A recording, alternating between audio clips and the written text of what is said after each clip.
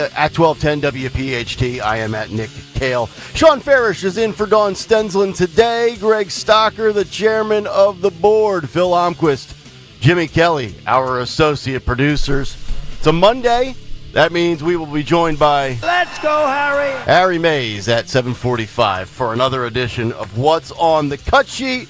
Sean Farish, what's happening, buddy? How was your weekend? Oh, my weekend was phenomenal. Probably a lot better than much of Philadelphia after the Eagles choked on a hoagie in Dallas. I don't know what the hell happened yesterday. That is called stupid. What happened yesterday? 21-0, and then it was like, Yeah. all right. Yeah. My wife comes walking in from working for her parents. She left around 5:15 to head back to our house. It was 21-0. She walked into a house that was deathly silent. Mm-hmm. My daughters and I sitting on the couch, and she looks at the television and sees 21-21. I was like, yeah, it just got serious. What's for dinner? What's for dinner? Gregory! The wool of gay sheep passes the woke test for New York fashion debut. Gay sheep. Excuse me? New York fashion. Let me just repeat that again for all you backbenchers out there. The wool of gay sheep passes woke test for New York fashion show. Designer Michael Schmidt's I Wool Survive line uses fleece from rams that, quote, prefer same-sex partners. What? This is in New York, you said? Yes. Sounds like a great ad to Makes relocate sense. to Tennessee or Florida. Wonderful land, yeah. After he learned that working farms often kill rams that refuse to mate with their female counterparts. So the Los Angeles-based designer who has styled Madonna Share partnered with Rainbow Wool, a German nonprofit that rescues non-mating sheep, and Grindr, the LGBTQ dating app, to bring what he said was an animal and human rights story to the runway. Mr. Schmidt told the New York Times, the idea that it's selling is that homosexuality is not only part of the human condition, but it's part of the animal world. That puts the lie to this concept that being gay is a choice, is part of nature. Okay. So Animals can be gay? what they do is they only take wool from rams and sheep that refuse to mate with female counterparts. Okay. So I guess they consider them gay sheep or rams. So they strip them of their wool. Yes. Because they don't want to have sex with the opposite sex. Indeed. Boy, where do they get a load of Harry Sisson? Wow. Sorry. Shave his head soon, huh? There's your Goodness gracious. there's your crazy nugget of the day. How about that? Yeah. I always wonder why my dog stares at me in a certain way. I don't know. Just Now do you guys see why I left? Yes. You understand why I got We the hell do. out of there? Yeah, we do. We understand now. Gay sheep, huh? Yep. You're saying that doesn't Very happen nice. that doesn't happen in Murfreesboro, Tennessee, Sean? There's some strange things that happen here, but there's no gay sheep. All right, we have a lot to get to today. Trump and Mamdani, they met on Friday. We'll get to the big take as to why I think it was cordial for a multitude of reasons. Marjorie Taylor Greene says, you know what? Let's just skip that last year. Wait till my pension vests, and then I'm going to ride off into the sunset. We'll get into Marge. Also, the FBI runs to Fox News about Thomas Matthew Crooks after Tucker Carlson and Miranda Devine's reporting. The Clintons will be deposed in the Epstein files. Will they comply? We'll get to that. And according to the government, Doge is dead. Doge is dead. Doge has been doged. Doge is their biggest accomplishment might have been doging themselves. We'll get to that. Was Doge a failure? And we're on track to spend more from the federal government this year than we have in the last 10 years. Except in 2021, when there was a COVID pandemic happening. So we have a lot to talk about. We have a lot to talk about. Wow. A lot of big stories today. Wow. A lot of great stuff out there. You think we're just going to limp to the finish line on the holiday week and mail it in and rank our turkey side dishes? No. Well, we could do. I like could, that. yeah, That's we good. can. That's a solid I'm all show. about the turkey side. I'm all about the side dishes. You can throw a plate of mashed potatoes in front of me right now. I'm not, had some pork chops last night. But I was just going to ask you. Yeah, I saw the broccoli really the broccoli looked quite good. Do you go cheese sauce on your broccoli? No. Okay, it looks just like butter. there's just butter. a ton of butter. Okay, because butter, salt, pepper, and it's good to go. Thank you. I'm going to have a really unpopular opinion, Sean, but this is what I do. Okay. I'm hot out of the gate. No, you can't put butter on vegetables. What's wrong with you? Vegetables have a good Why? taste. You put a little. Just steam them. Just steam them. What are you talking No, about? just steam them. Vegetables is grass. No, you can't. no. You might as well I'm sorry, dude. What is this? No, what is no. that? You might, What, dude. If no you're gonna butter put on vegetables? if you're gonna put butter on your broccoli or whatever, you might as well just have French fries. Honestly. Let's take it a step further. You have to go home. He's got props. He's got props. Get up, Harry. Jesus. I'll take it a step further. I like deep frying vegetables. I love a good. Then you might as well just eat That's French fries. ridiculous. Yeah. You might as well just eat French fries then. Honestly. You ever Come have on. a little fried okra? Yeah. Oh my God. You start. Well, putting- when you see what I eat the keto diet, you're supposed to have high fat. So butter literally goes on everything. I can put butter in my coffee if I want. Seriously. Okay. You know, it's called bulletproof coffee. You put butter, coconut oil, and your coffee. I understand what you're saying. Dang. I've I'm heard just about saying. that, yeah.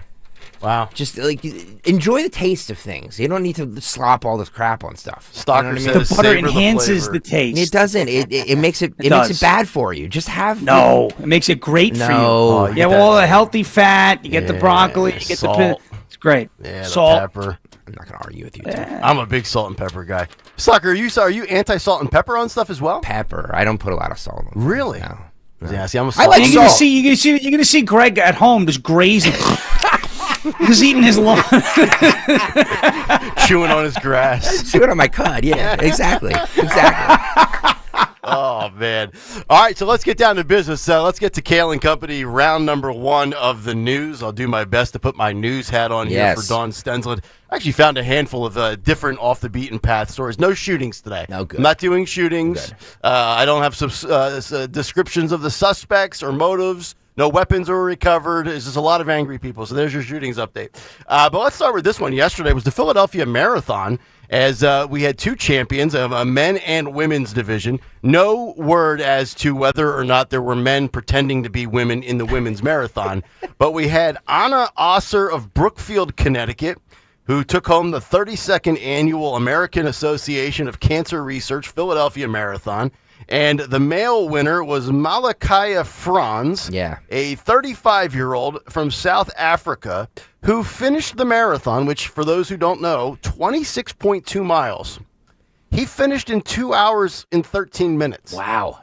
I was on the toilet this weekend for 2 hours and 13 minutes. I mean, I could barely get out of my bathroom this weekend. That seems like a you problem. It was a you problem. Yeah, I had that's too a many you hot problem. wings on Friday night. It went right through me. This guy finishes 26 miles in 2 hours and 13 minutes. What is it about those South Africans, man? They can run. They're all like 140 pounds. I know. And all they do is run nonstop and do cardio like they're competing for the World Cup of Soccer. I bet they don't put butter on broccoli. Oh, there's no chance. Or salt. No, they're in South Africa. That's part of the problem. Let me ask you this, Sean Farish. You're a thinner guy. You, I think when we've talked sports in the past, you've talked about how fast you are. You would have been a great outfielder for the Texas Rangers. Any interest in running a 26.2 mile marathon? Not a chance. There's nothing that can convince me to run for 26 miles. I'll go on. I'll go run a couple sprints. You know. Yeah. That'd be good. Well, you're gonna do the 26 miles. What am I gonna do? You're gonna do the bike ride with us, right? In July when we do the 65 mile. 100%. Okay. And I'll tell you what. Hear that? 100%. 100%, Nick. 100%. He's in. Okay. And I'll tell you. I'll give you one better. My mom bike ride too. She rides her bike all the time. So we're gonna have to figure that out because she'll smoke all of us. I got to tell you. Wait, you broke up there for a second. Your mom wants in? Yeah, she wants in. She wants in on the bike ride. Oh, that is because amazing. she's a huge. She rides her bike every weekend. Like she's Wow. This is really, miles. This is really going to pressure Dawn into taking part in at least the 30 mile. This is amazing. Yeah. This is a breaking news at 6:10 this morning that Mrs. Farish wants to take part in the Bend to Shore bike ride that we do every She July. heard bike ride and she was like, I got to get in on that. I love this. Yeah. This is amazing. Another lady that'll beat me now. We're going to the whole Farish family is going to be in it. I love it. This is going to be wonderful. This is going to be wonderful. Team Farish. Yes. I Love this. Beautiful. Oh, we're gonna smoke this year. Team 1210 is gonna smoke this year. Yeah. Road Warriors already getting jerseys made up. I can love sense it already. I love it. All right, elsewhere in the news, this interesting story out of NBC Philadelphia as Christmas tree sellers start the season at a Pennsylvania wholesale auction to the tune of 50,000 trees, as this year is expected to be one of the largest tree seasons for real trees in Pennsylvania in the modern era. Now, I don't know what constitutes the modern era, but according to NBC Philadelphia, this is supposed to be a monster year as Americans' Christmas tree habits have been evolving for many years. These days, homes are less likely than in years past to have a tree at all, but those who do partake are doing the real tree more than ever, which is pretty interesting. My sister, so first of all, real tree or fake tree? Because my sister said to me, "Hey, we have a 9-foot fake tree in the hallway in our house with a real high ceiling." She says, "We're getting rid of it. We want a new one." And I said, "Okay, well, if it fits in my house, I'll take it." She says, "Well, if it fits, definitely take it." We paid $800 for it. My sister spent $800 on a fake tree that goes up 13 days a year in their house. Is that outrageous? Absolutely. How big is it? $800? It's about 9 to 10 feet tall. Yeah, that's Bring back Doge. We need to Doge the trees. That's really expensive. I mean, does she still have to decorate it? Yes. Oh, yeah. Yeah, it's just the that's tree. It doesn't come disgraceful. It doesn't come pre-decorated. That's disgraceful. Yeah. Yeah. $800 on a 9-foot tree. I'm always off on what the cost of things are and what people's salaries are. We've established that on the show. My numbers are always bad upon first guess. I said to my wife, "Well, if we're going to do the real tree this year, what do you think we can get one for about $100?" She laughed me out of the room. Apparently, real You get trees, one that looks like Charlie Brown. You know, that little... Yeah. I don't even know if I want to go through that whole charade this year. You lay down. I don't know about you guys, but like when I'm on the floor and I'm in there trying to put it in the tree stand and I'm twisting the screws and I say, "All right, how's it look now?" And my wife takes a step back, and of course she takes a step back and the tree starts to topple over. I'm like, "You got to hold it. It's not in all the way." Yeah. And then eventually she gets back to the wall and she looks at it. She goes, "It's tilted just a little bit to the left." And I eventually just give up. The tree is never straight. Never straight. Never satisfied. So, there's your tree update for you. How about this? This is an update for Dawn's news last week. A fox, remember Dawn reported on this, that was found with plastic piping around its neck, has officially been found and rescued. And take a guess as to what county this is, Gregory. Bucks? Close. Where does the weird things always seem to happen at? Delco? Delco. Yes, Delco. Since at least October, Good Boy Dog Recovery, an animal rescue group, has been in search of a red fox with a plastic drainage pipe stuck around its neck in the hopes of freeing the animal from its dilemma. And on Sunday morning on social media, the rescue group announced that it has successfully trapped, treated, and released the animal back into the wild. After weeks of searching, the Delaware County-based animal rescue group trapped and released this sucker who goes by the name of Sly. No relation to Sly Stallone, but the pipe bomb. Maybe you know what? Maybe this is the pipe bomb from January 6th. The suspect. Yeah. Someone should do gait analysis on the fox. We should see if he has a little bit of a limp. Very interesting. And then lastly, this can only happen in the South. Yeah. A North Carolina driver. This is courtesy of Fox 29 in Philly. A North Carolina driver says that a bald eagle dropped a cat through her windshield. What? Oh, man. Was it Bill Belichick's girlfriend? A driver in North Carolina told a police dispatcher that a cat carcass had come crashing into her windshield along a highway after the feline was dropped from the sky by a bald eagle. The woman called 911 on Wednesday morning to report the incident, saying that a bald eagle had dropped the cat into the passenger side of her front windshield on Route 74 in Swain County, near Bryson City. which is located about 65 miles southwest of Asheville. Just out of curiosity, what day did Dawn leave for North Carolina? I think she left Saturday. Okay, so this wasn't her. Well, that would be a pretty wild story if Dawn's on her way down to see David at Elon and a bald eagle drops a cat through her windshield. So the bald eagle picked up a cat from somebody's yard. And then the cat was such a pain in the ass that it dropped it. Now, and think about how high up the bald eagle must have been for a cat. I mean, Sean, what does your cat weigh? Gosh, 10 pounds? 10 pounds? I mean... Maybe a little more, because one of them all likes to do is eat, Yeah. Kind of get a little round, right? So maybe 12 pounds? I can't imagine a real fat cat weighs more than, I don't know, 30 pounds. Well, you'd be surprised. Really? Yeah, 30 is a lot for a cat. I would say if it's over 30, you don't have a cat anymore. You have, but can a bald eagle? bear. Could a bald eagle carry a 30-pound cat through the air? Oh, I don't know about a 30-pound cat. I don't know. If I'm just thinking of it probably could though. They're strong, right? Yeah. Like I'm just thinking of how high up that bald eagle must have been to have it drop, and what the cat weighs to come crashing down through your windshield. Yeah. I mean, it can't be a 10-pound cat 10 feet above you, right? No. I can't imagine that being the case. So there you go. All right. Also, let's get to weather and our sports, as our news is brought to you by Joseph Anthony Retreat Spa and Salon. Philly weather currently 39 degrees, going up to the mid-50s today. And then, of course, we get to the sports. Oh. You have any clips of Merrill in the hopper from our sister Here it is station? to win the game. Spotted, kicked, up. It's good. And the game is over. The game is over. It's a terrible loss for the Eagles. Again, not critical because they're 8-3. But a terrible loss for the Eagles that they have got to find a way to put it behind them and move on. And it's just another win for Dak Prescott against an NFC East team. Yeah. He continues to do that as the Cowboys win it 24-21. Eagles beat the Cowboys, the Cowboys beat the Eagles 24-21 as the Eagles blew a 3-touchdown lead. This is the same thing that happened the day we did the Travis Manion Foundation jog, where they were beating Denver and beating them handily and ended up blowing the game because they can't put two halves together of good offense. Just completely shut it down in the second half yesterday.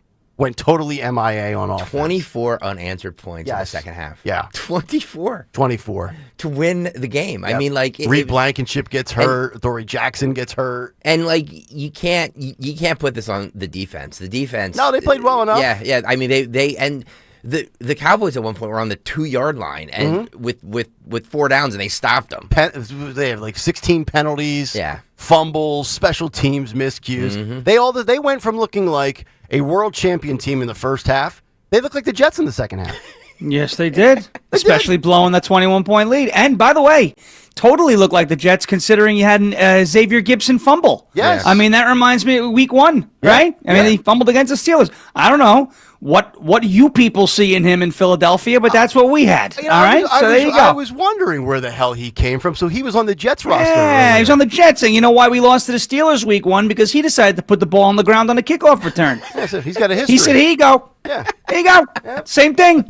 You guys had him. Here you go. Yep. You want the ball? Hey, other team, you want the ball? Here. Have it. That's what they do. Yeah. Not only did he field the punt at like the 2-yard line, which he should never do, then he decides to catch it, run it, and then fumble. A double. It was a charity event. No, you want the ball? You can have the ball. It's your ball. Immediately. It's all of our. He believes in socialism. This is Xavier Gibson. Oh, no. What's mine is yours. You see. By the way, the Eagles have 2 really humiliating losses. One to the New York Football Giants, and the other to the Dallas Cowboys. So, I mean, at least the Giants kicked their butt, though. They're 8-3, so I wouldn't sit here and cry. I think the hardest part of their schedule is over. But obviously, it doesn't really matter because the Cowboys were not supposed to be a huge threat. But by the way, can I just put up what our president was tweeting or Truth Socialing about last night. Football-wise? Yeah. Oh. This was the 1 p.m. game where the New York Giants also blew a lead against the Detroit Lions. Lions. Which is actually a good thing. You don't want to win games at this point in the year if you're the Giants. Keep losing. It's good for you. Right. He said, why did the New York Giants not kick that field goal? Who would have done such a thing? It was crazy. I got to watch at the end of the game and thought, when they went for the touchdown instead of 3, that's weird. President, Truth Socially. He should get in Mike Kafka's headset. Excuse me, I'm the greatest coach the world has ever seen. You know, Vince Lombardi learned everything he knew from me. Yeah. Belichick, I said to him, Bill, you have to wear that hoodie, Bill. You have to tear the sleeves off of that thing, man. You had to rip the hoodie. You had to rip it like crazy. And, you got to ditch the side piece, too, by the way. Yes, you got to ditch the true. side piece. Yeah, the side piece. I could get away with that. You can't get away with that, okay? By the way, can you pull up 13 here, Phil? The Kansas City Chiefs special teams coordinator, Dave Taub. Yeah. He was, you know how Trump was all about the kickoff rule. He hates the kickoff rule. Yeah, he hates it. It is weird looking. The special teams coordinator for the Kansas City Chiefs says that he should just mind his own business. He doesn't know what he's talking about. Wow, Dave, the former Eagle special team coach. Roll this. The president criticized the new kickoff rules when he was at the Washington game. What's your reaction? He doesn't even know what he's looking at. He has no idea what's going on with the kickoff rule. So I take that for what it's worth. And I hope he hears it. There you go. Well, he took the question seriously. He really did. It was my idea. He was like mad. It was like the kickoff was his idea. Yeah, it was like he had a he took it personally. You know what? It's really, I'm officially referring to him as Taylor Swift. That's Taylor Swift is now the special teams coordinator for the Kansas City Chiefs. Why don't you focus on having your team make the playoffs? I was just Mr. Yeah. Taub. How about that? I was just going to say that. Yeah. Dave on the outside looking in Taub, right?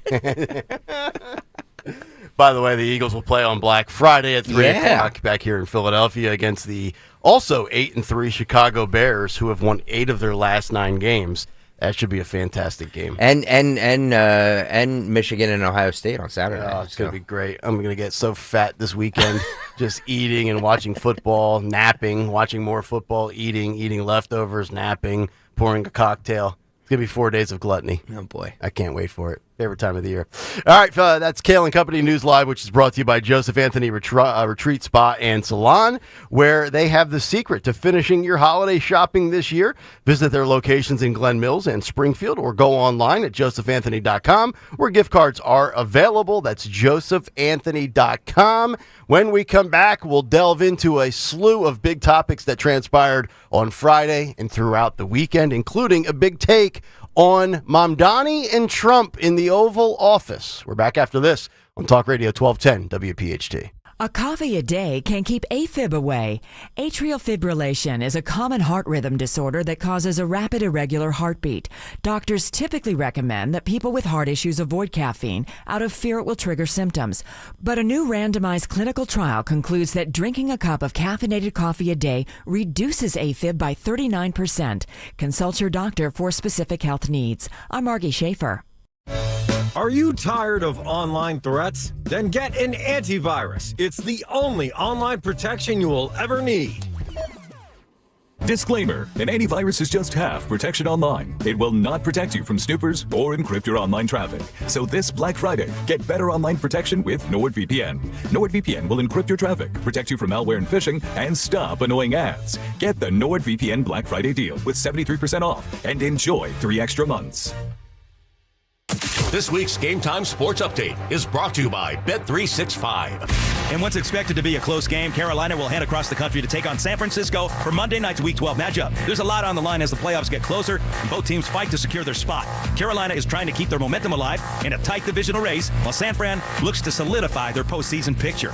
When it comes to sportsbooks, Bet365 has it all. Download the Bet365 app today. Gambling problem? Call 1-800-GAMBLER. 21 plus only. Must be located in Pennsylvania. Hi, Dawn Stensland here. Fall is in full swing. Oh, the air is crisp, holidays are coming, and it's the perfect time to cozy up your home with Kitchen Magic. Right now, Kitchen Magic is offering their biggest discount ever. Up to 30% off your new kitchen cabinets or refacing project, 50% off your bathroom installation. With more than 60,000 happy customers and interest-free financing available, it's so easy to make your dream kitchen or bath a reality. Visit kitchenmagic.com. Tell them Dawn sent you. Start your collectible coin journey today with the first ever Seuss coin. Hip, hip, hooray! The Grinch is here for all to see. DrSeussCoins.com kicks off your collecting spree. Now, for the first time ever, Rare Collectibles TV has licensed Dr. Seuss's beloved creations,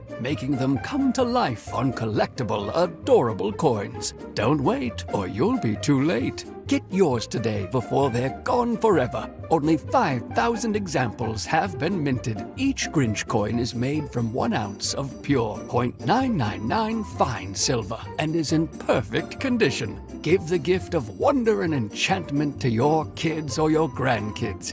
Just go to DrSeussCoins.com to start this whimsical coin journey today with the limited edition Silver Grinch coin. That's DrSeussCoins.com, DrSeussCoins.com. It's here. B101 is transformed into Philly's official Christmas station. Relax and unwind with your holiday favorites 24 hours a day, all the way through Christmas. Tell your smart speaker to play B101. Actual price will depend on product and subscription plan. Featured products are compounded drug products, which the FDA does not approve or verify for safety, effectiveness, or quality. Prescription products require an online consultation with a healthcare provider who will determine if appropriate. See website for details, restrictions, and important safety information. Want a boost in and out of the bedroom? Hims has you covered. Introducing a new 2-in-1 approach to level up your game. Tadalafil for better bedroom performance and zinc for testosterone support. Put it all together and you've got what you need to turn things all the way up. Getting started is simple. Just go to hims.com/joy to start your free online visit. Through Hims, you can access ED treatments including pills, chews, and more. 100% online. No office visits, no pharmacy lines. Just fill out a simple intake form and a licensed medical provider will determine if treatment's right for you. If prescribed, it ships free and discreetly to your door. Find affordable treatment options at up to 95% less than brand names at hims.com/joy. That's hims.com/joy, hims.com/joy.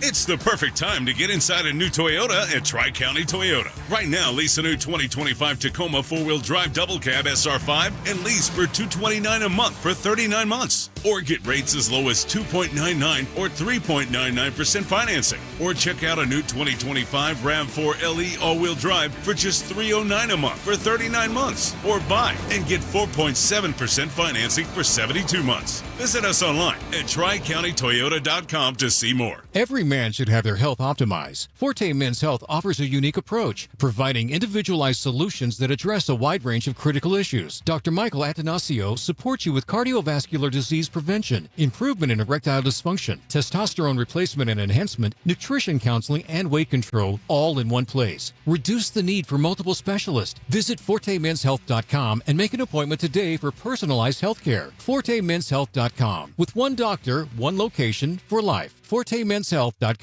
To 15-year-old Harper, buying an $80 vintage rock t-shirt is a great investment. To Harper's mom, this logic has a few holes in it. So she helped Harper open a Wells Fargo Clear Access banking account. With no overdraft fees and tools to track spending, Harper's learning, one heavy metal tee at a time. However you make money work, Wells Fargo can work with that. Terms apply. Visit wellsfargo.com/deposit disclosures for fees and details. Do the holiday parties, tailgating, and family get-togethers have your liver working overtime? Let Active Liver help give your liver some relief at Amazon or Vitacost.com, CVS, Meijer Grocery, or ShopRite. Now you can listen to Talk Radio 1210 WPHT on the iHeartRadio app. 6:29. Welcome back in. Kayal and Company here on a Monday, the 24th of November. Sean Farish is in for Dawn Stensland this morning. It is Nick, Sean, and Greg. We have a lot to get to today. Harry Mays, big cut sheet coming up 7:45. Also, a handful of other huge stories that are out there that all seem to happen when we sign off at 10 o'clock on a Friday. Hate having to wait that long, but we have made it. Let's get down to business. Time for a Monday morning Big Take. The Big Take on Kayal and Company. Which is brought to you by American Heritage Credit Union. The Big Take, the gift of gab. You know, on Friday, two presumptive rivals met in the Oval Office. Donald Trump, the President of the United States, Zohran Mamdani, the mayor-elect of Donald Trump's hometown, New York City. If you were hoping for explosive dynamics like a Bruce Willis die-hard action flick, you were sadly disappointed. It was more like a Meg Ryan chick flick or a Ben Stiller rom-com. Was it 47 and the art of the deal, or was it all for show? As two outsiders with a unique ability to cut through the noise of the swamp with the gift of gab got together. Two very persuasive speakers with the ability to engage in conversations and convince others. Many things can be true at the same time. Stalker was correct when he compared Trump and Mamdani having more in common than you'd think. It also shows that Trump is willing to come to the table and talk with you, something that a dictator or a king would never do. And it also goes to show you that politics is a farce, a theatrical performance where the 1% put on a production and the 99% consume it or ignore it altogether. Mamdani was very cordial and smiling and yucking it up on Friday, only to go on with Kristen Welker on Sunday and say, oh yeah, everything I've ever said negatively about Trump, yeah, I stand by it. But what happened on Friday was very surprising, especially to Trump's closest people in the White House. So what is the strategy? I believe Trump and Mamdani have one thing in common. They are both in dire needs to fix the affordability crisis in the United States of America and in New York City. But they're coming at it from two vastly different blueprints. Trump is the ultimate capitalist. He's utilizing tariffs, cutting spending in federal agencies, enticing foreign nations and domestic companies to return to America and invest in the United States.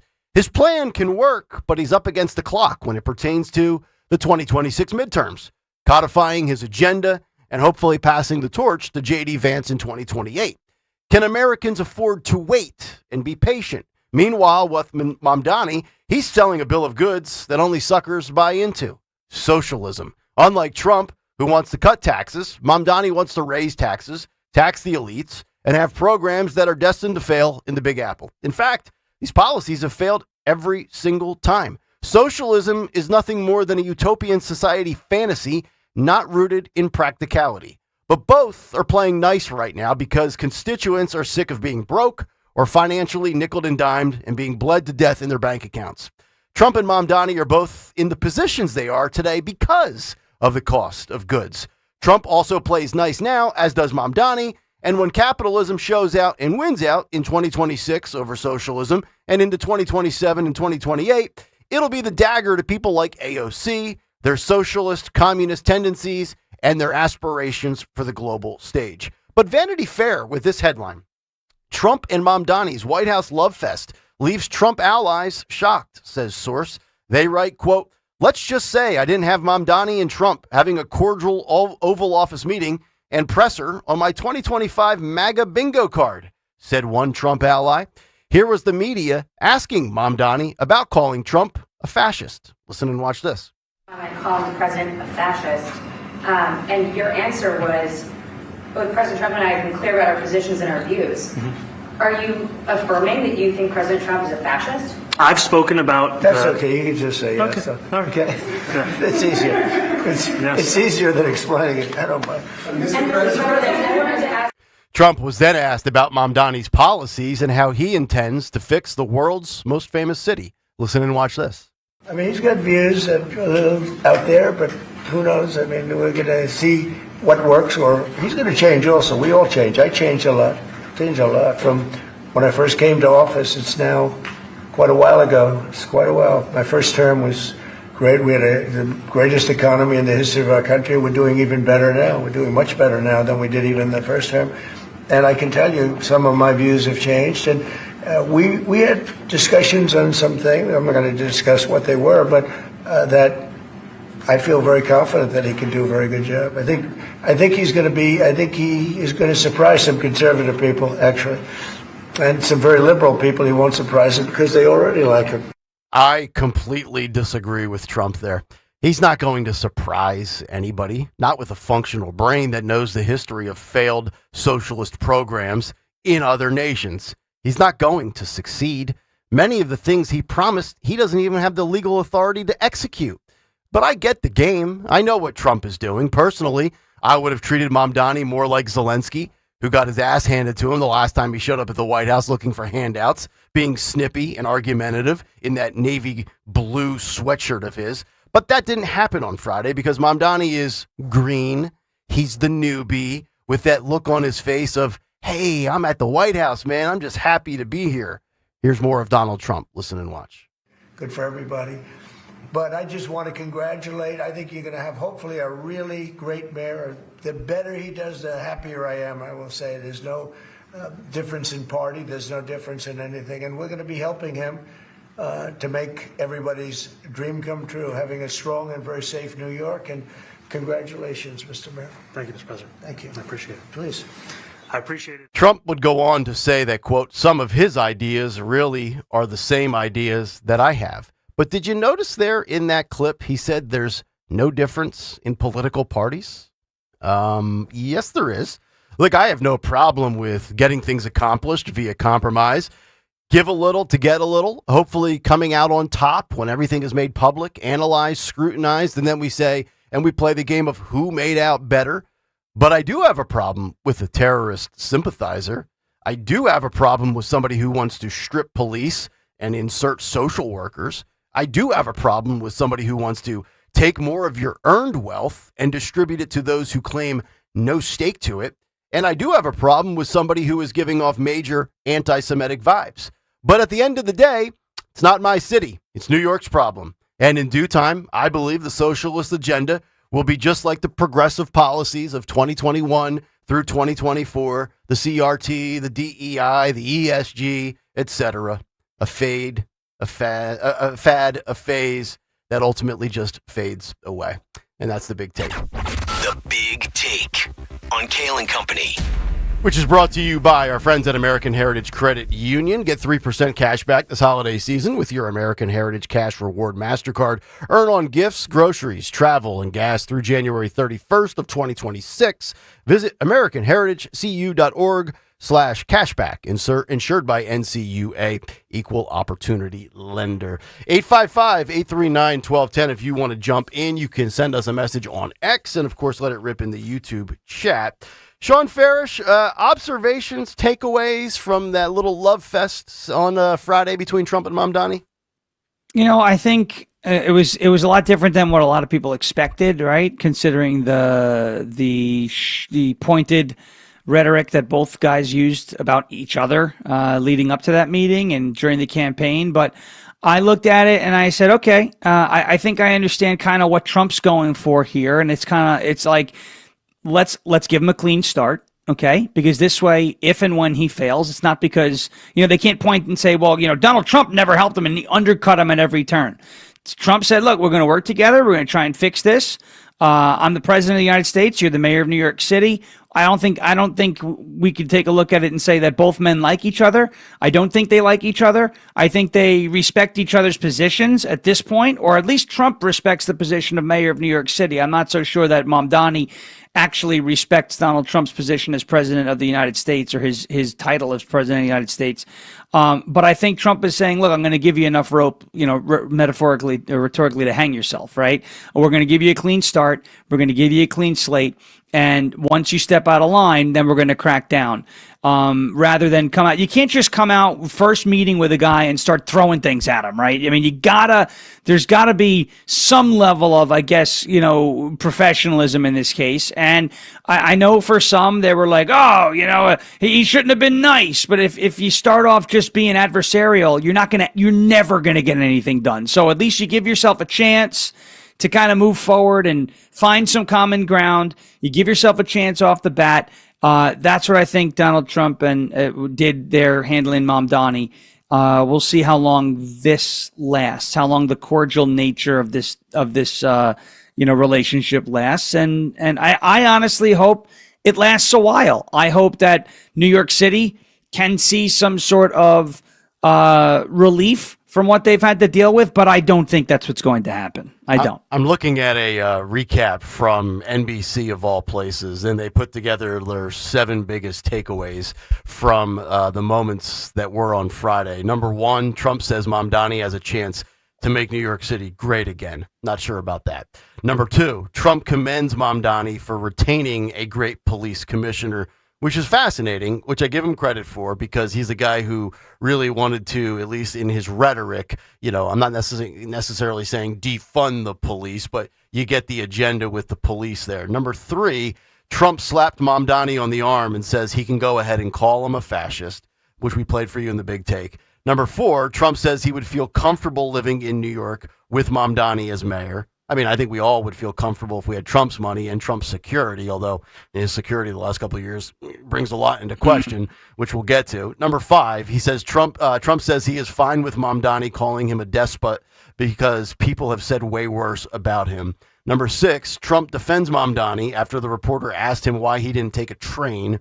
And then number 7, Trump defends Mamdani from people calling him a jihadist, saying he is a rational person. I don't know about that last one. I mean, we've seen the picture of Mamdani with one of the 1993 World Trade Center bombing suspects together, playing nice and footsie on the back page of the New York Post. Again, like I understand what you're saying with like, hey, first time around, let's not clobber him over the head.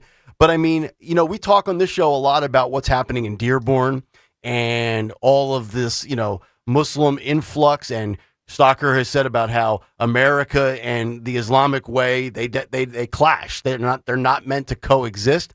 I think capitalist, socialist, Trump, Mamdani, beyond the first meeting, they're not meant to coexist together. They're the complete opposite of basically everything from an ideological perspective.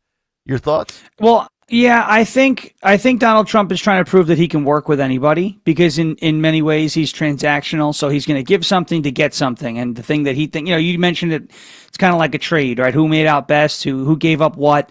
Which team won? Which team is it a win for both sides kind of deal? I think that's the way most people are reacting to the Marcus Simeon, Brandon Nimmo trade right now. They're saying, hey, both teams kind of moved a big contract, and they got the Mets got better defense, the Rangers got better offense. So who actually won out? And it's hard to know. I would say I disagree with Donald Trump when he says that Zoran Mamdani is not a jihadist. I would say based off of some of his behavior and the people he associates with that it's more likely that he is a jihadist. But again, I think the goal of the conversation and the goal of the meeting between Trump and Mamdani from Trump's perspective was to not, as you said, not go all over him, not clobber him right off the bat, because that would have strained the relationship off the bat, and that would have hurt the administration right away. It would have hurt the dynamic between the president of the United States and New York City right away. And I think if you listen to some of the comments where he mentions, we're going to be helping him, we're going to be working with him, what does that mean? Because does that mean that Trump got some sort of a guarantee that he's going to allow, that Mamdani may allow ICE to operate in the city? He didn't say that. Right? Does this mean that Donald Trump is going to be sending in troops to lower crime in New York City? And he didn't say specifically what he meant by we're going to work with him, but I feel like Donald Trump came away from the conversation that he had with Mamdani thinking that he got a few wins in that conversation. Now, again, I don't trust Zoran Mamdani. Right. I'm not saying Trump even trusts Zoran Mamdani, but he gave me this feeling that Mamdani said, hey, yeah, we'll allow you to do this, that, and the other. And I get the feeling that when Mamdani goes back on those promises, that's when you're going to see Donald Trump become adversarial with him. But until that happens, he's going to give Mamdani some leeway. And I think politically, I think professionally, that's what you got to do. You're sitting in front of somebody who is not your friend, but you're playing nice right now. Both parties are playing nice right now. And once one party decides not to play nice, and Donald Trump is going to desperately allow that to be Mamdani, then he's going to put his foot down and say, hey, look, I tried to be nice with you. I tried to be honest with you. I tried to negotiate in good faith with you. You went back on your word. Now you mess with the bull. Here comes the horns. I'm fairly certain that's the way he's negotiating negotiating here, and I think we've seen him do this on many occasions. We saw him do this with Iran. Yeah. He gave Iran a lot of time before he said, hey, you guys are not negotiating in good faith. That's it. We're bombing your nuclear facilities, right? Mm-hmm. We've seen him do this on so many fronts. So I think that's the approach he's taking here. 855-839-1210 if you want to jump in. We have on the other side, Mondami was on Meet the Press yesterday. I have a couple clips that I want to go through. We can do that on the other side. All right. NBC's Kristen Welker. We'll get to that on the other side. And then coming up to kick off hour number 2, Marjorie Taylor Greene is done with politics for now. We'll get into it and call out the hypocrisy in just a little bit. Nick Kayal, Sean Farish, he's in for Dawn Stensland. Greg Stocker, it's Talk Radio 1210 WPHT. This is the energy of the Acura RDX. The energy of performance and adventure. With super handling all-wheel drive. The Acura RDX. This is the energy of innovation. Acura. Precision crafted performance. Visit Piazza Acura of Ardmore, Reading, or Westchester for a test drive today. Coverage varies by plan. View contracts and exclusions at endurancewarranty.com. In sports, it's the dream team. And if your car is out of warranty, there's a team for that as well. You, the driver, your mechanic, and Endurance to pay for the repair bills. I'm Danica Patrick. In the past 5 years, auto repair costs have gone up over 36%. And if your manufacturer's warranty is expired, you'll have to cover it all. With an Endurance auto protection plan, no matter what the mileage, if your car is under 20 years old, Endurance can get you covered on the engine, electrical system, transmission, AC, and more. Endurance has plans for any budget. Repairs can be done by the certified mechanic of your choice. Plans cover 24/7 towing, battery jumps, fuel deliveries, tire changes, and lockout services. Act now and get the benefits of our Elite Plan, a $2,000 value at no extra cost. With Endurance, you can never pay for covered auto repairs again. So call now for your free quote. Call 800-371-2371. That's 800-371-2371. 800-371-2371. You're listening to Leaf Filter Radio, and the guru of gutter protection himself, Chris Cunahan, is here to take your most pressing leaf-related questions and bring you a special Black Friday offer. Hey, everybody, Chris here. I understand we have Ron on the line. Ron, where are you calling from? Uh-oh. Ron, are you calling from a ladder? Well, I was. I wanted to ask Chris what I need to do to get my gutters ready to have leaf filter installed. Oh, Ron, you don't have to do anything. A Leaf Filter Trusted Pro will come out and clean out your gutters, realign and seal your gutters, and install a Leaf Filter, America's #1 gutter protection system. So I didn't need to get on this ladder? Ron, Leaf Filter Trusted Pros are in your neighborhood and ready to help. Just visit leaffilter.com/radio to schedule your free gutter inspection and get up to 30% off. Thank goodness.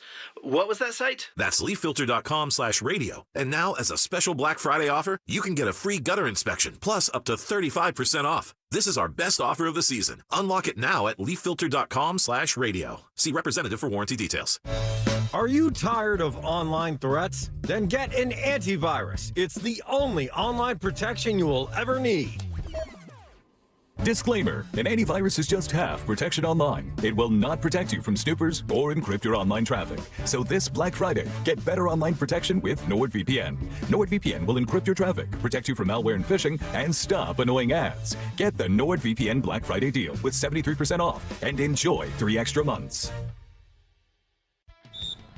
As the owner, coach, and quarterback of your small business, you call the shots. From inventory to payroll and more. Now it's time to bring in LendSeek, your funding MVP. No delay of game here. Get up to $2 million in as fast as 24 hours for business lines of credit or term loans. Let LendSeek's AI marketplace assist you in making the winning play and score that touchdown. Apply at lendseek.com. LENDSEEK.com. If you're drowning in IRS debt and can't afford to pay, then you need to take advantage of special IRS tax programs that are available and free yourself from IRS collection efforts once and for all. Due to the financial hardship consumers are facing throughout the country, the Internal Revenue Service has made it easier to settle delinquent tax problems. An open phone line has been established by Community Tax for consumers to call and see if they qualify. Take down this number or store it in your cell phone, but call the Community Tax Helpline at 800-269-3454. If you owe back taxes to the IRS and cannot afford to pay them back, or even if you have years of unfiled tax returns, there's no need to fear anymore. But you have to call the Community Tax Helpline today at 800-269-3454 for the help that you need. Don't take on the IRS alone. They can attack your wages, savings, pension, home, and even your Social Security check. Call 800-269-3454 for your free consultation and to see if you qualify. That's 800-269-3454. Be sure to follow Talk Radio 1210 WPHT on the free Odyssey app. Download it now. 6:50. Welcome back in. Happy Monday. Hopefully all of you had a great weekend and a good start to your Thanksgiving week, if in fact you're even going to work this week. I feel like the holidays always get stretched out further and further. You know, you used to work Wednesday, and then you'd be off for Thanksgiving, and then Wednesday became a half day, and then you took Wednesday off, and then you took Tuesday off. Well, I'm taking Tuesday off too, but anywho, 855-839-1210. So everything was all hunky-dory on Friday between Trump and Mom Donnie. How did the Sunday talk show circuit play out with Zohran Mamdani as we continue here? Nick, Sean, and Greg. Let's do the. Let's start with 26 here, Phil. Go through some of the.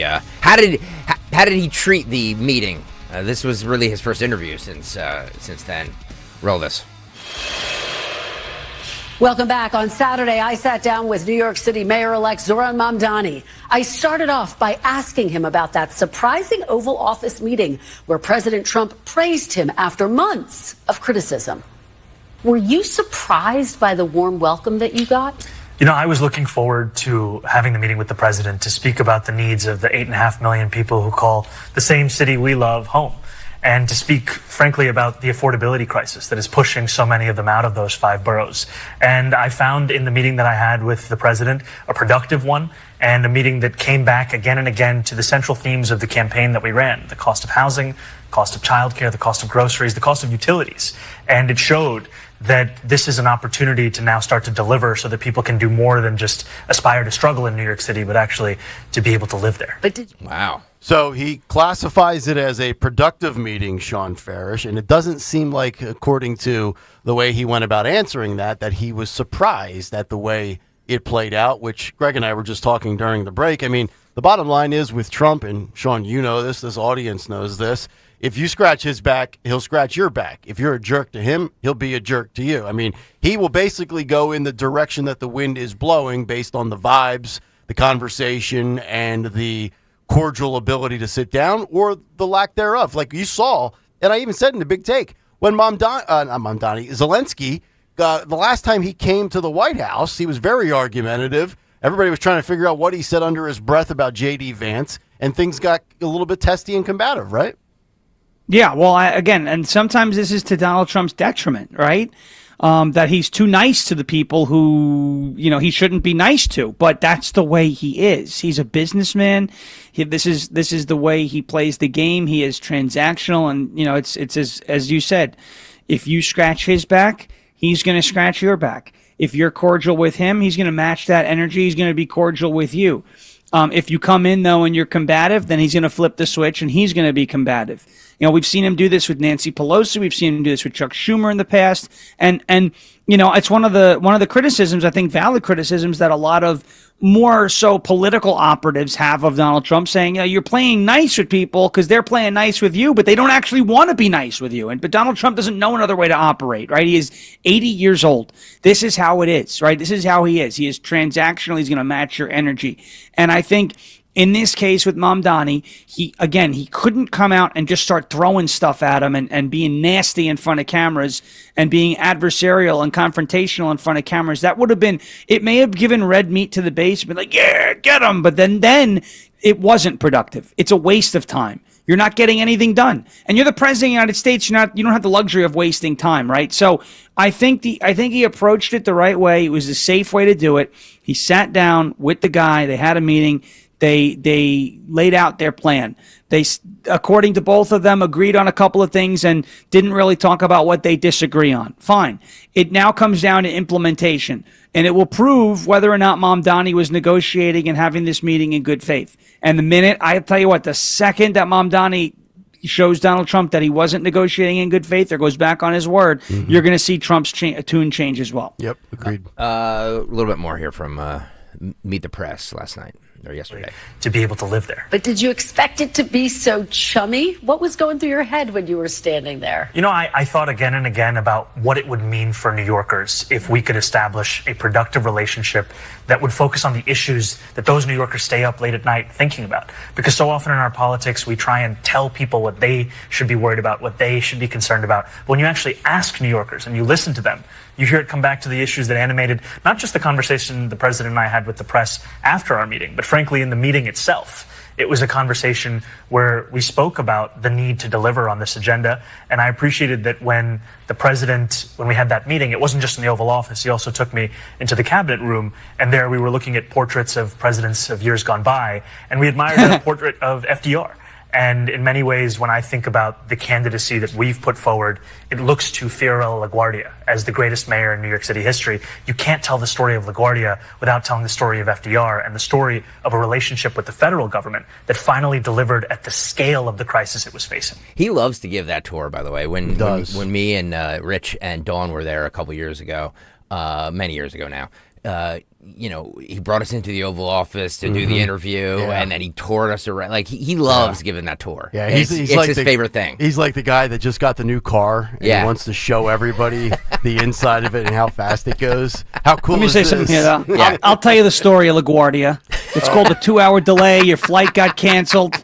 There's no parking, right? You probably stepped in crap outside the airport. Someone's begging for money. That's the story of LaGuardia, okay? That's the story of LaGuardia. We have more of this, including what if he still considers Trump a fascist, because that's a pretty damning term to call somebody. And his answer with Welker was different than his approach on Friday. We will play all of that. It used to be a damning term. Yeah, now I it's think true. we're being decent. Everybody's a fascist now. So. It's true. Everybody's a Nazi. Everybody's an anti-Semite. Everybody's a fascist. We'll get to all that on the other side, Kayal. Hour 2 is coming up. Harry Mays will join us in about 45 minutes for my favorite edition of What's on the Cut Sheet. Hour 2 next. Stay there.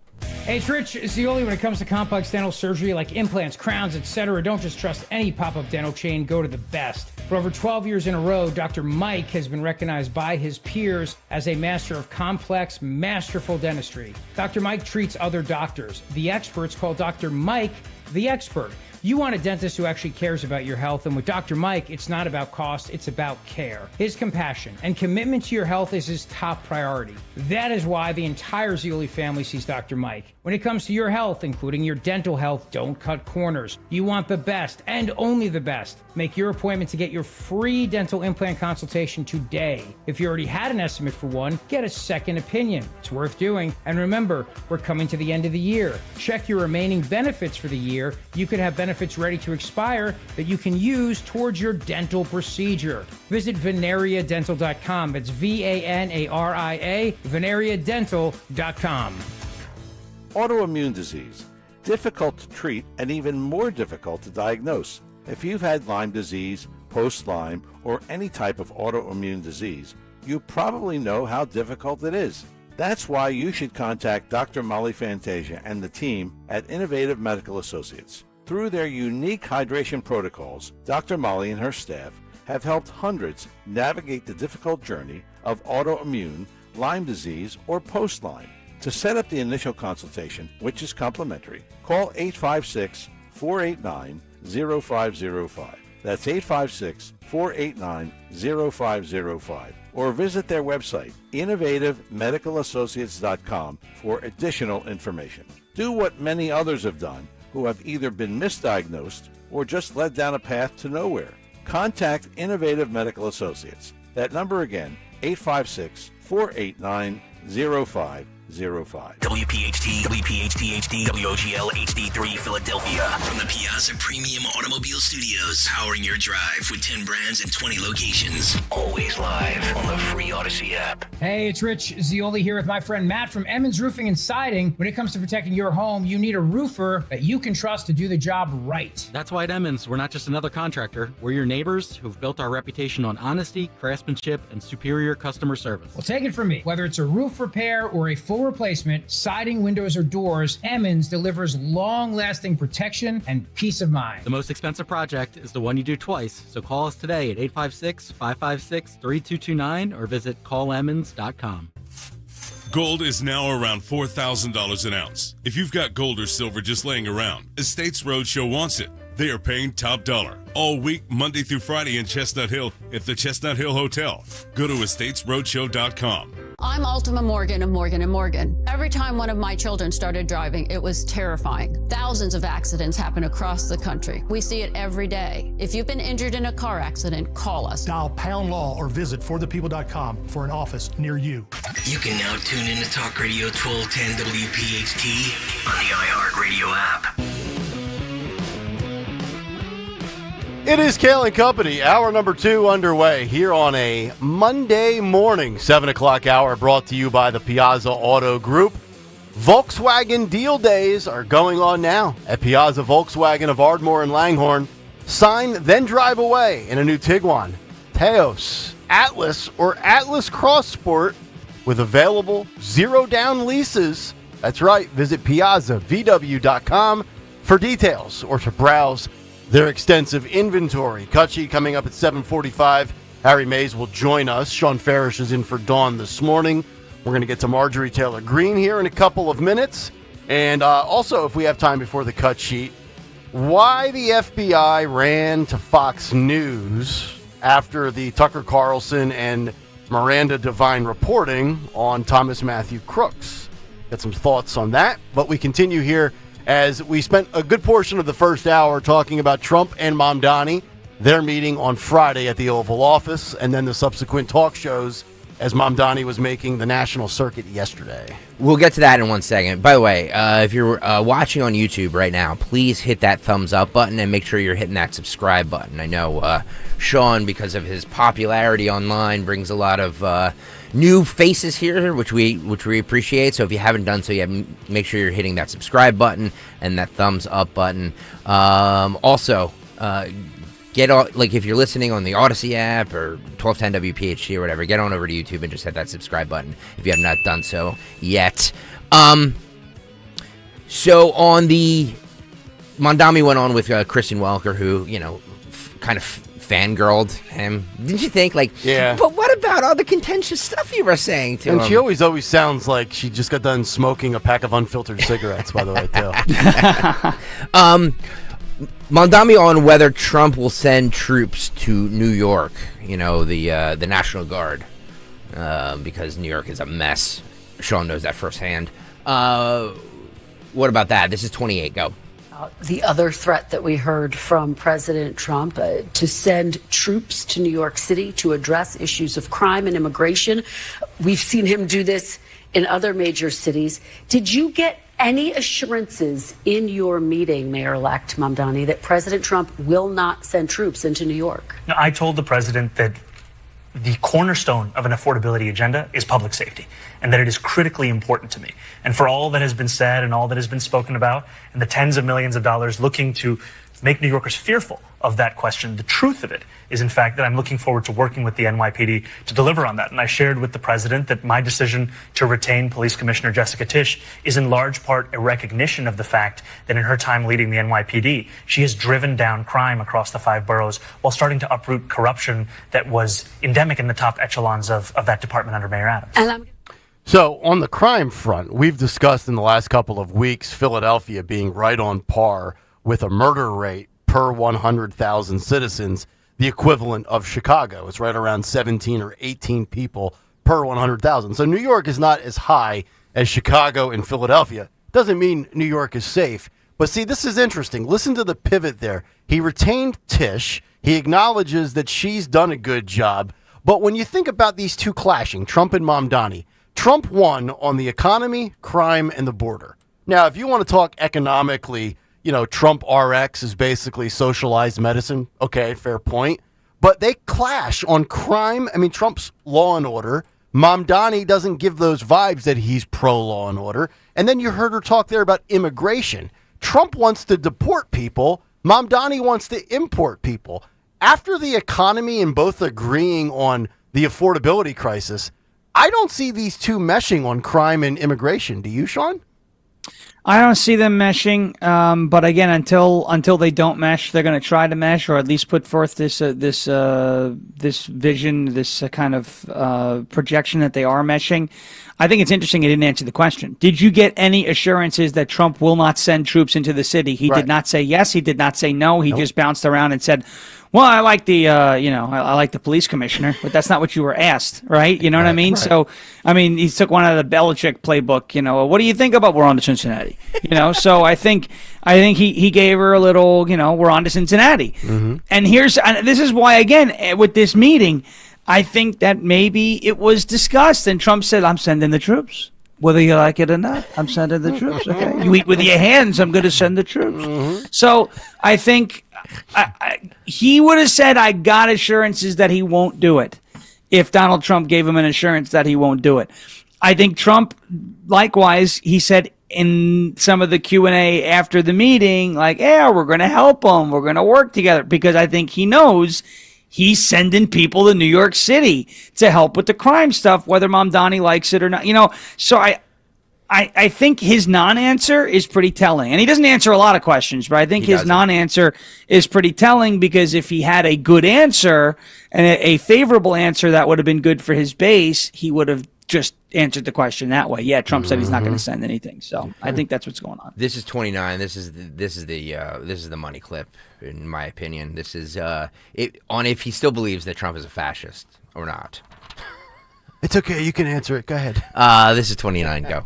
No, good try there. Good try. Conference with President Trump, a reporter asked you whether you believe that President Trump is in fact a fascist, a word that you've used in the past. You were about to answer. Then President Trump sort of jumped in and he said, quote, "That's okay. You can just say yes. It's easier than explaining it." So, Mr. Mayor-elect, just to be very clear, do you think that President Trump is a fascist? And after President Trump said that, I said yes.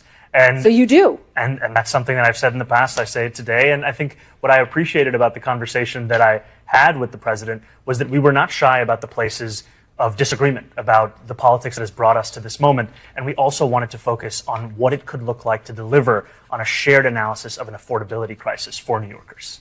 You've also said in the past that President Trump has engaged in a, quote, attack on our democracy. You've called him a despot. Do you still believe President Trump is a threat to the democracy? Everything that I've said in the past, I continue to believe. And that's the thing that I think is important in our politics, is that we don't shy away from where we have disagreements, but we understand what it is that brings us to that table. Because I'm not coming into the Oval Office to make a point or make a stand. I'm coming in there to deliver for New Yorkers. And a few weeks ago, I was asked by a reporter 3 words to describe myself. I said, New York City.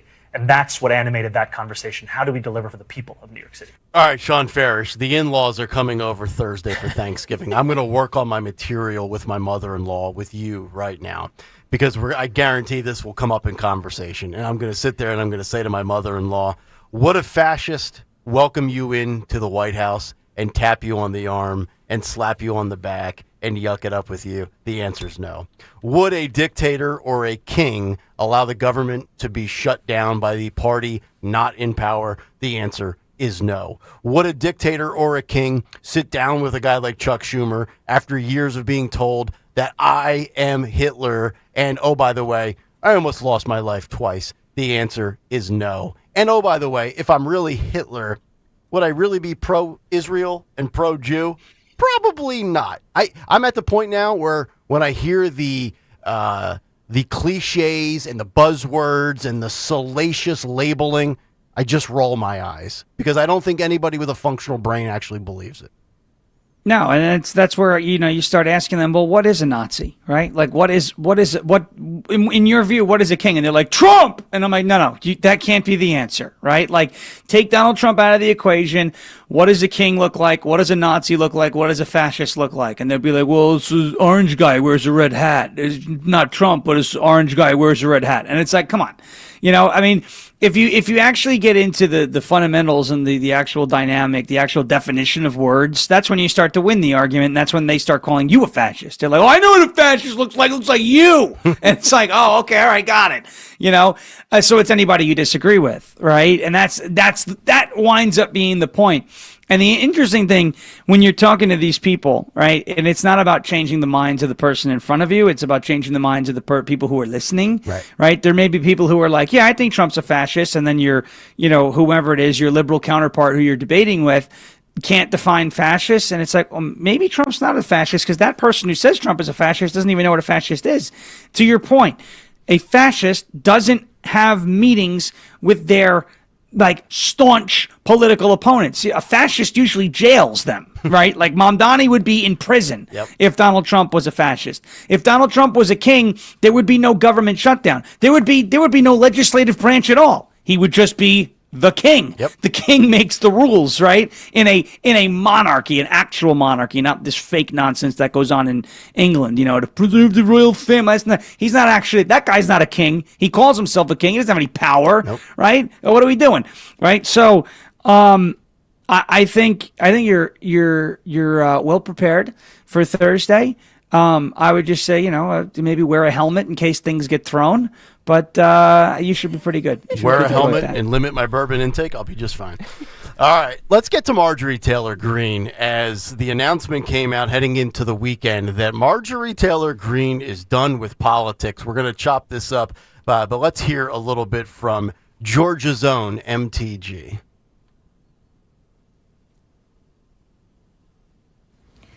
Hi, everyone. I've always represented the common American man and woman as a member of the House of Representatives, which is why I've always been despised in Washington, D.C., and just never fit in. Americans are used by the political industrial complex of both political parties, election cycle after election cycle, in order to elect whichever side can convince Americans to hate the other side more. And the results are always the same. No matter which way the political pendulum swings, Republican or Democrat, nothing ever gets better for the common American man or woman. The debt goes higher, corporate and global interests remain Washington's sweethearts, American jobs continue to be replaced, whether it's by illegal labor or legal labor by visas or just shipped overseas. Small businesses continue to be swallowed by big corporations. Americans' hard-earned tax dollars always fund foreign wars, foreign aid, and foreign interest. And the spending power of the dollar continues to decline. Can you stop it there for a second? The average American family can know. Thank God you did. I was going to vomit. But can I ask you guys a serious question? Is anything she's saying there wrong? No, but it's who's saying it. Hello, pot, meet, kettle. I mean, say what you want about Marjorie Taylor Greene, and I've been with her in agreement on almost everything policy-wise. I've never really liked her showmanship, Joe Namath, Broadway flair for the theatrics. But yes, she's 1,000% spot on. But you don't get to resign 2 days after your pension vests and walk away with millions of dollars and then now say that the system is rigged and that the game is nothing more than a game. Here's the thing about this, right? Everything that she said in that clip was right. Yep. Mm-hmm. You're in a position. You're in Congress. You're not running for office saying, hey, this is how things. You're in. You won. Mm-hmm. You're in now a position of authority.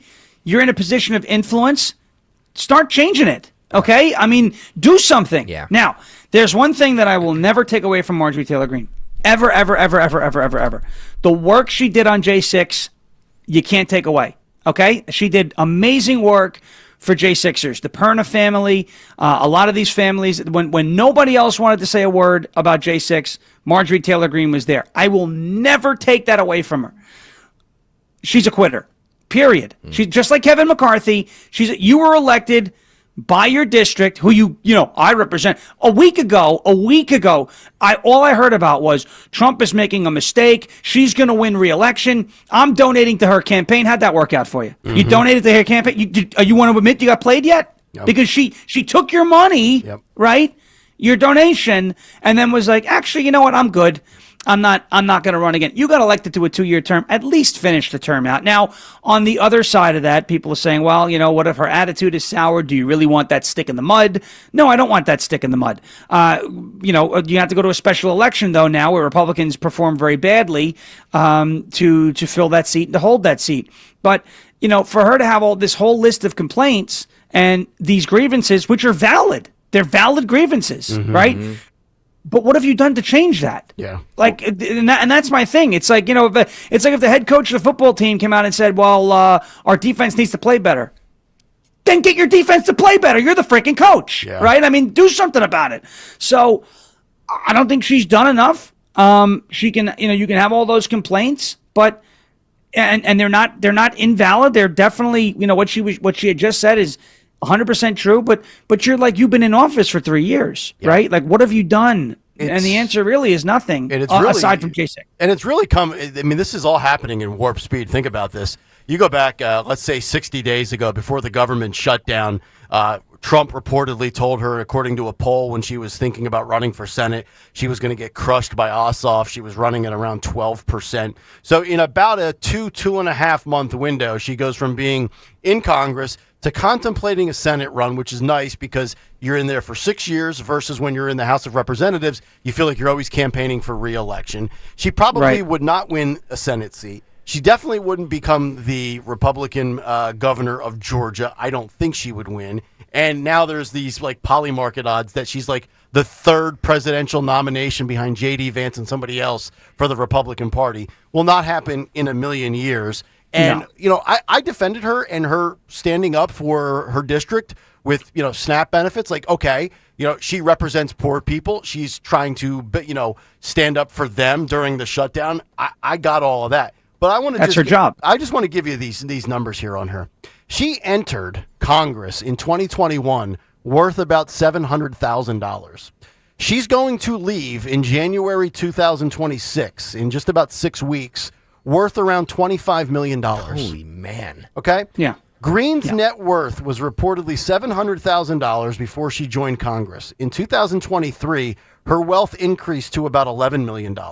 Then it doubled to an estimated $22 million at the beginning of 2025 and increased another $3 million by the fall of 2025. She has also executed over 450 stock trades. So I know we always talk about Pelosi, right, with term limits, but we need a real conversation about term limits, pension plans that become vested after 5 years, where she's going to get full salary for the rest of her life. Yeah.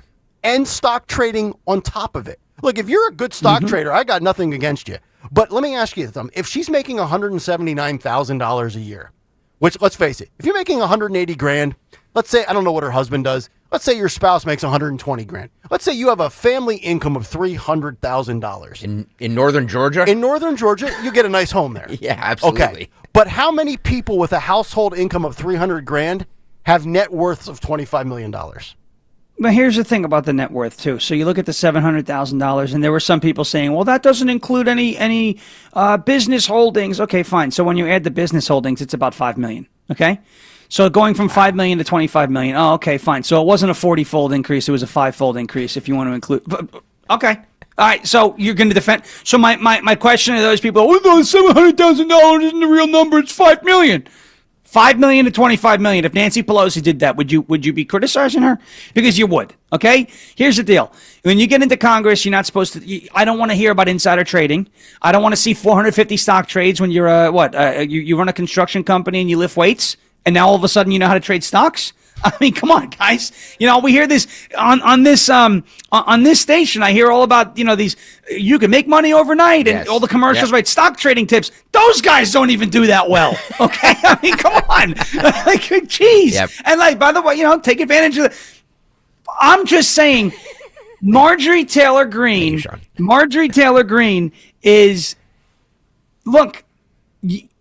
I feel like I'm having a Biden moment because I don't want to say something nasty, but like total hypocrite here, right? And the followers and the people who are supporting her, and there's let's be completely honest, guys.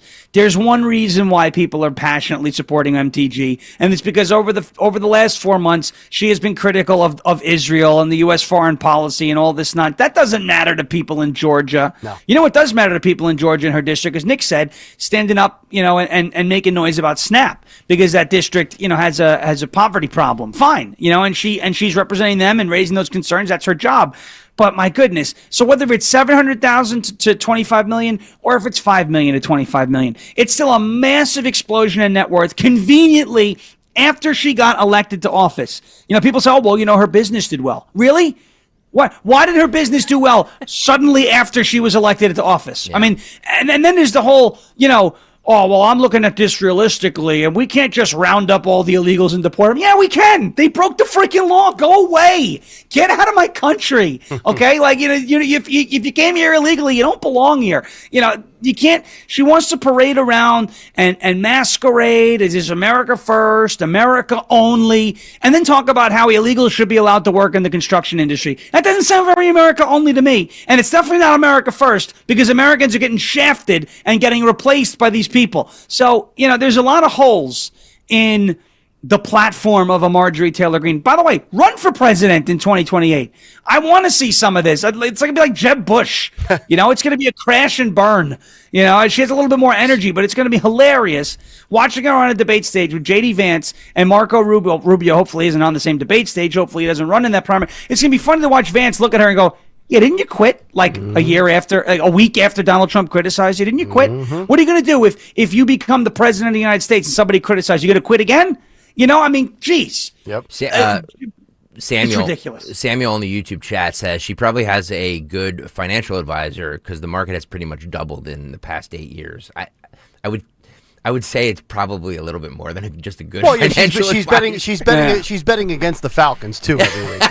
That boosts her bottom line. I mean, yeah. Like to Sean's point, financial advisors are good, and all the ones you hear ads for on the station, you should definitely patronize them. Yes. But even they would say that these returns are insane. Yeah, of course. You know what I mean? Like, unless you have some sort of knowledge. I'm not saying she does. Unless but you're a fortune teller. She might. Yeah. Nobody else is getting these type of returns except politicians. It's always Congress that gets these types of returns. It's not the stock-proof retirement tips that we hear about, right? Or it's not that those guys do well. Yep. They do well. And it's good to take advantage of them. You know why? Because taking advantage of them is legal. Yes. Insider trading is not. And so, Martha Stewart went to Club Fed because of this, right? I mean, that was really, did she really go to prison?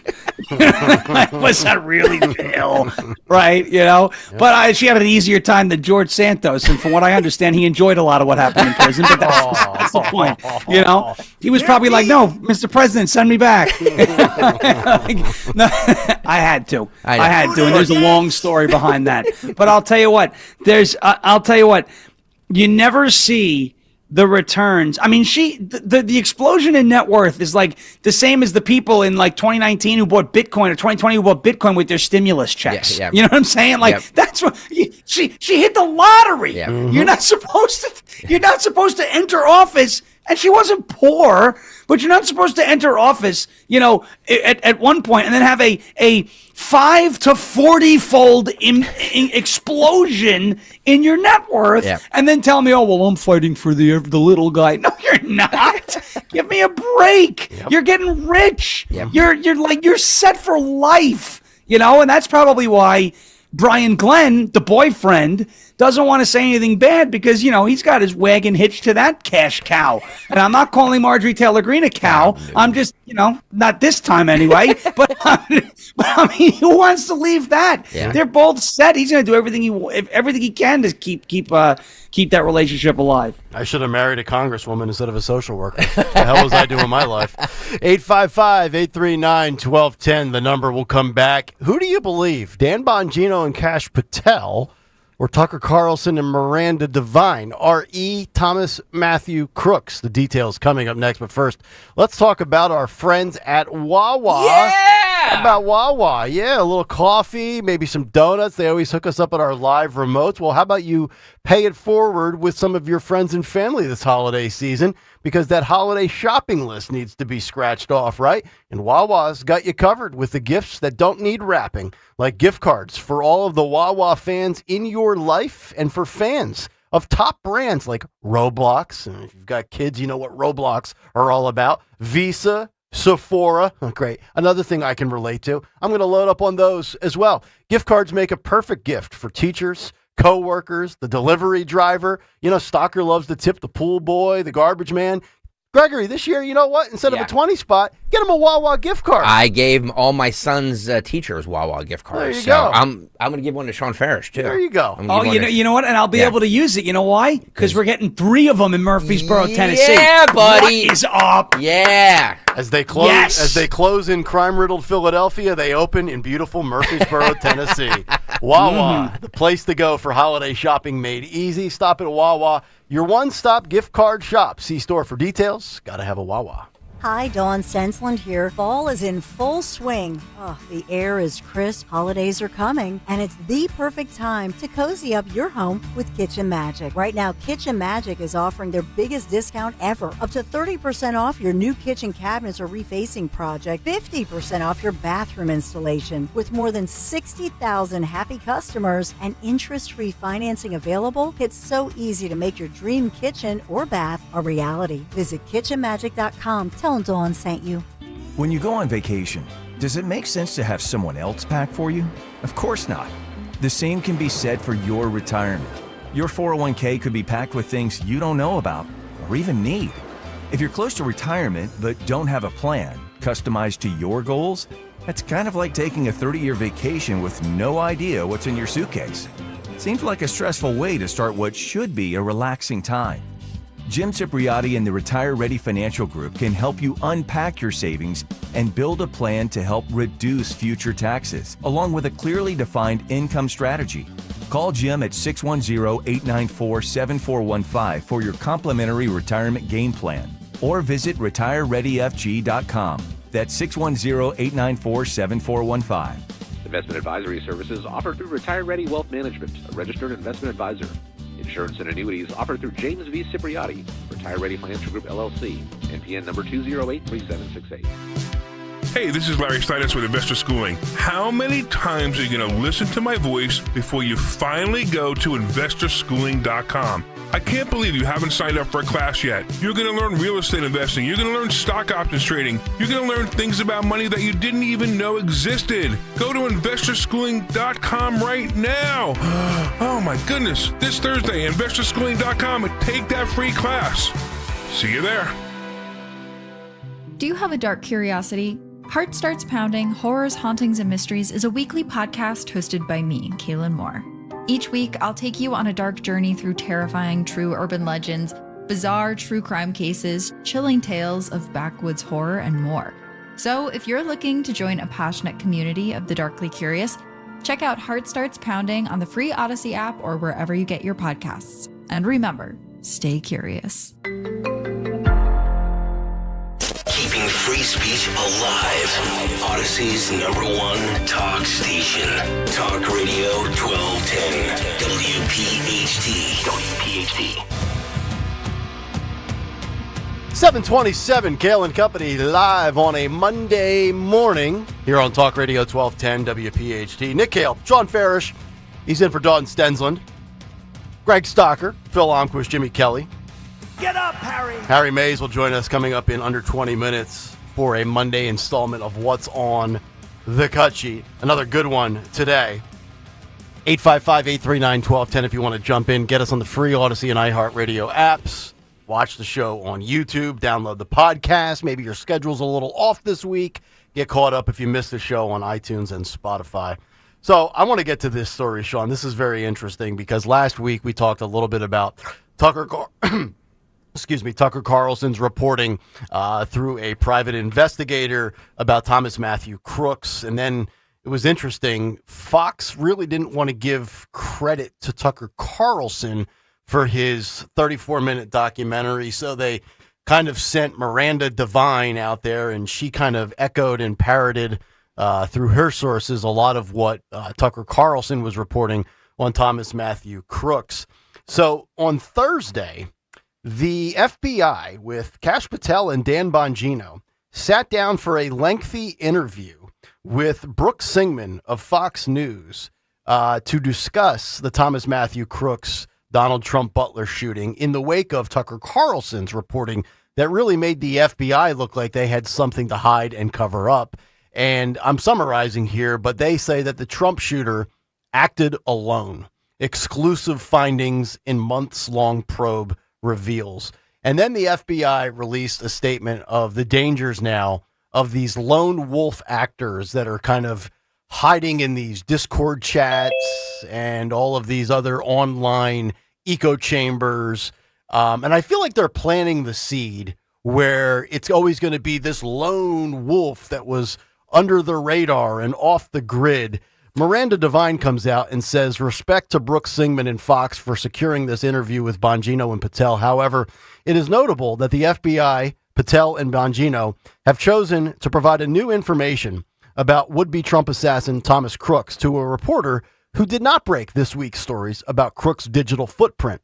His abrupt conversion from pro to anti-Trump in January 2020, his accounts on furry website DeviantArt, and communications with a Norwegian terrorist member. This is information that should have been made available to Congress, the Comparatori family, and the American public a long time ago. Now Patel is casually divulging all of this as if it's nothing, and he, Bongino, and some nameless officials are claiming they have, quote, debunked recent reports that have suggested several theories. They have also issued a memo titled Correcting False Media Reporting on Thomas Crooks. Another reporter, Brianna Morello, is also of the belief that these YouTube conversations that Crooks allegedly had with a user named Willie Tepes are in fact authentic, and she refuses to allow Bongino and Patel to say that this is a false media narrative. So, look, I try to separate Patel and Bongino, and Bondi for that matter, into a separate category on the salacious stuff versus the stuff that doesn't get the coverage that it deserves. They just busted another child sex predator circle, sex ring this past 764. week. Yes. Yeah. Bongino was there. Patel was there. He had his arms crossed. He was like the Iron Sheik. Pam Bondi gave a speech on it. Great work. If you're nabbing child predators, more power to you. But on this specific front, and then Epstein and stuff like that, I think we look at these a little bit differently. I just go back to the whole situation with Thomas Matthew Crooks. And by the way, the more I think about it, when we talk about Tyler Robinson, the Charlie Kirk killer, I know your gal, Candace Owens, has been tracking Egyptian flights and airliners. Right. I really do believe that Tyler Robinson, for the most part, was a lone wolf, in large part because I think even though Charlie Kirk had a security detail, he doesn't have Secret Service quality type protection that a president would have. Right. The Crooks thing just doesn't smell right to me. Bongino and Patel immediately go to Brooks Singman of Fox after this report comes out, almost like they're in damage control mode to control the narrative that, no, this was a lone wolf. Okay. But again, basic stuff here, covering a roof from 130 yards out, flying a drone over top of the grounds that day on that Butler, PA farm. A lot of this just doesn't add up. And then his digital footprint, which you told us was very limited, is actually very detailed. The guy goes off the grid and off the radar, and he comes back like, Clark Kent going into the phone booth and coming out like Superman. He was pro-Trump for one moment. Next thing you know, he reemerges, and he's the biggest Trump hater on the planet. It stinks, and it stinks to high hell, in my opinion. Yeah, and I'll say this, right? So from the FBI standpoint, okay, first, I'm fairly certain it was the Christopher Wray FBI that came out and said that Thomas Matthew Crooks had no digital footprint. I don't think it was this FBI that came out and said that Thomas Matthew Crooks had no digital footprint.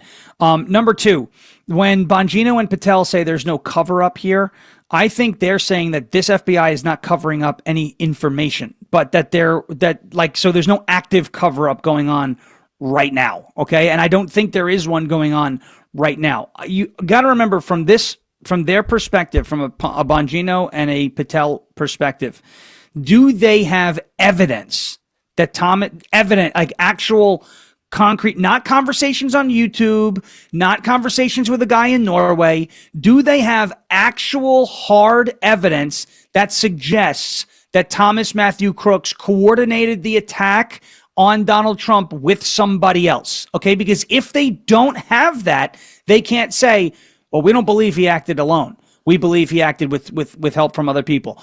I'm with you. Nothing adds up about July 13th. The fact that there was a roof uncovered, the fact that he knew which roof to climb up on, the whole drone thing, that somebody reported that there was suspicious activity on the roof and they threw Trump on the stage anyway. I'm with you. something stinks to high heaven.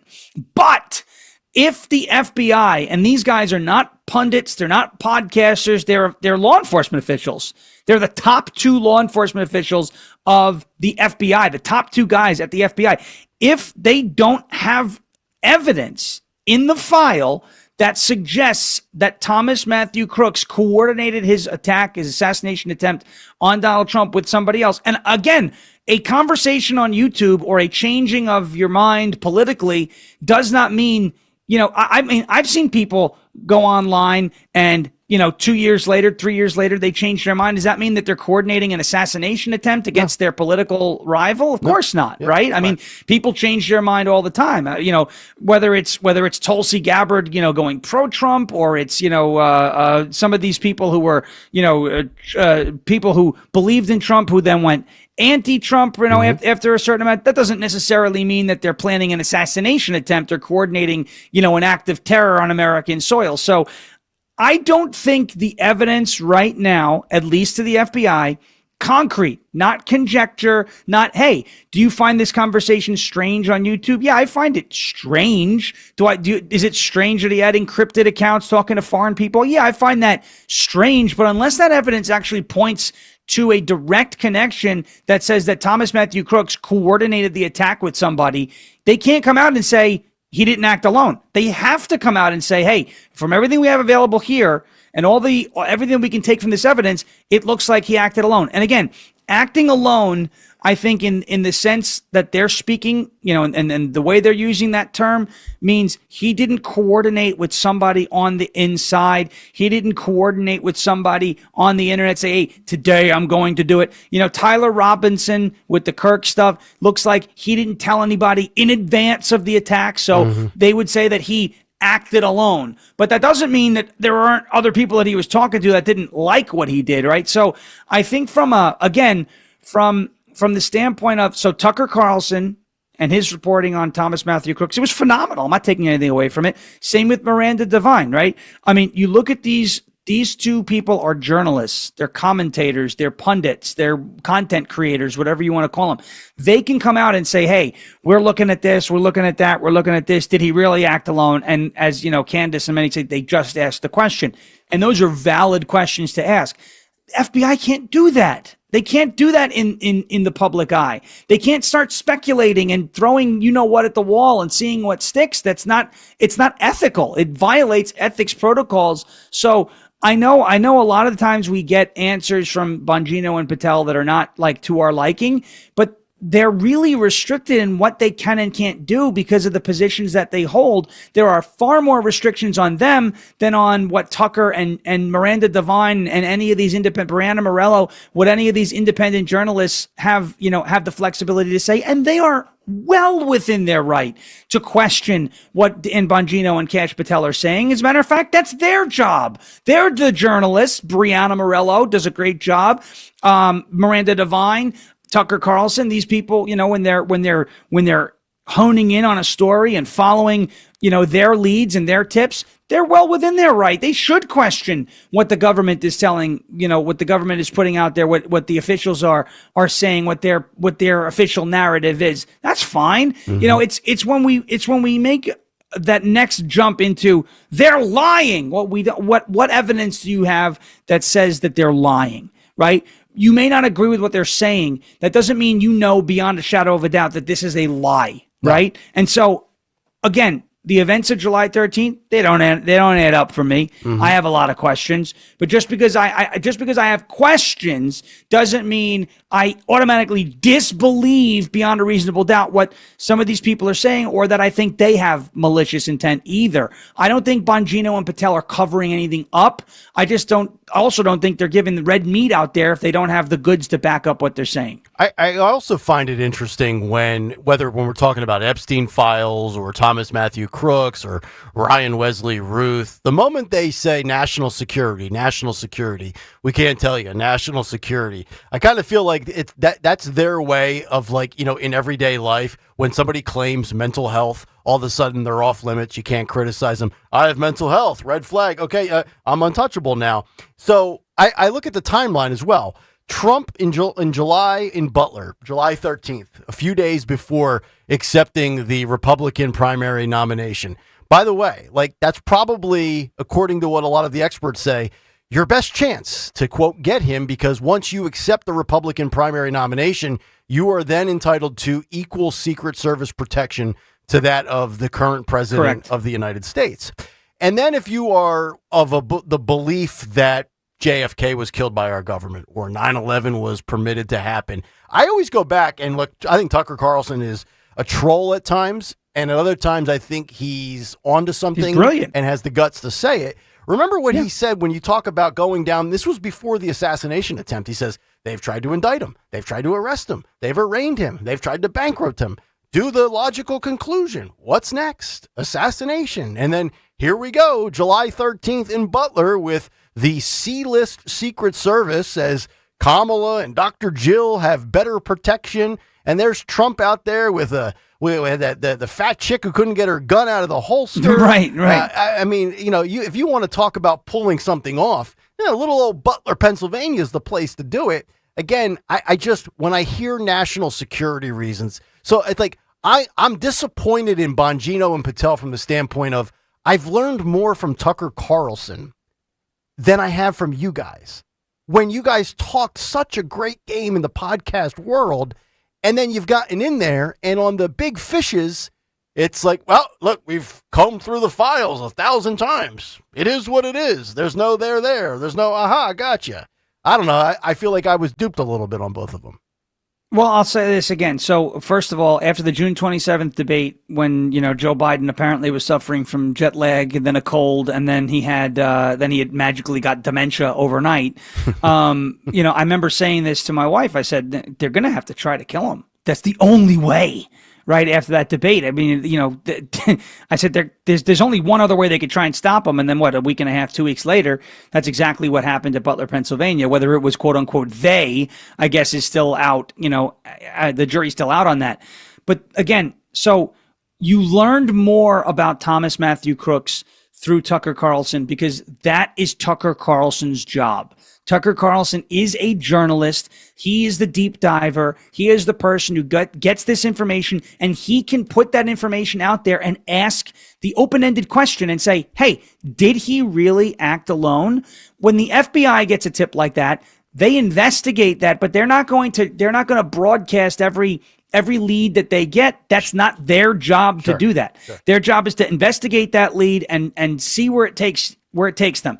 And in this case, the leads that they investigated took them and led them to believe that Thomas Matthew Crooks did not coordinate with somebody else. That's not to say Tucker Carlson's lying or that his report isn't accurate.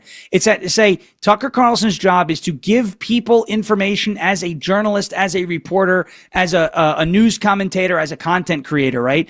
That's Tucker's job. The FBI's job is not to do that. They are not content creators. They're not supposed to be content creators. They're not supposed to be people who speculate. They're supposed to be people, if they're going to speculate, they're going to do so internally. They're going to investigate, and then they're going to share the findings of the investigation. And sometimes the findings of the investigation aren't what we want to hear, right?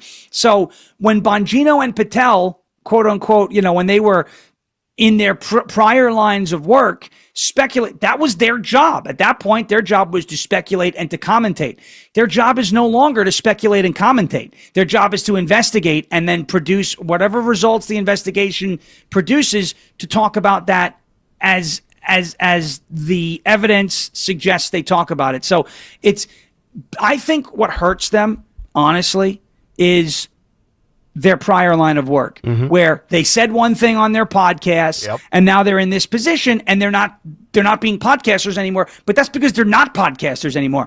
I would have a much different tune if I heard somebody on their show a year ago say, Bill Clinton is a pedophile. And then, a year later go, oh, I guess Bill Clinton's not. Like, what made you change your tune so fast? You didn't change your job, but they have to behave differently, right? They have to behave differently. And so I get it. It sounds like, they said one thing and now they're saying another thing, but two different lines of work. So in my opinion, in my eyes, it makes sense that they'd be, behaving. Football fans don't just. Sorry. Sorry about that. That was Greg's cue for us to No, shut no, up. no. That was me hitting the wrong button. That was me absolutely hitting the wrong button. But we do have to get to a break. So we'll come back. We'll get to the cut sheet. Harry Mays is going to join us, and we have a lot to react to from a busy weekend of cuts. Last time I checked, there was 40. There's 42 right now. 42. And so I have to think during the break if I want to play this. Did you guys see Tom Brady is under fire for something he supposedly said, but he actually didn't say? Yeah, I actually heard it live. I didn't hear about this. And people are once again, people trying to cancel somebody. So here's and people are bringing in the fact that, he's a Trump supporter, allegedly. But here's the thing is that I don't know if I want to play the audio. No, you can, because it was NICK. Yes. That's what and it's clear as day in the audio. It's clear as day in the audio, but people are making this out to this clip from NFL memes has 10 million views already. Yeah. This is another reason why social media. Are they alleging that he said a different N word? They're saying that he said what was on his mind in the N word, and I listened to that and it was just no, he was trying to say Landon Dickerson. Yes. And he messed up that. And he was about to say Nickerson. And he put an N in front of it. Which, by the way, used to be a player for the Tampa Bay Buccaneers. There was a great defensive player named Hardy Nickerson, Nickerson. So the fact that people were trying to connect these dots, they should all be locked into a cell. You've convinced me. I will play that on the other side, guys. Harry will defend him because Harry's the biggest Tom Brady lover on the planet. And we'll do that. And we'll do that on the other side. Let's go, Harry. Cut sheet with Harry Mays next. This Merrill Reese update is brought to you by PNC Bank. Brilliantly boring since 1865. The Eagles lost to the Dallas Cowboys 24-21. They built a 21-0 second quarter lead and then watched it go down the drain. So the Eagles lose. They are 8-3 and in command of the NFC East. And the next game comes Friday at the Link against the red-hot Chicago Bears. With the Eagles, this is Merrill Reese. Football fans don't just watch the game, they live it. From pregame rituals to postgame celebrations, PNC is proud to be presenting sponsor of the Eagles Radio Network and a devoted fan just like you. Fans who show up in full force in every kind of weather, because keeping your finances boring allows you to make exciting memories full of face paint, tailgates, and all the things that make game day. PNC Bank, brilliantly boring since 1865. PNC Bank, National Association, member FDIC. My name is Whitney Allen. I am a widow. My husband Ryan died. We never thought in a million years we'd have to use life insurance. The unexpected happened. With Ethos, it is so fast and easy. It's 100% online. You can get a quote in seconds, apply in minutes, and get same-day coverage. No medical exams, and you can get up to $3 million worth of coverage through Ethos. Get your free quote at ethos.com/radio. That's ethos.com/radio. Time spent on application may vary. Online health questions required. Wesley Financial Group is not a law firm, and Chuck McDowell, definitely not an attorney. This is Chuck. Do you feel stupid for buying a timeshare? Don't. It's not your fault. You were most likely told you could rent it, and it was a great financial investment. And the deal was available today only. If this happened to you, contact your resort or Wesley Financial Group for help today. Call Wesley now for your free exit information kit. 800-242-3131. 800-242-3131. Julia owed the IRS thousands. I was paralyzed with fear. Then I heard a commercial for Optima Tax Relief. Optima Tax Relief is the leading tax resolution firm. A+ rated by the Better Business Bureau and experts in the Fresh Start Initiative. Optima Tax Relief settled my IRS tax bill. Call Optima now for a free consultation. It was amazing. Call 800-354-2840. 800-354-2840. Optima Tax Relief. Visit OptimaTaxRelief.com for details. Experience casino like never before at Bet365. Spin never ordinary at Bet365. Gambling problem? Call or text 1-800-GAMBLER. 21 plus only. Must be physically present in New Jersey and Pennsylvania. TNCs apply. B101 is spreading holiday cheer throughout Philly. Tune in for the soundtrack to your Christmas season, featuring all the holiday songs you love. Christmas music all day, every day, only on B101, Philly's official Christmas station.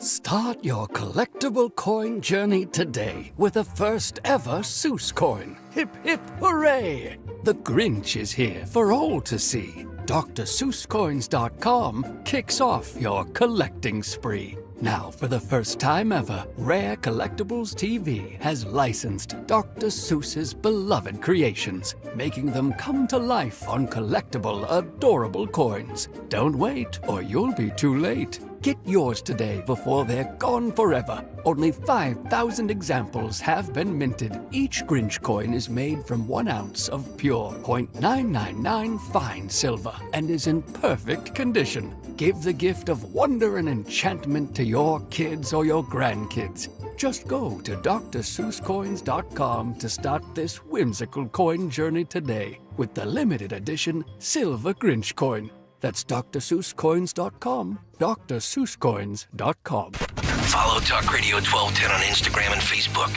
at 1210 WPHT.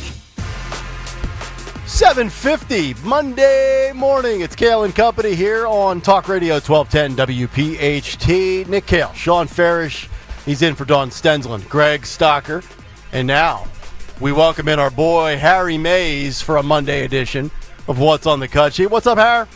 Good morning, everybody. And that is great Hardy Nickerson knowledge, Nick. I got to give you credit.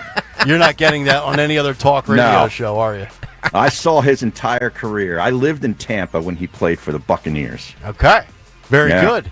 We'll get to that Brady clip here in a second when we launch the cut sheet. But since we have you, and I know you probably did a podcast about 12 hours ago, what the hell happened to the Eagles in the second half last night, man? It's an epic choke is what that was. Choked on a hoagie. Yep, the coaching staff. Wawa hoagie.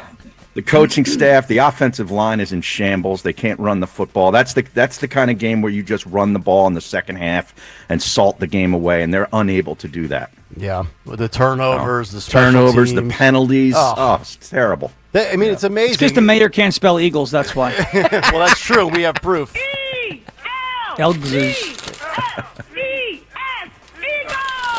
Harry, I was busting Sean's chops earlier because he's a Jets fan. I said the Eagles were the Eagles in the first half, and they came out and they played the second half like the Jets would.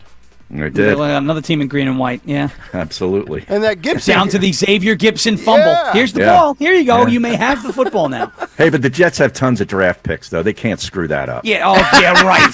Yeah, right. That just makes it worse, right? It's bad enough we blow 1 to 2 to 3 draft picks a year. Now we're going to blow the next 7. Yeah. Hey, well, we're going to blow more. Well, I'm not even going to go there. Shador Sanders won his first game yesterday, right? Is he going into the Hall of Fame already? Somebody will be putting him in the Hall of Fame on ESPN today. He beat the Raiders. I was just going to say. Who just fired Chip Kelly. Right. Well, there you go. There's your sports minute. Well, no, we have Harry. Did you hear this? I'll get to it in a second, and I'll start the cut sheet officially. But did you hear this clip that we're about to play of Tom Brady? I heard it, and I got texts like crazy minutes after it happened, and I'm like, "There's no way." Yeah, no, he did not. It's plain as day. It's not what he said. Mm-hmm. Right, and they're dragging him through the mud over this. Would they do this to Mina Kimes if she did No. this? Yeah. All right, let's do this. Come on. What's on That's the right. cut sheet? What's on the cut sheet on this Monday? Sponsored by Tri-County Auto. Great deals on Toyotas and Chrysler Dodge Jeep Ram. Stop by both dealerships. Look for the big American flag. Thank you, Tri-County Auto, for sponsoring the Monday edition, Nick's favorite edition of May's Monday of What's on the Cut Sheet. Okay, so last night during the Eagles-Cowboys game, Tom Brady was talking about Landon Dickerson, and he slipped up, and he said what people think he said is not actually what he said, okay? So we have the audio proof. It's just 6 seconds. We'll play it a couple times so you can hear it. It's actually not what he said. That's right. Roll this. Just blasting through Landon Dickerson right there. Oh, come on. Eagles left guard, Landon Dickerson. Yes. Right. And, what happened, honestly, if you want to truly analyze it at a really dorky level, Landon, the last letter is N. Yes. and Dickerson. Yes. The first letter is D. That's exactly what he did. I think he merged exactly the what N. happened. He connected the names together and dropped the D. Yes. Right. 100%. He dropped the D, huh? He dropped the D. Now you got Buttigieg. He's going to call into the station and say what? Yes, exactly right. Mayor Pete. Play it one more time. Just blasting through Excuse me, Landon Dickerson right there. But people are saying that because he laughed there, he knew what he said. But no. I feel like if Tom Brady is so conscious of his image that if he even considered, like if he even thought that he said that word, he would have 100% stopped the broadcast and said, I did not say that or whatever, right? Yes, I think, and I don't know if you guys agree with way. this, but Harry and Sean, you're both baseball guys. Remember when Tom Brenneman screwed up on the air? And Tom That's Brenneman, my hero. Right? Yeah. I love him. I love him. Social media is trying to make Tom Brady out to be Tom Brenneman, and it's clear as day. Tom Brenneman said a gay slur about San Francisco, which, by the way, he called it a something capital of the world. Yeah. Yes. He's not wrong. He's not wrong.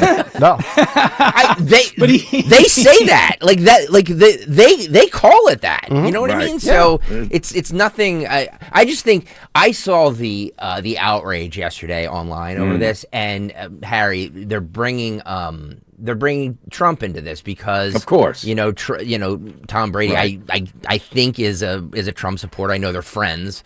They're buddies. So everybody is saying, "See, another MAGA guy saying the N-word." It's like he did not. They're all racist. He didn't say the N-word. Not at all. Not at all. Goodness. Yeah. Knicker. Like, isn't that like the type of pants? Yes, knickers. Yeah, knickers. Yeah. Knickers. It's a basketball team. Yeah, well, allegedly a basketball team, but I mean, but I'm interested. This is the first time I'll ever say this. I'm interested to hear what Stephen A. has to say about this because I have a feeling. I have a feeling he's not going to play the race card. Yeah. I have a feeling he's going to come out and say, "Guys, you're being ridiculous." He'll leave that up to Ryan Clark. Ryan Clark will go on. Yeah. Great. 18 Miles to Memphis says, "Is the FCC stopping you guys from saying the actual word?" Yes, and taste. It's also a bad word. Class. Not just the FCC. I would never. Is this guy really asking us to say the N-word on the air? I think so. Can we just stop for a second? What do you do for work, by the way? Why don't you drop an N-bomb at your job and tell me how that works? Yeah, I'm sure he's just joking, maybe a little bit. But I mean, there are some people who like, just say it. Yeah, no. He's one of our best commenters. So I'm sure I know. I bet you he's probably joking. Yeah, he's messing with you because Greg hates the FCC. But it's like it's not just the FCC, guys. No, it's not. And this is also too a nothing burger because it tells me that Fox, they didn't even have Brady come back out of a commercial break and address it. Agreed. Right. Yes. Right. Very good. Right. Yes. Ding ding ding. Harry, who does the play-by-play with Brady? Burkhart. Kevin Burkhart. Yeah, Kevin Burkhart. Yeah. And Burkhart he's a Jersey guy. Yeah, he just kept the broadcast moving like it was no big deal because it was no big deal. Nothing because to see here. Guys, I'm not like this NFL memes thing that pulled this clip has like over 10 million views already. Oh, I know. They have a big account. Wow. This is blowing up into like a thing, and I was just like, I like you, Nick. I heard it in real time, and I was just like, oh, and then I went back and I listened to it again. I was like, well, he clearly didn't say that. Yeah. And I was like, I wonder if they're going to make a thing out of that, and then all of a sudden, well, Brady might have had a moment where he said, "Did I just really say something?" Because like when you're in the moment in your broadcasting and you think you hear something that you didn't say, like I've been there in the past where I've dropped or I thought I dropped a curse word or one of the 7 naughty words of the FCC, and I'm like, wait a minute, and I turn my mic off, and I'm like, Greg, I didn't curse there. Did I because you're so caught up in the moment, your adrenaline's pumping. The whole bit. Yeah. And then you dump it, and then it just goes out on the stream, and the people go nuts on the listening on the stream. Yeah. You know how it works. Because they can hear it. Exactly. All right, so look for this to become a big story, especially. Do you think ESPN will address it? Yes. Do you? Yes. Yeah, because it happened on Fox. It happened on Fox. Okay, interesting. Yep. Interesting. All right, so Harry, we spent some time in the 7 o'clock. Well, it's still the 7 o'clock hour technically, but we spent some time talking about the Marjorie Taylor Greene resignation. and how the MAGA is kind of conflicted on this. You know who else is conflicted on this? Representative Jasmine Crockett. This is cut 40, because there's no love lost between those two. So Jake Tapper asked her about the resignation. Let's start with 40. Joining us, I want to start with the shocking announcement from Congresswoman Green. What went through your mind when you first heard she was going to resign on January 5th? You know what? Honestly, I was like, you've got to be kidding me. You're on the other side of the president for 1 week and you can't take the heat. Imagine what it is to sit in my shoes, to not only be on the opposite side of him, but to have people like her who are constantly fanning the flames of hate. And imagine what those threats look like when you literally are someone like me. But at the end of the day, I know that I serve the people of Texas 30. And so my job isn't to be there and necessarily do whatever is going to make the president not be on my back, but instead is to focus on making sure that I can push forward with policies that are positive for Texas 30. Harry, Wow. the only person I've ever seen. That was a word salad. Yeah, it was, right? Well, He has the fork. She learned from the best. has There's the the fork. Kamala. Yep, there it is. I was going to say, Harry, the only person I've ever seen leave a $180,000 a year job with no rhyme or reason was you from sports radio 6 years ago. But I guess you and Marjorie Taylor Greene are well set for the rest of your life. That's right, and she's a very attractive victim, by the way. She looked good playing the victim card. You're in on Marjorie Taylor Greene in that regard. No, Jasmine. He's talking about Crockett. Oh, yeah. What? He's in the Nurse Ratchet. She looked good. Are you kidding, bro? What is your Zoom malfunctioning? Good. You don't think so? No, I don't think so. No. I think she looked like an alien in that video. I agree with Sean on this one, man. Really? This is where we need Dawn because All right, we I gotta get stand this with She was track. one step away from doing the nanu, from Mork and Mindy. From Mork and Mindy. My God. All right, here we'll do a poll question since Dawn Yes. is off. Phil, throw this one up. No. Put it up there. Marjorie Would Taylor, you? Oh my God. Taylor Would. Greene or Jasmine Crockett. Would wow. you? You have to pick really? one. You have to Okay. pick one.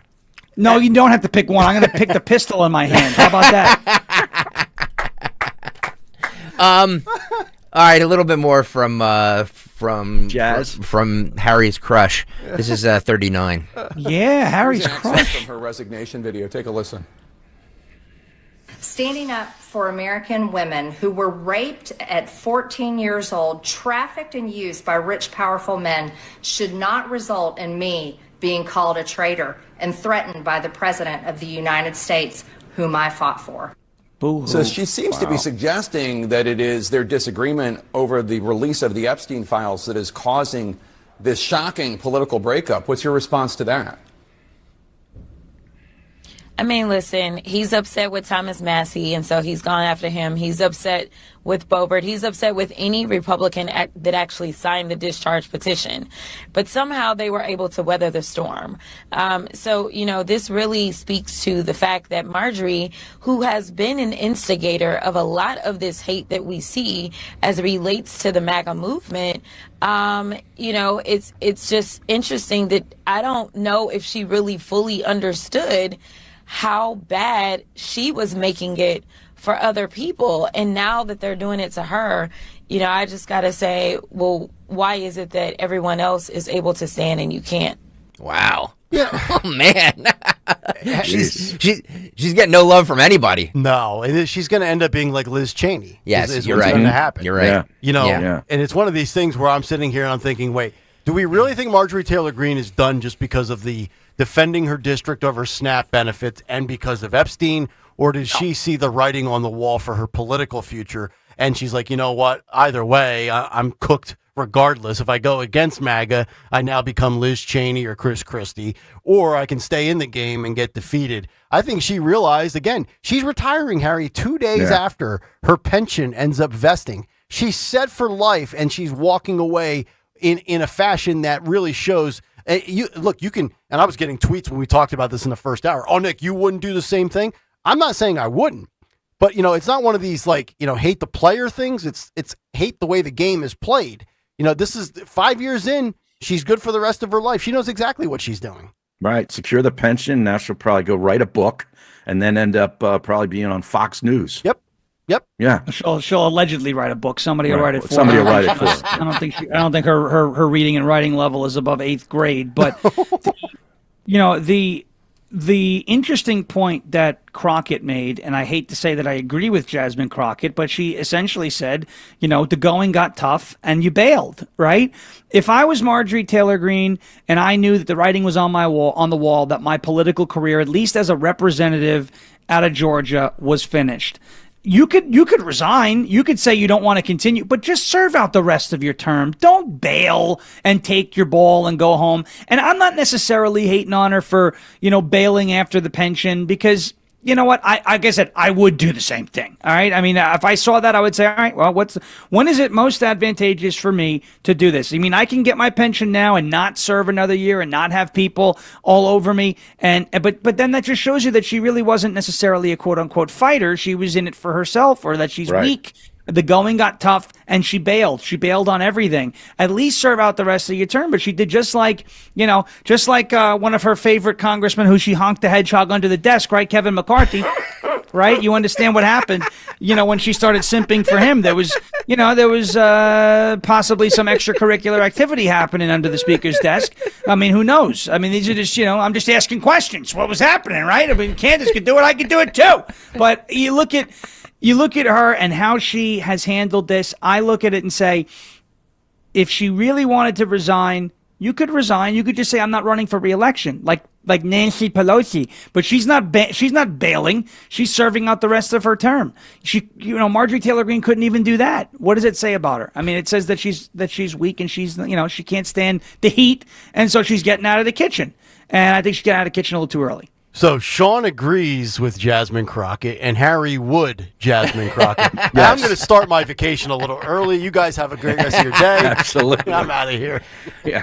Are we on the verge of peace in Ukraine and Russia with Ukraine and Russia? The Secretary of State Marco Rubio and Special Envoy Steve Witkoff were in Ukraine on Saturday to get the White House's controversial 28-point Ukraine peace plan back on track after facing bipartisan criticism that it was nothing more than a, quote, Russian wish list. I'm reading from the front page of the New York Post on that, which is surprising that the New York Post takes this approach, but that's for a different day. Let's hear from Marco Rubio on the Ukraine peace talks. Go. I think we made a tremendous amount of progress, even from the last time I spoke to you, and I apologize for keeping you waiting, but there was more work to be done. We began almost 3 weeks ago with a foundational document that we socialized and ran by both sides, and with input from both sides. And one of the things that happens when you've been involved in this now for 10 months is you get a pretty good sense of what the priorities and the red lines and the important issues are for both sides. And so that allowed us to create a foundational document, which has been an ongoing working document. In fact, over the last 96 hours or more, there's been extensive engagement with the Ukrainian side, including our Secretary of the Army and others, being on the ground in Kyiv, meeting with relevant stakeholders across the Ukrainian political spectrum in the legislative branch and the executive branch and the military and others to further sort of narrow these points. We arrived here today with one goal, and the goal was to take, is 28 points or 26 points, depending on which version as it continued to evolve, and try to narrow the ones that were open items. And we have achieved that today in a very substantial way. Now, obviously, like any final agreement, they'll have to be agreed upon by the presidents, and there are a couple issues that we need to continue to work on. But I think the report today is that I think today was worthwhile. It was very, very. It is probably the most productive day we have had on this issue, maybe in the entirety of our engagement, but certainly in a very long time. But work remains, and because this continues to be a working process, I don't want to declare victory or finality here. There's still some work to be done, but we are much further ahead today at this time than we were when we began this morning and where we were a week ago for certain. So let me answer this with 3 bullet points, 2 things to fill the audience in on from over the weekend, and then my ultimate take here. 1, Trump just came out in regards to Russia, Ukraine, saying he expects Ukraine and Zelensky to give him an answer by this Thursday, which Yes. would be Thanksgiving. Yeah. Keep that on your radar if you step out from eating turkey over the next couple of days. Secondly, Israel just struck Lebanon over the weekend with a major round of airstrikes, which some people are wondering if that's a violation of, quote, ceasefire. But third, No. which is not, because they Lebanon's not where Gaza is, right? Correct. So I don't Correct. think that's a violation of anything. Correct. And then lastly, think about it this way. If you're Trump right now, you were a guy that ran on the economy, immigration, and the border. And right now, the only thing that truly matters is the economy. If Trump, this might matter to Trump, and certainly matters to some people, but it might matter to Trump if he wants to be the Time Person of the Year. You kind of hopefully settled the Middle East, even though it's never really going to be settled. You get some success here with Russia, Ukraine. I'm almost at the point where I sit there and I say, I don't care about Russia, Ukraine, because Republicans in 2026 and Republicans in 2028 are only going to be judged on the economy. Russia, That's Ukraine does nothing for the party in the midterms or 3 years from now. It's just a fact. Yeah. No, you're absolutely right. Yeah. I mean, you Well, I want say gas this, prices. Yep. How does Russia Ukraine impact the price of beef? Right? Yeah. Right. How does Russia Ukraine impact the? And I'm not saying Trump shouldn't try. Right? Yes, of course. Right. Nobody's saying let the war go on. Nobody's saying keep sending the aid. Right. But at the end of the day, if I ask somebody and say, hey, does the war in Russia and Ukraine impact you? They may come back to me and say, well, how does that lower the cost of living? And the answer is it doesn't. Right. Okay. The answer is it doesn't. But again, it would be an accomplishment, but it would be an accomplishment for the rest of the world. It would be an accomplishment for Ukraine and Russia that they're not fighting in a war, but now we have this war on Americans here, this financial war that we're fighting, where things are too expensive. And, what is the answer, right? I'd say a really good answer, a really good first step. You want to lessen the cost of housing? How about we work on the demand for housing and deport 20 to 25 million illegal aliens? And that may help. Mm-hmm. Marco Rubio addressed the deadline that Trump gave for Thursday. What about new deadline? Will be new deadline or it's... The deadline is we want to get this done as soon as possible. Obviously, we'd love it to be Thursday. We'd love to be... ultimately, the important point today is that we have made substantial progress. We've really moved forward. So I feel very optimistic that we're going to get there in a very reasonable period of time very soon. Whether it's Thursday, whether it's Friday, whether it's Wednesday, whether it's Monday of the following week, we want it to be soon because people are going to... Between today and the time we deal with this, more people are going to die. More destruction is going to happen. Our goal is to end this war as soon as possible, but we need a little more time. I would be surprised. I would be a little... Go ahead, Harry. As if the media needs another reason to loathe Trump. Now he's going to pull them away from their turkey and football on Thursday to go do their job because it's going to come out Thursday at 3 p.m. right before the Cowboys-Chiefs game. Yeah. Could you imagine if it happened? Let's say it doesn't happen Thursday. Let's say it happens Saturday evening at 7:30 as Caitlin Collins of CNN, Bama grad, is sitting down to watch Alabama-Auburn. And now she has to bail on the football game because her boy Trump achieved peace with Russia. No Ukraine. Iron Bowl for her. Oh, yes. Oh, God. Wow. One more Rubio clip. What happens tomorrow? What's the plan for tomorrow? It only makes sense if it includes a provision that says the Americans are willing to provide security guarantees similar to Article 5 of NATO. Are you receptive to this? Yeah, again, I'm not going to discuss the details of what's being, worked on with regards to any particular provisions. Clearly, I think we all recognize that part of getting a final end to this war will require for Ukraine to feel as if it is safe and it is never going to be invaded or attacked again. So that's clearly something that has to be discussed. I think we've made substantial progress on that and other points, but I'm not going to get into the details today about all of those. You see, Nick, he can't give the details, but podcasters can speculate on the details. And so can talk radio hosts, and we will do that. Yes. Farish, here's the thing, though. So from everything that I've read, it looks like Russia ends up acquiring some more territory than they initially had. It's going to happen. There will be that initial hey, give Trump credit. He said he would get this done. He accomplished it in his first year, but Russia came out on top, to which I would sit there, and I've said this on this show for months now. I mean, if it's not for American weaponry and all of our aid and assistance to Ukraine, this 3-year war would have lasted 3 months, and Zelensky's country would be toppled. You know, so I think it's actually going to come down to whether or not Zelensky can swallow his own pride and ego and accept the terms, knowing that he doesn't get everything he wanted. He didn't get a lot of what he wanted, but you know what? He's alive. Like, he should be grateful to this country. That's the way his political career is over.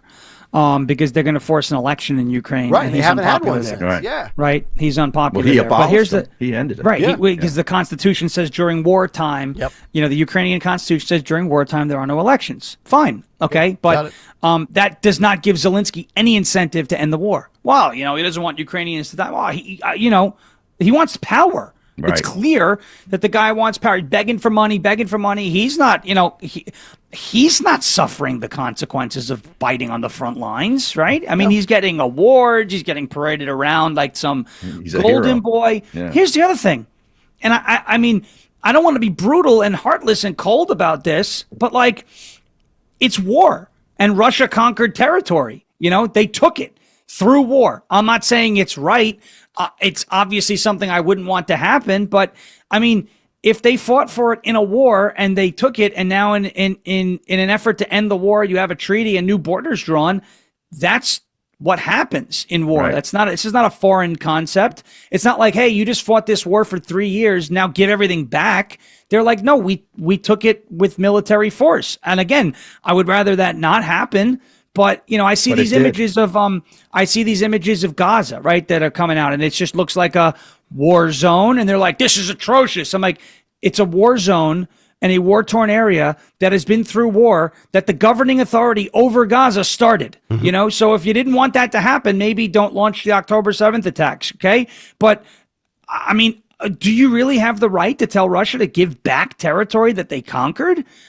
I don't know. I mean, I feel like that's kind of what the left says about, like, you know, America's built on stolen land, right? Like, you know, it's conquered land. It's ours now. I mean, like, you know, I'm not saying I'm pro-Russia, but I am saying wars happen and borders are redrawn after wars happen. And it usually gets redrawn to whoever is currently holding the territory when the treaty is written. And that's what's going to happen here.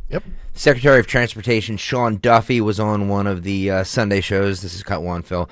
Are they talking holiday travel? Guys, we're talking, we're talking about making flying great again. Oh, this is right up there. Your pet This peeve. is my. So This we're is getting rid of Spirit Airlines. Huh? Thank you, Sean. This is what we need to do. We used to be a proper society. We used to be able to handle things like this and not act like animals and fight one another and wear pajamas on flights. You would install a dress code. Yeah, a dress code. Absolutely. I knew it. Women in bonnets. Absolutely. Let's get it back to bonnets, can we? Sean Duffy on the golden age of transportation. We need to bring this back. I am all for this. Roll this. Something I didn't know in 2018, 400% increase of in-flight outbursts by passengers. 2021, 1 in 5 flight attendants faced physical incidents. You want to change that? Yeah, can you just stop it? That is incredible to me. Yeah, can we hear the beginning again where it kind of buffered a little bit? I want to hear that stat again. Something I didn't know in 2018, 400% increase 400%. in in-flight outbursts 400 by yeah. passengers. 2021, 1 in 5 flight attendants faced 20%. physical incidents. You want to change that? 1 in 5 flight attendants. Yeah. 1 in 5 flight attendants. That's not a dress code issue. That's a behavioral issue. Yeah. Wow. Yes. Yeah. Unruly passengers incidents since 2021, 13,800. Now, again, How many of those passengers weren't wearing masks? I want to know. Yeah. Now I know, like, you know, there's hundreds of thousands of flights that go out every day. I understand that, but like, really, that's insane. I've been saying on this show, I don't know what it is about getting in these little tubes that all of a sudden makes people lose their brain, but they do. And absolutely. I don't know about you, but like Harry, when I fly, if it's like to Nashville or something, I have a Bloody Mary or two at the airport. I get on at the last second on my flight. I close my eyes, I take a nap, and I get off. Like, I'm not interested in engaging with any of these people. And I'm not here to make friends. Nope, I avoid conflict.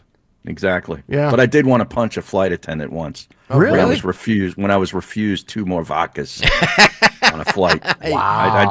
I did get a little unruly. You're one of those I had guys, an issue with a flight attendant in 2021. Not a bad one, but I mean, it was a stupid one because I'm wearing the neck thing over my face. You know, you had to cover your face. Yeah. Halfway through the flight, she comes up and she goes, "That's not an approved face covering. You have to change it." You know, it said "We the People" on it, by the way. Oh, that's why. But I'm sitting there going, if it would have said resist, she would have been fine with it. I wanted to ask her. I wanted to ask her like, yeah. I wanted to ask her like, what happens if I don't? You throw me out of the plane? We're already in the air. Yeah. You know. Here's your parachute. So she thought she got me. So I went into my bag and I got a one of the ones that goes over the ear, and it said Trump on it. I said, "Is this better?" Oh, you know. You're my hero. You know, these people don't understand. You know how many props I have. I'm always equipped with something. Okay. All right, keep going with this. Donald Trump talks about the golden age of transportation, the golden age of America. But the golden age in transportation truly begins with you, the traveler. And so if you think, and you just watch social media, you have brawls at the baggage claim. You have passengers. Duffy watches 1210 WPHT. They have really past airplanes. People. What do we record this with a dress up VCR? like they're going to bed. I don't know. When they've, you know, I see people getting on airplanes and they're having a hard time taking their luggage and getting in the oversized or the above bin. Help people out. Be nice. Be courteous. And so we want to push people as we come into a really busy travel season. Help people out. Be in a good mood. Restoring Dress up, civility. Bring civility back to travel. And I think everyone's experience is going to be that much better. I would think that your partnerships with the airlines and the CEOs of the airlines are going to be a key focus in all of this to get that messaging out to the flying public. It is, and so obviously the airlines care about it, right? The airports care about it, and they want to help push it because it's the passengers usually. Again, people come in with a whole slew of I don't know what happened to them this day or this week. And they come in with some emotion. If we can all set that aside and be good partners as we, come into the airport and we check in and we get on an airplane and we follow the rules and we're kind to our fellow travelers, I think, again, the airlines are going to be happier. Those who work for the airlines and the airport are going to be happier. And you, as you get on your plane, are going to feel that much better because everyone is channeling the same positive energy of having a great experience. Coming up next, delayed flight survival tips with Maria Bartiromo. You know what? Before we do a dress code, I want to mandate. It's called the shower and deodorant clause of air travel. Oh, dude, I'm glad you're bringing this up. Thank you. The amount of times that I've sat next to people who smell like they haven't showered, not in a day, but like in a week. Yeah. And I'm like, what am I supposed to? I feel like taking the little air thing and blowing it back at them to force the air a different direction. Yes. Mm-hmm. I have sat next to people who smell like onions, like literal sugar honey iced tea. Like I'm pretty sure a guy crapped himself. Like a falafel. The farm animal. Like a farm animal. It's unbelievable. Yes. I agree. Dude, I don't care what you dress like. I just want you to be civil and not stink. Is that too much? Quiet and smell decent. Yes, that's all. Exactly. It's not that difficult. By the way, don't forget, coming up at 9:10, Fight Club. Today's is a doozy. Today's submission has been sent to me by like a dozen people. So everybody wants to see this one. So that's coming up at 9:10. So make sure you're over there on YouTube, youtube.com/@1210 WPHT. Please hit the subscribe button, hit the thumbs up button. Even if you I need let me see where we're at. Where are we at? Hang on. Less than 200. Oh, Harry, why did you tell me that? Come on, Harry. That's bad. That's Yep. really bad. That's lame. That's really lame. Hang on. Harry's gonna have to 185. give him That's ridiculous. 185. Come on. YouTube.com/@1210 WPHT. I need like 200 people right now. There's 587 people watching. How are we at that? What is this? It's ridiculous. Get on over to YouTube. Get over there right now. YouTube.com/@1210 WPHT. Hit the thumbs up button, okay? The subscribe button. Yeah. People, what's wrong with you? Speaking of flying, any of you guys Real Housewives fans? No. Okay. One wife is enough. Can I just say this? Yeah. You know what? We had a Real Housewife last year, spouting off about how the drones were looking for nuclear waste. Remember that? Oh, Bethany yeah. Frankel? Yeah, that's right. She was yeah. the Pentagon was leaking to her. Remember that, right? That was my favorite thing, the drones. That started a year ago today. The drones. Did anybody follow up with her, like how she was? Nick, to your credit, the other day when we were talking about Van Drew. You pointed out how wildly and absurdly wrong he was. Oh, it was the Iranian mothership. Yeah, but does anybody Yes. ever point out to these people how wrong they are and just be like, hey, maybe we shouldn't listen to these people's advice ever again? Yeah. Now you're Just allowed. asking You're for a allowed to friend. just throw things at the wall and never be held accountable for it. So this is a Real Housewives of Atlanta. Portia Williams.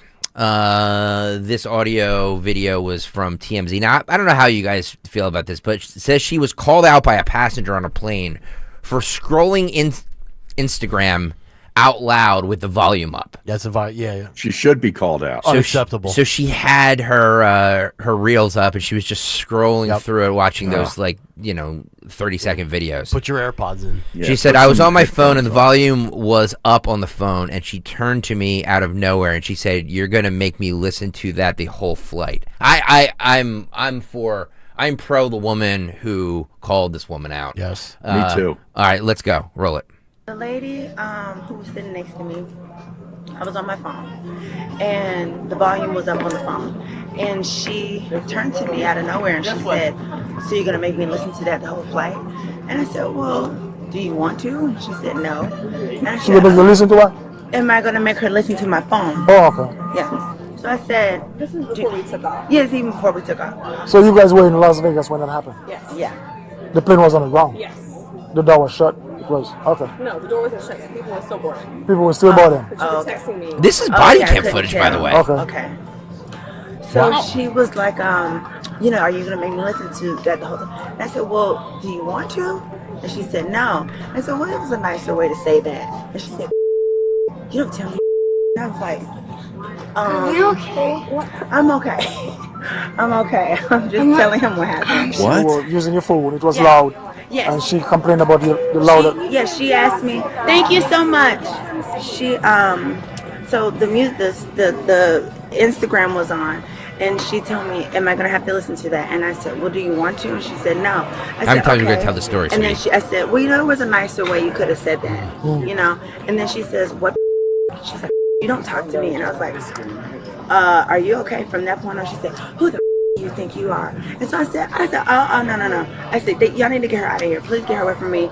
And so then when she, she tried to take her phone, record, and she drops her phone on the floor. She's like, you hit me. Oh my God. You hit me. You just hit me in my face. Oh my God. I'm pressing charges. I want you to be in jail. I call nonsense on 90% of this. Really? This is BS. She's making this up. This is all exaggerated, other than maybe the fact that she didn't have the earphones in and the lady said something. But everything else is completely fabricated. Yeah. This is from a reality television star. Right. But this is, guys, this is police body cam footage. So That's right. obviously it was the incident on the plane was enough for the cops to investigate. I believe there was an altercation for sure. But it could have been totally avoided. You just saw the one lady go up to her. You see she had headphones around her neck. Yep. All you had to do was put something. I would never put the even, earbuds in. Like, I wouldn't even have the audacity to play something in public in a setting like that. Well, these are the same people that carry on conversations on speakerphone in public places. You're right. Yeah. You're absolutely right. I want to punch them. Yeah. Yes, me too. I do too. You're absolutely right. I don't care about your conversation. I walked into an establishment the other day, and this woman was like dragging her son, talking on the phone like it was a Pop-Tart. You know what I mean? Like they're eating a Pop-Tart. Like she's a Kardashian. Yes. And having this loud conversation. And then they said this, and then I said, girl, you better not. I'm like, what is happening? And like you can hear the other woman's voice being echoed through it. She's screaming into the phone, the other screaming into the phone. I'm like, where did these people grow up? Mm-hmm. Where were they raised? Yeah. Like that they feel like this is how you behave in a proper society. You comport yourself. Yes, it's what I really public. don't like about the speakerphone people is they think it's better to yell into the speakerphone too. Like you could just talk normally into it; they'll still hear. But it's like every time it goes on speakerphone, you got to shout. Right. So like the phone call becomes 10 times louder, 100%. and then I just want to take their phone and break it. Because they're very important people. Exactly. They want you to know that. Yeah. Yes. Yep. I don't even like having conversations in my car with other people in the car on Bluetooth. Right. I take when you the- I call ta- me and your daughters are in the car, I want to hang up. Yeah, I turn the Bluetooth off and go right head to ear. Oh, you're one of those people. Oh yeah, yeah. Because That's illegal, isn't it? It is in some states. Yeah. Harry asks that I take him off Bluetooth, so I do it. Why do you do that? So you can curse? No, so he doesn't hang up. So he doesn't hang up on me. Yeah, so I can curse. So he can say those choice words. Well, that too. Yeah. All right, let's. We have a ton more, but Nick, talk to us about Piazza real quick. Cut sheet continues, but first a word from our friends at Piazza because the holiday season is here. So why don't you share the love of driving excellence at the Mercedes-Benz Holiday Love Celebration at Mercedes-Benz of Westchester, Wilmington, and of course down in Atlantic City with exceptional offers like the 2025 C-Class sedan or the 2026 GLC SUV with 1.99% financing for 36 months. And I just saw on social media that our buddy Michael Steinberg, who gives you all of this great stuff from Piazza, from our sales department, who manages that account, just got a gorgeous new Mercedes-Benz in Westchester. You got to check it out. So discover your Mercedes-Benz today at Mercedes-Benz of Westchester, Wilmington, or Atlantic City, and online anytime, PiazzaAutoGroup.com.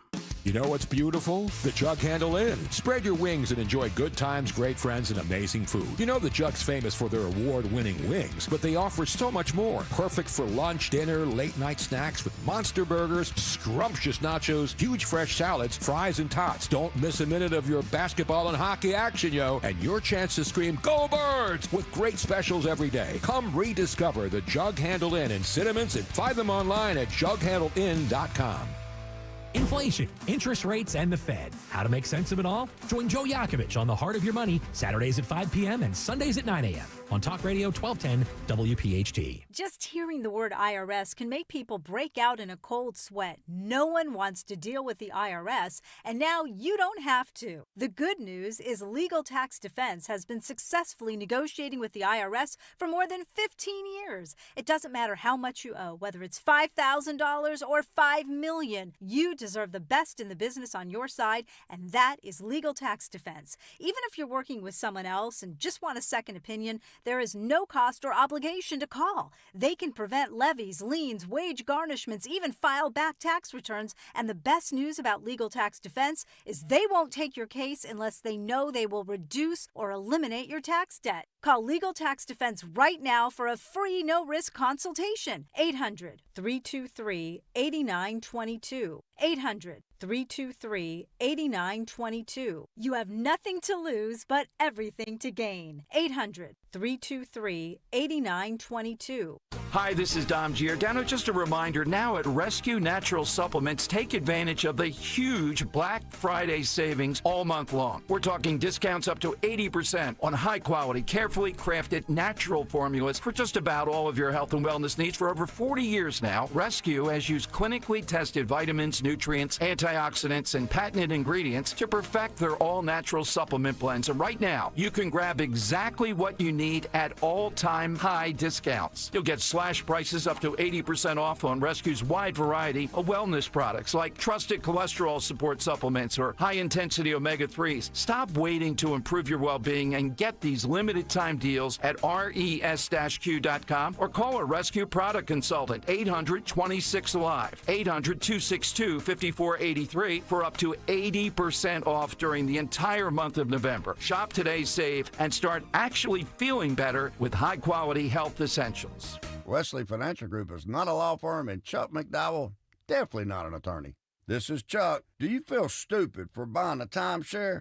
Don't. It's not your fault. You were most likely told you could rent it, and it was a great financial investment. And the deal was available today only. If this happened to you, contact your resort or Wesley Financial Group for help today. Call Wesley now for your free exit information kit. 800-242-3131. 800-242-3131.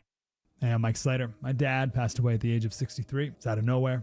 Had a stroke. Super hard, obviously, for the whole family, but my dad had life insurance. This is why I have life insurance for my family, for my wife and 4 kids. And the best place to get life insurance is ethos.com because you can do it in 10 minutes. And there's no medical exam and no blood test, just a few health questions. Get life insurance in 10 minutes so your family is protected. Ethos, ETHOS, ethos.com/life. Hey, this is Larry Steinhaus with Investor Schooling. Listen, I know sometimes you worry about coming to see me because you don't want to invest in real estate, because you don't want to deal with toilets, trash, or tenants. I'm going to teach you a way that you don't have to deal with toilets, trash, or tenants, or even own any real estate and invest in real estate at the same time. You want to learn this, so go to investorschooling.com. That's investorschooling.com and take a complimentary class this Thursday, and I promise you, no toilets, no trash, no tenants. Listen up, football fans. You see why it's never ordinary at Bet365. Gambling problem? Call 1-800-GAMBLER. 21 plus only. Must be physically located in Pennsylvania. TNC Supply. An app only. It's here. B101 has transformed into Philly's official Christmas station. Relax and unwind with your holiday favorites 24 hours a day, all the way through Christmas. Tell your smart speaker to play B101. You can now tune in to Talk Radio 1210 WPHT on the iHeartRadio app.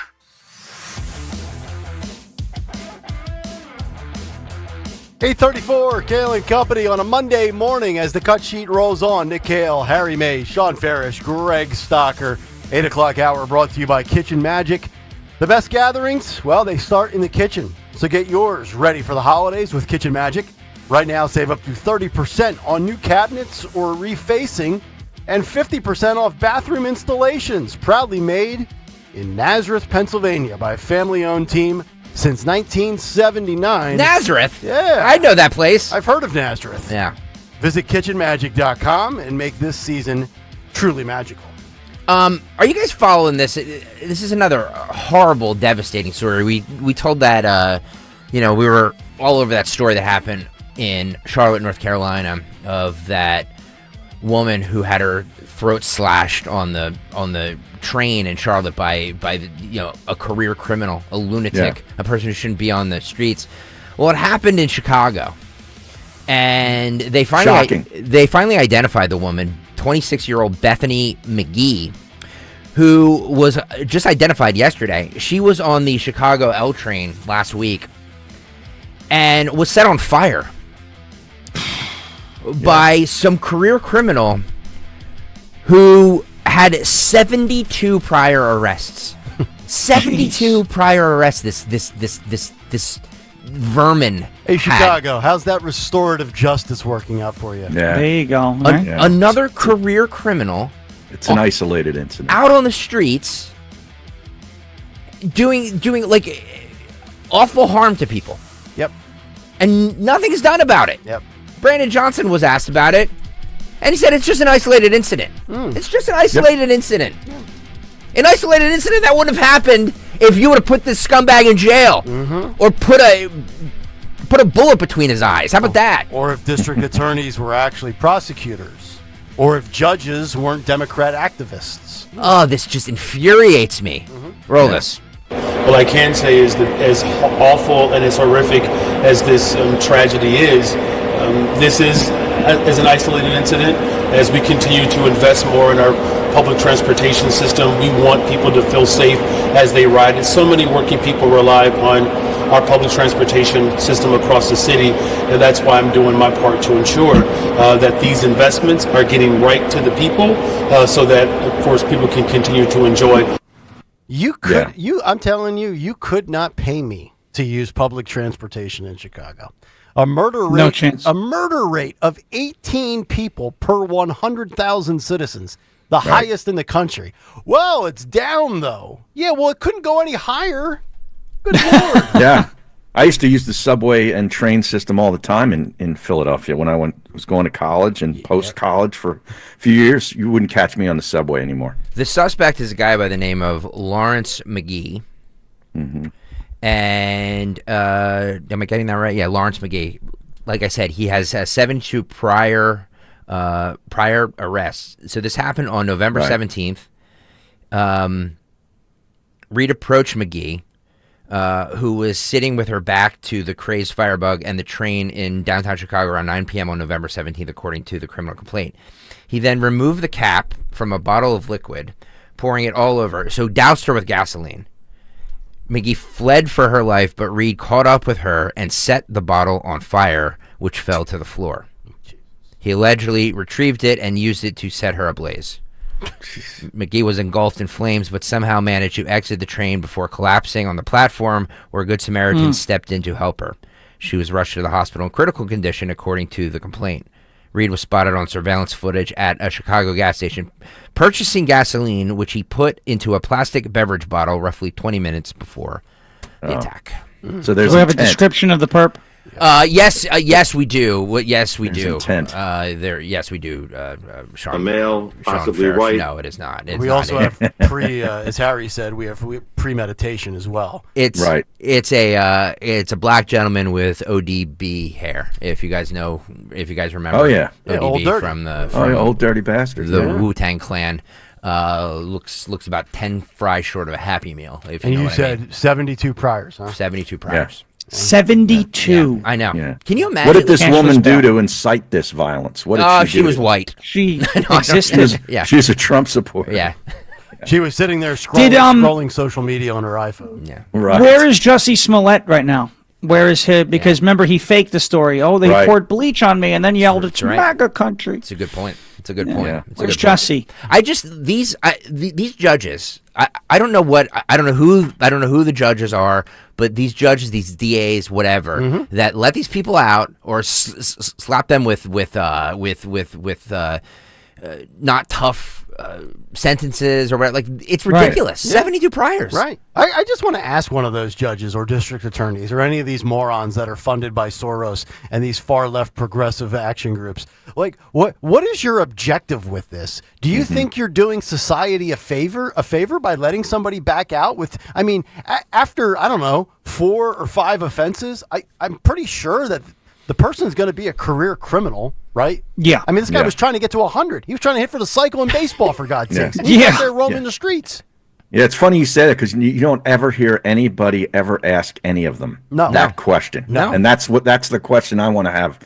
You got to put them on the spot. I want to hear what they say. Yeah, right. Like, is there a Krasner? Yeah, exactly. Is there a reporter for CBS Chicago or the Chicago Tribune that actually holds these people and accountable and their feet to the fire?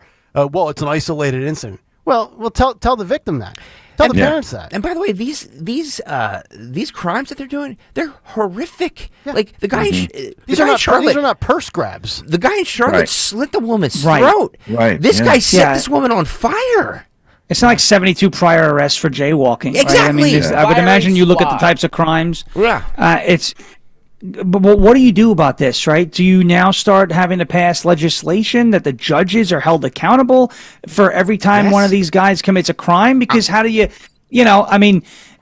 when you have a case of 72 prior arrests, something's got to be done. Yeah. Something's got to be done. I'm telling you, Sean, I'm not opposed to that. I'm not opposed to, like, if some judge lets this guy free and he commits another crime, lock the judge up too. Absolutely. I would say the only thing you could do in that case is, I don't think you're going to be able to go after the judges criminally, but you might be able to do it in civil court. Agreed. Have them find them liable for negligence or whatever. Yep. And I would say, by all means, go after every single one of them. Yep. And if there were multiple judges assigned to these criminals, go after all of them, right? If this guy with 72 prior arrests had 72 judges, I don't think that's what happened. Probably had the same judge a number of times, but let's say 5 or 6 judges they all should be liable, or they all should be suable for what happened there. Because let's face it, that guy's not on the streets if the judge locks him up, right? So agreed. And the prosecutors too. Yep. Absolutely. But there has to be some sort of consequence, or nothing's going to change, right? Yeah. No. Here's the problem, though, Sean, is that we're the ones. I mean, not you, because you live in a sane area, but like, we keep electing. Not we, but like our people keep electing. Yeah, this is what the city votes for. These DAs and these judges. Like, there's nothing we can do about it because it has to hit like severe rock bottom, and unfortunately, so and this is not like me calling for violence against these judges, but the judges themselves have to be directly impacted by it in order for some of them to say, maybe we should change the way we're doing this. You're right. I know exactly what you're saying. You're not calling for violence. You're saying that like they need to be impacted in some way for them to, give a crap. Here's what you do. And I'll say I don't want them to be impacted. I want them to come to it, have a come to Jesus a sudden epiphany, and it's like, hey, maybe we shouldn't. I don't want a judge to wind up becoming the victim of violent crime because a criminal with 72 prior arrests is still on the street because the judges decided let's be lenient and let's take a DEI approach to things. But unfortunately, that might be what's necessary. Again, I don't want to see it, but But what else? you're going to see it. Yeah, exactly. Exactly. Here's what you do, guys. Sean, here's what you do. You get these activist judges. You tie them with zip ties to a chair.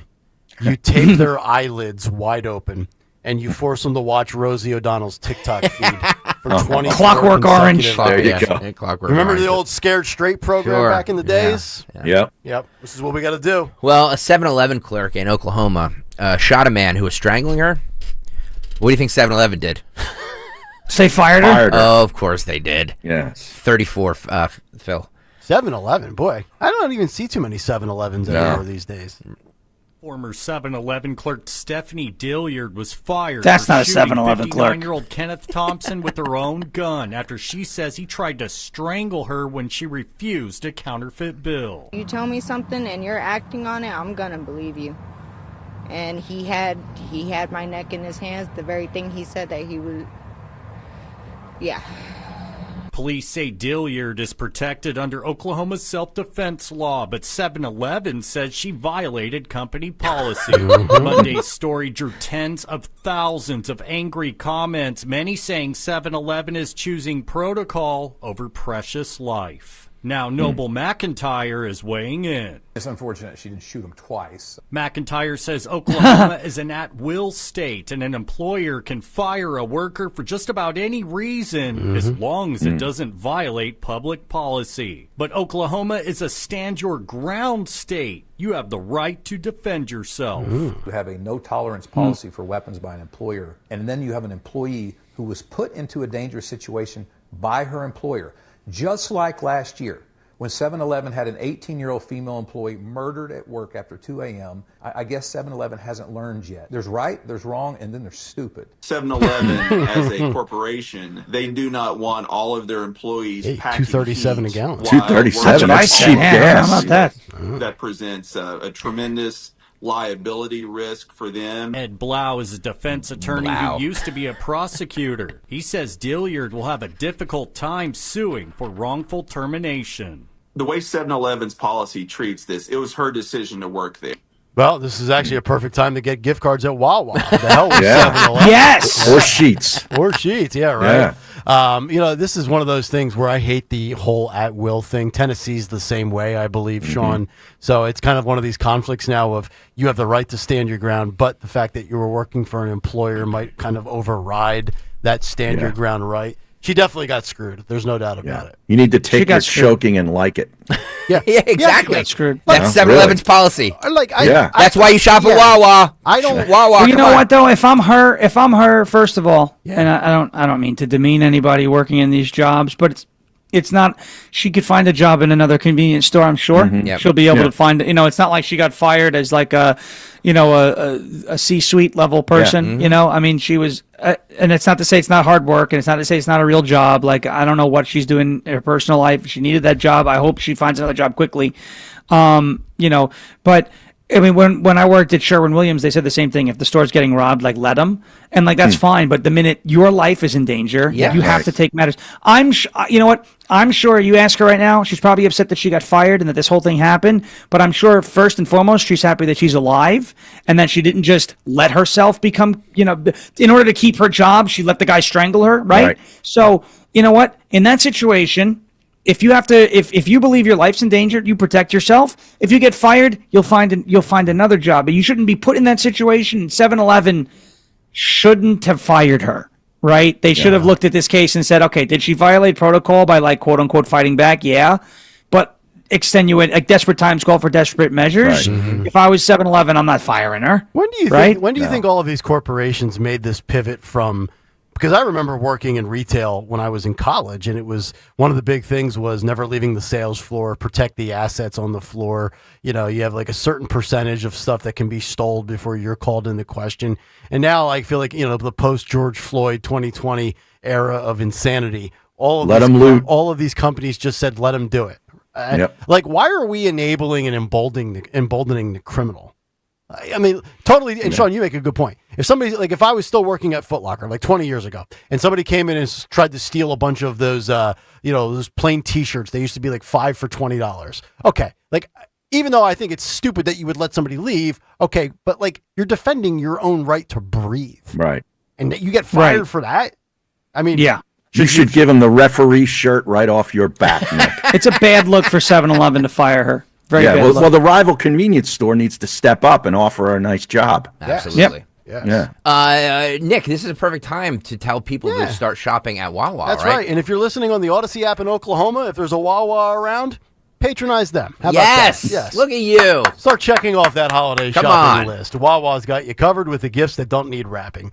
Like gift cards for Wawa fans in your life and for fans of top brands like Roblox, Visa, Sephora, and more. Gift cards, they make a perfect gift for that teacher in your life, that coworker, that delivery driver, the landscaper, the garbage man, the pool boy, anybody that Stalker would tip 100 spot to. Even the family gift swap. You don't have to insult me. Yes, Wawa gift cards. All right. The gift that keeps on giving. For holiday shopping that's made easy. Stop at Wawa today. I'll be stopping there on my way home. Yeah. Your one-stop gift card shop. See store for details because you got to have a Wawa. Hey, Dawn Stensland here. Everybody knows Heat Holders makes the warmest thermal socks. I love them. They're scientifically proven to be 7 times warmer than regular cotton socks, and that's from independent lab testing, proving it. Personally, you know I love mine. They're my go-to every single winter. My feet just can't get enough of them. They make perfect gifts for friends and family, too. Some of them good stocking stuffers. Here's my best-kept secret. The same proven warmth isn't just in the socks, it's also in their hats, their gloves, all those great base layers, PJs for men and women, even the blankets and the vests. So you know when I'm out reporting on New Year's Day on that big parade that our city's out celebrating, everybody says, Dawn, how are you working this 14-hour day in the cold? This is my secret. Heat Holders. Right now you save with an incredible 25% off your order and get free shipping on orders over $25. Just use my promo code DAWN1210, heatholders.com. Heatholders.com. Heat Holders keep you warm, comfortable, and cozy head to toe. Heatholders.com. Make sure you tell them Dawn 1210 sent you. If you're drowning in IRS debt and can't afford to pay, then you need to take advantage of special IRS tax programs that are available and free yourself from IRS collection efforts once and for all. Due to the financial hardship consumers are facing throughout the country, the Internal Revenue Service has made it easier to settle delinquent tax problems. An open phone line has been established by Community Tax for consumers to call and see if they qualify. Take down this number or store it in your cell phone, but call the Community Tax Helpline at 800-269-3454. If you owe back taxes to the IRS and cannot afford to pay them back, or even if you have years of unfiled tax returns, there's no need to fear anymore. But you have to call the Community Tax Helpline today at 800-269-3454 for the help that you need. Don't take on the IRS alone. They can attack your wages, savings, pension, home, and even your Social Security check. Call 800-269-3454 for your free consultation and to see if you qualify. That's 800-269-3454. You're listening to Leaf Filter Radio, and the guru of gutter protection himself, Chris Cunahan, is here to take your most pressing leaf-related questions and bring you a special Black Friday offer. Hey, everybody, Chris here. I understand we have Ron on the line. Ron, where are you calling from? Uh-oh. Ron, are you calling from a ladder? Well, I was. I wanted to ask Chris what I need to do to get my gutters ready to have leaf filter installed. Oh, Ron, you don't have to do anything. A Leaf Filter Trusted Pro will come out and clean out your gutters, realign and seal your gutters, and install a Leaf Filter, America's #1 gutter protection system. So I didn't need to get on this ladder? Ron, Leaf Filter Trusted Pros are in your neighborhood and ready to help. Just visit leaffilter.com/deal to schedule your free gutter inspection and get up to 30% off. Thank goodness. What was that site? That's leaffilter.com/deal. And now, as a special Black Friday offer, you can get a free gutter inspection, plus up to 35% off. This is our best offer of the season. Unlock it now at leaffilter.com/deal. See representative for warranty details. Start your collectible coin journey today with the first ever Seuss coin. Hip, hip, hooray! The Grinch is here for all to see. DrSeussCoins.com kicks off your collecting spree. Now, for the first time ever, Rare Collectibles TV has licensed Dr. Seuss's beloved creations, making them come to life on collectible, adorable coins. Don't wait, or you'll be too late. Get yours today before they're gone forever. Only 5,000 examples have been minted. Each Grinch coin is made from 1 ounce of pure .999 fine silver and is in perfect condition. Give the gift of wonder and enchantment to your kids or your grandkids. Just go to DrSeussCoins.com to start this whimsical coin journey today with the limited edition Silver Grinch coin. That's DrSeussCoins.com, DrSeussCoins.com. Calling on Huntington Valley to follow Talk Radio 1210 WPHT on the free Odyssey app. Download it today.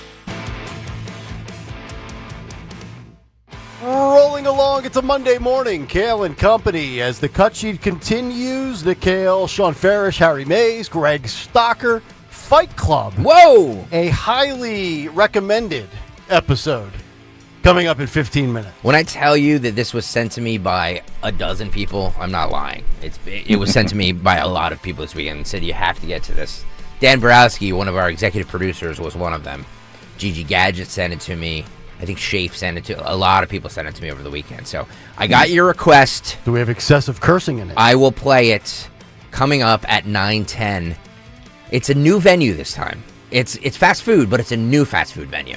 Okay. That's all I'm teasing you guys with, okay? Closing in on 300 likes, by the way. Oh, thank you, Harry. YouTube.com/@1210WPHT.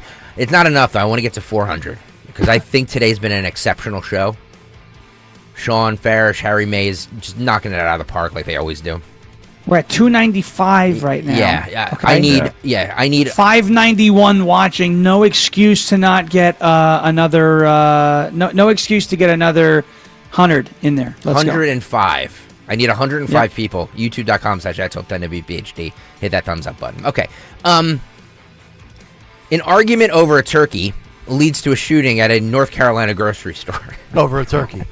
Over something that grocery stores just basically give away anymore. It is that time of year where everybody's fighting over them turkeys. My wife just cashed her free voucher in yesterday. What size turkey did you get?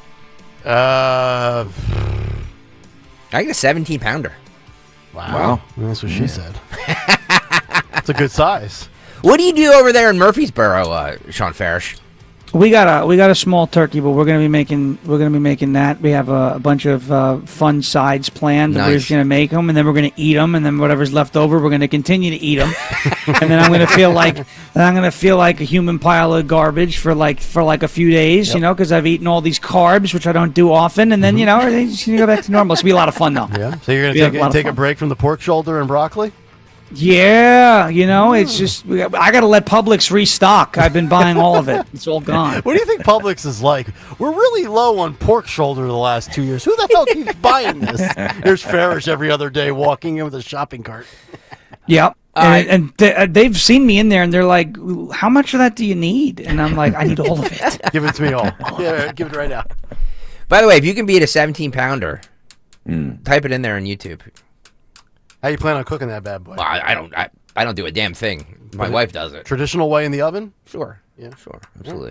All right, roll this. All over a turkey, a 29-cent pound turkey. That's what Paris Harris says led to a shooting at this food line on North Main Street in High Point. Harris says she was working inside the store Thursday night when she was approached by a disgruntled customer. Trying to explain to him that the turkey, you got to spend $35 to get the turkey for $4.44. And he got upset over that? He got upset over that.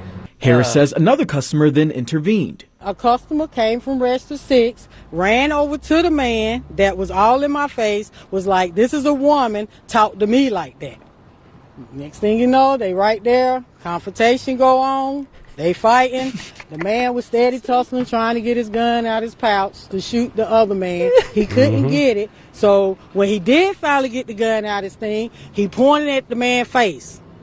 And the man was like, oh, you want to pull out a gun? He come out this door.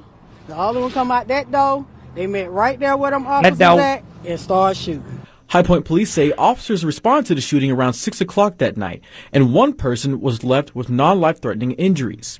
Harris says the store was full of families and children. When they first started shooting, our manager directed everybody to hit the back door because that's the procedure of what we're supposed to do when an incident like this happens. With bullet holes in the store windows and the parking lot riddled with evidence markers, Harris is having a hard time processing why such a big deal was made over what many see as a deal. Mentally, I'm not here. Physically, I am, but mentally, this has really messed me up. I've never been in a situation like this before. I've been with Food Line 3.5 years. I've never experienced this. Yeah.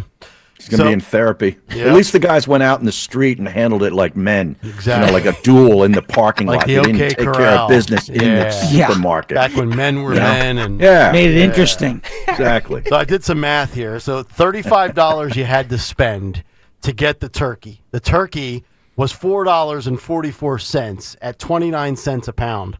That's a 15.3 pound turkey. So it's almost in the stocker realm of 17 pound turkeys, but not close enough. I mean, you're really going to shoot somebody over something for $4.44. Yeah. Which I goes guess so. nowhere. Times are tough. $4 was nothing in the 70s, much less today. Cord Cutter 47 says 2020 22 pound, 22 and a half pound, excuse me. 22 and a half pounds? Yeah, that's a lot. That's a huge turkey. How many people you feeding? Yeah. Sarah Weiss. Chris Christie coming over. Sarah Weiss, one of our good friends, says 20 pounds. That's good. All right. I like that. All right. You guys have to see this video, and it's graphic to watch, but the ending turns out okay because the woman survives. Okay, this is cut 8. This happened in, I think, Denver. I did see this. A woman fell off an electric scooter. I hate those electric scooters. My daughter wants one for Christmas. Tell her no. I know. My wife literally told me this yesterday. No. Yep. So she falls off an electric scooter in the middle of the street, and a driver runs her over. Yeah. She's not. I don't care where I live. She's not getting an electric scooter, much less being out in the public like this. Who wants an electric scooter? Olivia. What? I'll put her on the phone with you later today. Give it to her. YouTube.com/@1210WPHT to see this video. But thankfully, she survived with no serious injuries. And if you look at this video, you're like, first of all, how did she survive? Let alone with no serious injuries. Roll this. It happened in seconds. You see the 18-year-old fell off an electric scooter on Union Avenue at South 2nd Street. Look at this car. Last Friday night. She landed in front of a Toyota RAV4, a small SUV. When the light turned green, the RAV4. How did he not see her? He's probably texting. It appears at He's the at a last second stoplight. Probably on his phone. And of course, there's a Subaru. But the car still drags her into the intersection. According to the police report, the driver said she stopped when she heard screams. The woman who was hit was taken to the hospital, but police say she was released hours later with bruises on her face and arm.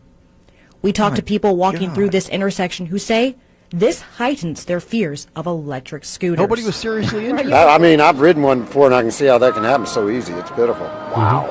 Wow. Another man said while this is scary to see, get run over? He could understand how a mistake like that was made. Where most times people stopped at a stoplight, they're on their phone, right? Yeah, or doing whatever. They look up, the light's green, and then they proceed to go.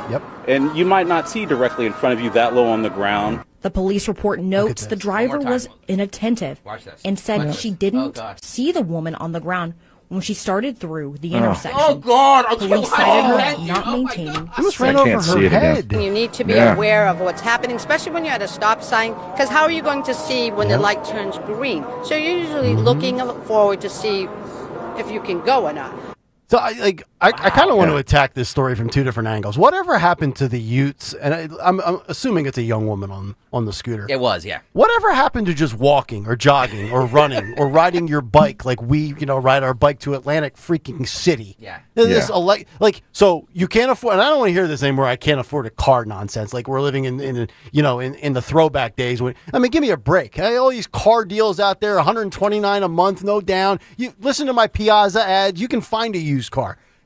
Scooters, by the way, and Sean, you live in Nashville. You get this. You've seen the way the downtown is in Nashville. Those scooters are an eyesore on the city. They're just discarded all over the place. People get on them and off them. I hate the whole. If I was the mayor of a city, I would ban scooters. Ban them. They're an issue when you talk about people riding them on the sidewalk. You're not supposed to do it, and they're in traffic. You got to dodge them the whole thing away. Like you said, what happened to just walking? Mm-hmm. Yeah. What happened to running? Well, you know what it is though. You have to rent them from the city, so it's a money thing. Yep. Yeah. So the city can make a little bit of money off. That's all it is. Of course it is. Scooters jumped the shark for me when Tony Bruno bought one. Every day I leave here and I get out on Market Street, there's somebody coming right across the intersection as I have the right of way to go. And if I'm not aware in my rear view mirror or the side mirror that they're coming up on me, they're going to run right into me. Yeah, exactly. They've got their earphones. The illegals in New York City. All the illegal aliens, some of the illegal aliens in New York City using those scooters to deliver food. Yeah. Mm-hmm. Yeah. Stealing jobs. DoorDash. Shafe on the YouTube chat wants to know how the scooter was. That's a good question. We heard we heard how the woman was, but how was the scooter? Did the scooter survive? I can't believe the woman survived. I know. I can't either. Can we do just the very beginning, just that video one more time? I just want to see that. No, I'm not on. No. Okay, down. She's on the ground for a long time. She is, and she doesn't. I know, it's like a good 5 seconds. I know. She doesn't get up, and then oh my god, yeah, the car just completely runs her. Oh my god, is she unconscious on the ground? I don't she's know. Moving around a little bit. Oh my god, get up. You're in the middle of at the same time too. Right? Yeah. Like you got. Yeah. Your scooter in the middle of the street. Harry. Yeah. Really, you got to get up and get out of the road. Get up, Harry! Come on, let's go. Not good. Not good. But I'm not opposed to cheap clicks. So all of you people who came over to watch that, hit the thumbs up button and hit the subscribe button. Okay. Wow. A Denver health inspector. A Denver health inspector was caught on camera pouring Clorox bleach on a street vendor's food. Oh, yeah. According to the owner, about 100 pounds of food was thrown out. The city of Denver is defending the move, however, saying they had been issuing warnings and citations for weeks. So that clip went viral. Unfortunately, it was a very small snippet without any context of an unfortunate action that was occurring, said Denver's public health director, Danica Lee. We don't have to use bleach, actually, very often, so this was better than unusual situation. The vendor had been warned multiple times and was in the process of trying to pack food up and lock it up. We did have to take a measure to actually destroy the food. Inspectors say that they found workers washing their hands in buckets of dirty water, raw meat sitting out, bad refrigeration, and no sanitizer. Sounds like my mother-in-law's tenant music. Wow. This video courtesy of TMZ. Roll this. So look. Mm-hmm. Just dumping chlorine. What is she doing? She's dumping on them. A video went viral after an employee of the Denver Department of Public Health and Environment poured bleach into a taco vendor's food. Tacos. According to the DDPHE, their investigation of Tacos to Colorado found the vendor was using a garbage can of dirty water as a hand washing station and keeping meats at 54 degrees and 82 degrees instead of the required 135 degrees. They also claim that the food vendor had raw meat in cardboard boxes sitting out on a table instead of in refrigerated storage. Yep. The food stand's owner, Garcia Barrientos, claims that the department has never contacted him prior and that when they showed up, they were not in IDs or badges. However, the video does show that they are in DDPHE labeled shirts with identification on lanyards. TMZ spoke with a City and County of Denver spokesperson who said, over the past several weeks, DDPHE has been closely monitoring Colorado due to serious public health concerns. The vendor has been operating without a required business license and has repeatedly failed to follow essential food safety practices. They also say they were forced to destroy the food on site because the vendor did not have a dumpster. And the volume of the food made it hard for them to quickly remove it themselves. Wow. They've been given ample warnings. Shut them down. Send in ice. I would send in ice. Yeah, And put that meat on ice. I mean, Harry, you're not wrong on this. I would like to know the status of the individual of this this street vendor. You know what I mean? Right. And by the way, I'm a big fan. I love me some food trucks. Oh, I love food trucks. Yeah. But the problem, food trucks are good. The problem is though, is that sometimes you wonder, it's like, what's going on in that food truck? Yeah. What's in there? Yeah. Is that how really, dirty is the? Yeah. Yeah.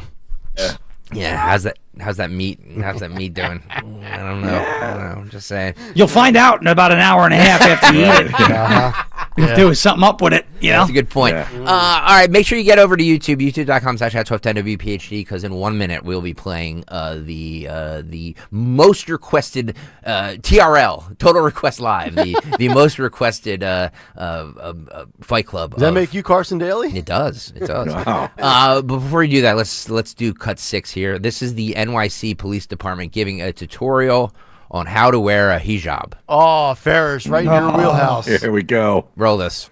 So I'm going to give you a little example. Can you read this, Kayal? So I did. You want to know how to... There's different ways, by the way. You can fit it how you want to, but you can... I can't even figure out what there's... It's called cut off. Short, Yeah, she's one side long. lavender hijab. NYPD PowerPoint presentation. I love a good PowerPoint presentation in the back. It's like learning to tie a tie. Yeah, it is. Yeah. Some days you get creative. You can pick. Which I am terrible at to this day. Is that a Shelby knot? They should have got Dr. Deborah Burks in here. She knows how to wear a scarf. Yeah.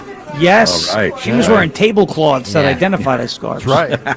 Can you imagine the NYPD is wasting their time Why with does this need to be done is my question. Oh, because they need to be respectful to other cultures. So, Right.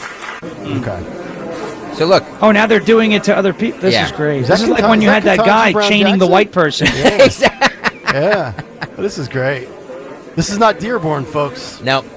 New York City. New York City. Uh-huh. Awesome, man. Yeah, you look great. Yeah, wonderful. Sean, how long until New York becomes London? It's not going to be long. I know. I don't think. The Statue of Liberty is already being fitted for a burqa. So. I give it till Easter. Yeah. No, you're not wrong about Yeah, that. Q1 of 2026. Yeah. Yeah. There you go. Bill de Blasio is going to look like a gem compared to this guy. I'm happy I don't live anywhere near that place anymore. Amen. All right, let's do this. Sponsors! We need sponsors! Kayal and Company Fight Club. We're looking for new sponsors because everybody knows Karen's, death pools, and fights equal rating. You got knocked the out, man! We are gonna knock you out. Fight Club! On this Monday. Yes, we do need if there's a business out there that's willing to put their money where their mouth is. Tri-County Auto was the first to do it. They said, you know what? It was so successful for us. We want the entire cut sheet. So we're whores. We're pimping ourselves out. Mm-hmm. What business wants to sponsor Fight Club? What business has the balls to sponsor Fight Club? Yeah. Step right up. Send me an email, greg.stocker@odyssey.com. You can do it because it's the most viewed segment we do on YouTube. So your business will be right there out for everybody to see. Mm-hmm. All right, today's happened at a Taco Bell. Uh-oh. We haven't had a Taco Bell yet, guys. Well, you throw Frank's Red Hot on the menu, all of a sudden things happen. So this happened between a customer and an employee at a Taco Bell. Maybe the chalupa wasn't crunchy enough. Yeah. Maybe there was Clorox on the taco meat. No, that could have been. It could have been the Clorox. It's a good question. That's a good. Yeah. A bleach burrito. Didn't get enough napkins. Yeah, they never give enough napkins. You ever notice that everywhere you go, they just never give you I know. enough napkins? I know. It's so infuriating. Yeah. Or they're over there. You couldn't just put it on my plate for me or my tray. You know, like my daughters this weekend they had a sleepover. Yeah, boy. So I said, okay, we'll do Starbucks. Go through the drive-through, get 4 breakfast sandwiches. I got 2 napkins. Yeah, $100. I looked, $100 basically. I financed it for 50 years. I was told to make my life more affordable. So I looked into it. I said, dear, can we get a little more? I mean, 2 napkins here? Deer? Yeah. Did you go deer? I deered her, yeah. Oh. Yeah, well, I'm 42 now, Har. Yeah, these girls are 25 years younger than me. Right. I'm not a spring chicken anymore. Deer, yeah. Deer. A couple more napkins. By the way, I don't want to set the company back. By the way, these Starbucks employees want to make $25, $30 an hour or whatever they're fighting for. They should be in a straitjacket. They should earn it. Then you're right, Harry. They should earn it. Yeah, they should earn it. Baristas, they call them. Right. Yeah. Right. They're oppressed because they get paid. They get paid more than radio producers to pour coffee. All right, YouTube.com/@1210WPHT to watch this. Are we ready? Yep. Let's roll it. Oh boy. Yep. Whoa. I said Crunchwrap Supreme. Yep. Now they're holding the employees back. Oh. Yep. Now there's a brave staffer. She's got gloves on. So she's following him. Oh, man. Now they're going down towards the restroom. They're going back towards the restroom. Yep. Taco Bell. Live Mas. Always pulling the hair. Pulling the hair. It's always, there's always got to be. Oh, there's weave on the ground. There's a weave We've on the lost ground. the weave. Yeah, we've lost the weave. We've lost footwear. We've lost. You notice? I think I saw flip flops. Yeah, it's true. Crocs. Yep. There it is. Crocs and socks. That's crazy. Yep. We got a double weave pull here. Always at nighttime too.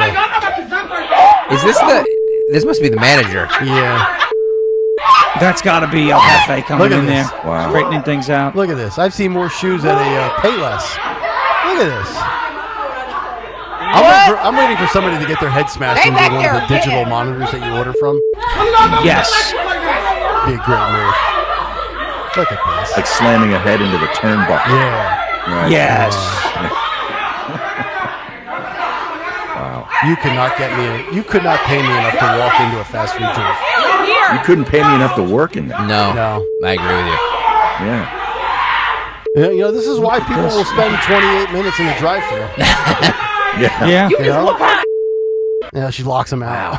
She locked him We're out. closed. Nice job. Mop the floors. We're going home. Where's my friend 91LSX? Who every time we play one of these, he has the quote of the century by saying the American dream is moving away from neighborhoods like this. Yes. Very true. Yes. It's Now you see Can't why, argue with it. Now you see why DoorDash has become so popular. Right. Right. It's true. It's who wants to sit there and be involved in that nonsense? I don't even want to interact with the driver. Just leave it on the You know what we doorstep should and get do? the hell out of here. What? I have a great idea. What? You ever see these shows where they're trying to find Bigfoot and they're like in the woods with the cameras trying to catch it? Sure. We should do the same thing, but do this at Waffle House at 2 a.m. and just sit there and wait for a fight to break out and catch it. And you'll have a better TV show, I think, than the Bigfoot show. It's absolutely true. It's absolutely true. I love That and my personal favorite, The Curse of Oak Island, where they find nothing, and they've done that for 13 years, but I still watch it, so it's great. I was always wondering, like, I see advertisements for that all the time, Sean. Is Best show in the world. Is it? Okay. What show? Yeah, except the Curse of Oak Island. Yeah. But they don't find anything. But it's still the best show in They the world. never do. It's unbelievable. My wife's been watching those shows for 25 years now. Did I ever find Bigfoot? Did I ever find the river monster? No, they'll tell you the whatever they're looking Bigfoot, for? when they're out in the woods looking for Bigfoot, every single noise in the woods is Bigfoot. They're like, that sounded like a Sasquatch. I was like, really? It sounded like a squirrel. Yeah. Ferris, it's amazing. But I watch it. I watch it because I like those shows. We found Bin Laden and we found Saddam Hussein. We can't find Bigfoot. It's true. No, and we can't get to the bottom of Oak Island. Right. Which is fine because I want the show to go on forever. I don't ever want it to end. What happens first? Fully unredacted Epstein files or Bigfoot? Bigfoot, 100%. Bigfoot, yes. Bigfoot's already, it's arguable that Bigfoot's already been found. That's true. Her name is just Letitia James, and she's from New York. Big balls. By the way, maybe She's right there. Look at that. Look at that. Warning, please do not feed the Sasquatch. Do not feed the Sasquatch. That's Letitia James. And Letitia James suffers from a rare disease called atchaphoia. One eye looking at you, one eye looking for you. You ever notice she's kind of... It's amazing.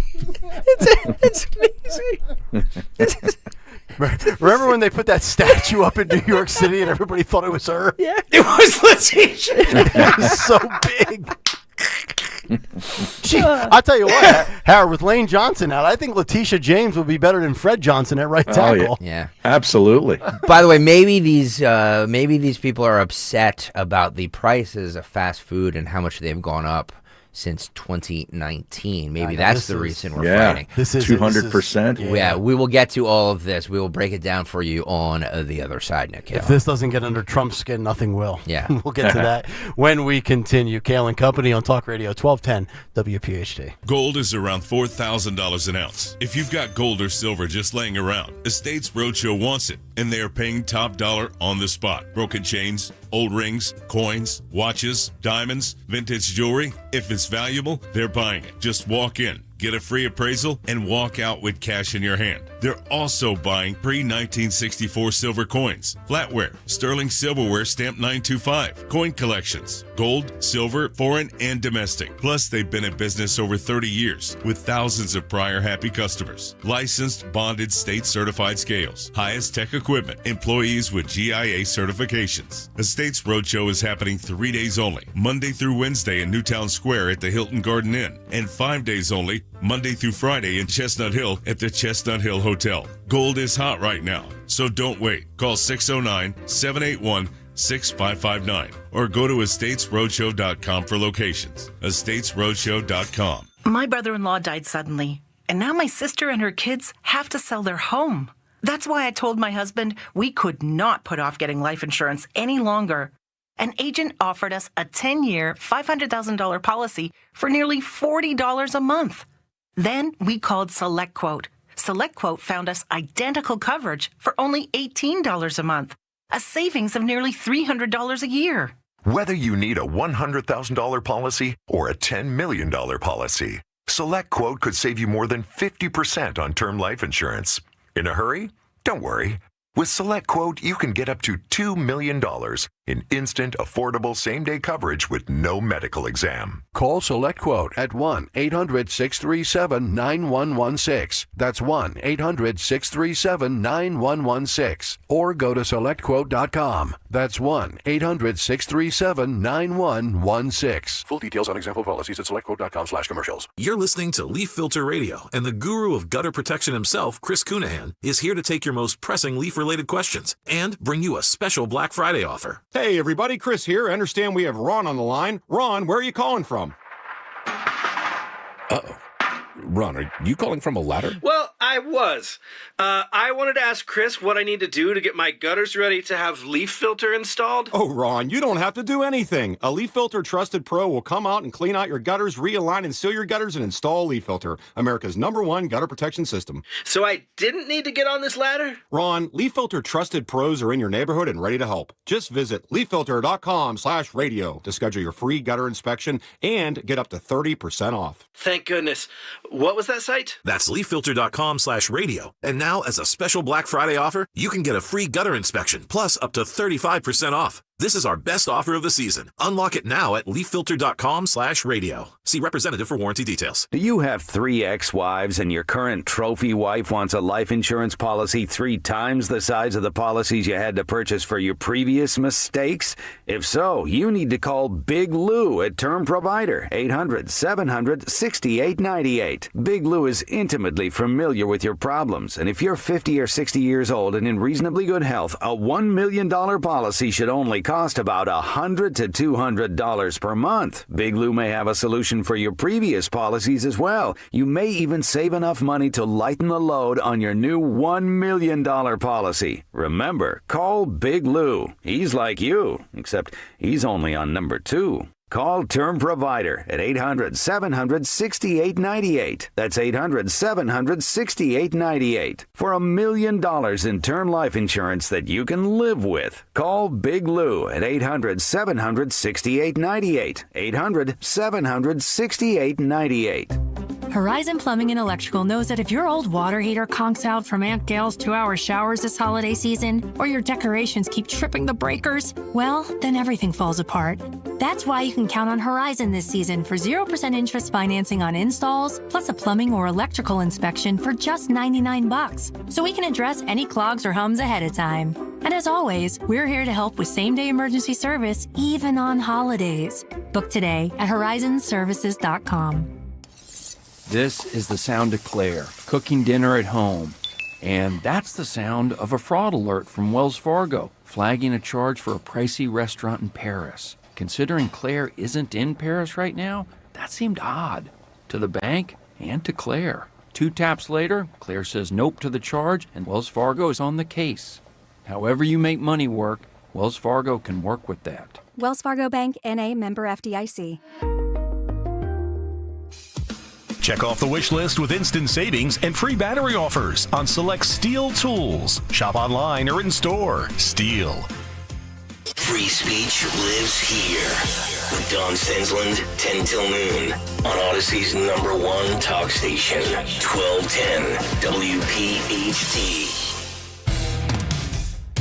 9 o'clock hour, Kayal and Company in full swing here on a Monday morning. It's brought to you by Joseph Anthony Retreat Spa and Salon.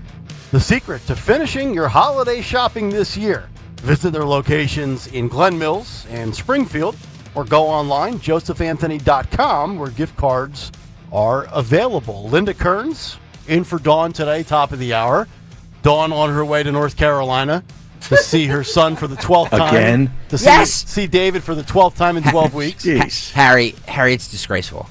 She asked me, because she was originally supposed to work today and tomorrow. And she asked me, she goes, my son's in a play and I like to drive to North Carolina. I said, isn't he coming home for Thanksgiving? She goes, yeah, but I want to say, I'm like, what? What? Could have saved a lot of money. You should have to do the show from remote down in Greensboro or something.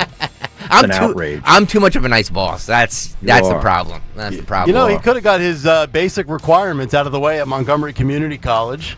That's saved right. The whole lot of money. What do you think the odds are that he actually just doesn't go back for the new year once he comes over Christmas break? Well, I mean, what does it matter? His mom comes down all the time. She flies him home whenever he wants to. Like it's like being at Montgomery Community College. He can come home whenever he wants to. Right. Yeah. And I thought my treks from Williamsport my freshman year were frequent, coming back from the Little League World Series where I went to college at Lycoming, and that's about what do you think that is, Harry, to Williamsport? 2 hours? Yeah, 2 hours. 2.5? Yeah. My parents were pissed that I was coming back once a month. Yeah. Right. And then I came back for good with a 1.3 GPA. And I was destined for community college. Speaking of that, where are we going to be next Friday, Kayal? How about this? Next Friday. December the 5th, Piazza Auto Group with their toy drive benefiting the Salvation Army of Greater Philadelphia for the 7th year in a row. All 40, that's right, count them, 40 Piazza dealerships will be collecting new unwrapped toys from you to make Christmas a little brighter for underserved kids in our community. So all you people in the YouTube chat, all you cheapskates out there, stop by, even if you can't hang out, just stop by in Delco. In Baltimore Pike. Baltimore Pike there, Springfield.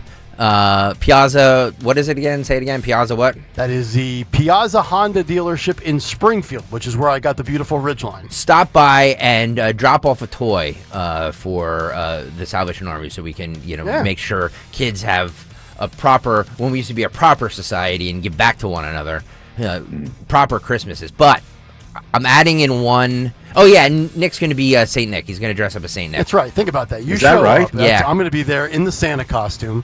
Wow. For a minimum of 4 hours, and you can sit on my lap. Females only. 5 hours actually. 5 hours. 6 to 11. Yeah. That's better. You're going to be Santa for 5 hours. Wow. I'm going to do the big take with the beard. Going to itch. Yeah. Well, here's the thing, Sean. You're gonna sweat so much in that suit. Yeah, I'm gonna smell like one of those guys on your flights that smell like an onion. On the flights, yeah, you're gonna smell like onions. So I was researching. Smell like Jerry Nadler. I was researching over the weekend Grinch costumes. So I think I found one. I think I found a Grinch costume. For you. I know. I thought you were supposed to be Frosty. Yeah, people are saying that I should be the Grinch because it kind of fits my personality more. Yes. You know. Jimmy Kelly wants you to play his Christmas song right now. Well, we tell him to just Tell relax. him all. I We tell him have all the 25 time. days until Christmas. I tell him all the time. He's up my ass constantly. Christmas before Thanksgiving is a little. I agree with you. I feel like that's bad form. I agree with you. That's why we're gonna. That's where. But the reason we're promoting this, so we're gonna be out there starting at 6 a.m. next Friday, December 5th. We're also going to do another register to win fourth box. So if you like, Mike Carr won back in September. He was great. He was great on That the was show. fun. He was great on the show. We're going to do a register to win. So if you stop by, drop off a toy, and register to win to be the fourth box on Kayal and Company. Yeah. All starting at 6 a.m. next Friday, December 5th. Yes. So What please is stop Dawn out. dressing as? An elf? A sexy elf. A MAGA Oh, elf. yeah? A MAGA elf. But nobody wins the fourth box if we don't get 400 likes on YouTube. Oh, look at Closing you. in on it. Sean, I love this. Because this It's called the art of the deal. Because this is, you know why, Sean? Because this is just as much your show as it is ours. So you take control and you tell these people. Shame them right now. Yeah, you tell these people to. I need 9 people right now to hit that thumbs up button. 9. I mean, it's not a lot. It's not even like, you're not asking for the world. Well, Don't yeah. make us move the Fair, we can fair. move the goalpost to 500 if you don't want to. Shame. I want you to, on command here, shame the audience for likes as the commander-in-chief, Donald Trump. Well, I think you're very lazy people. All you have to do is hit the. You just got to hit the thumbs up button. You got to hit the like. You're watching the show. You've been watching for hours. And you're not doing anything about it. You're not even showing your appreciation. Very lazy people. Let's go. You got to have ratings. We do have ratings. That's exactly right. Sorry. Now, how would, Sean Farish, how would legendary Hall of Fame New York sports talk radio host Mike Francesa shame his audience into YouTube likes? Listen, you get lost. You don't hit the like button, you get lost. Okay? What's the worst performance than the New York Jets every Sunday? Not saying a lot. Okay, back after this. Thank you. Back after this. All right, let's do the McDonald's price increase from 2019 to 2024. Oh, this is staggering. This is actually staggering when you hear some of these numbers. Roll this. This out. French fries used to be $1.79. Now they're $4.19. I need some help with this. Let me bring in Renmack, head of economic research. I mean, to me, this is the story. And from 2019 to 2024, a cheeseburger went up 215%. What I'm curious about, was there a time where economists felt like maybe a burger, like eggs, are inelastic, like you can keep raising prices, but they were still cheap enough no one would blink? Well, at some point, I mean, people are going to start responding to higher prices, and that might be happening. But I think the bigger story, Charles, is that labor markets are slowing down, and that's probably going to affect their consumer base more so than prices at this point. What about, I don't know how you weigh this, but the reporting has been ultra negative, right? You look at Michigan sentiment, unsolicited responses. I heard something negative about the economy or the administration. There's never been anything like this. Can the negative stories themselves have a self-fulfilling impact? At some level, I mean, one of the ways bad things happen is through an element of surprise, right? I mean, remember, going into the year, everyone thought things were going to be fine. And we had a very big downward revision to GDP growth expectations inside of 4 months. You see there, and it was a little bit hard with that camera footage, but, I mean, it was the Big Mac, the Quarter Pounder, the McChicken fries. They're all up, 100%, 200%, 300%. So let me just read this. Medium French fries went from $1.79 to $4.19. The McChicken went from $1.29 to $3.89. The Big Mac went from $3.99 to $7.49. Oh, yeah. Wow. 10 nuggets went from $4.49 to $7.58, and a cheeseburger went from $1. A cheeseburger was $1? Really? Yeah, the dollar menu. Yeah, well, they used to have the dollar menu back then, yeah. And remember, the double cheeseburger. $1.08 after taxes, by the way. The double cheeseburger was on the dollar menu about 25 years ago. That was the best item. That was the most quality item. But now they're called the McDouble, and they're smaller. They've shrunk the size. Shrinkflation. Well, let's ask the question. When Biden and Harris were talking about price gouging and shrinkflation, how accurate were they? Because I would say there's probably some truth to it. But here's that financial correspondent next to Charles Payne is right. Eventually, we, the consumer, have to say, we're not paying for it anymore. Yeah. They'll lower when the demand drops, they'll dip the prices. Well, here's the thing, too. That's right. Is that all these fast food employees went $20 minimum wage. You know what I mean? Right. So like they want to be paid more. Well, stuff is going to cost more then if they want to be paid more, right? And Right. I think too, because my daughters love McDonald's. When you go through the drive-thru, I don't know that there's a meal like a number 1, a number 4, a number 7. I don't think there's anything under $9 for a meal now. You know, Well, the president loves McDonald's. I wonder what he thinks about it. Well, all right. To that point, like I got my son a Happy Meal, and I think it's like $6. Well, it's kids. Yeah. Wow. I'm talking adult-sized meals, and you get a toy with that too. Well, so. And it's only It's only the 4-piece nugget, so it's not even the 6-piece nugget. When do they stop serving breakfast? Is it 10:30 or 11? I think it's all day now. Is it really? I think so. It used to be breakfast is all day now. I think so. I think you can get breakfast. That's a It used to scam be- because you used know to what? like It should 10:30. be dinner should be all day. I don't want to have to wait till 11. If I want McNuggets at 10 in the morning, I should be able to get them. You know what? It's a great point. If I want a quarter pounder at 8:15 in the morning, I want a quarter pounder. Speaking of this, Senator Joni Ernst sounded the alarm that over $500 million has been spent on fast food across multiple states. So she has a bill that she filed banning SNAP dollars from being spent at fast food restaurants. Good. This is 18. Go. Yep. What we have found is that within the SNAP program, there is a way for certain states to apply for programs that allow those SNAP dollars to go to fast food restaurants. There are currently 9 states that allow that. And what we have found is in just the last 2 years, taxpayer dollars going into SNAP, those SNAP dollars of the amount of $524 million was spent on fast food. We know that we have health issues across the board here in the United States of America. Those SNAP dollars, and I'll remind everybody that the N in SNAP stands for nutrition, should not be going to fast food. You know, Sean, I find it interesting. Again, if you're seriously permanently disabled, I exclude you from the conversation. But the people that are healthy and just not willing or don't want to work that benefit from these programs. Look, if you're going to depend on the government to feed you, you're going to follow the rules, and the government's going to say you can't use it on X, Y, or Z. And you know why?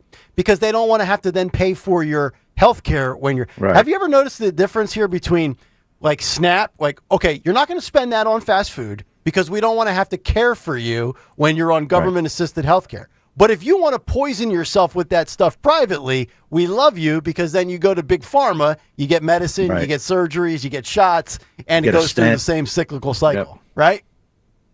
Yeah, I find that interesting, and they're not going to tell you. Well, first of all, I don't want the government telling me what I can and can't spend my own money on. So if I want to eat exclusively McDonald's and get sick, and have health problems, That's then your right. Then it's my right to do that, right? Yeah. I mean, but the government also has the right at that point to protect the taxpayer and say that this is the supplemental nutrition assistance program, and there's no nutrition in McDonald's.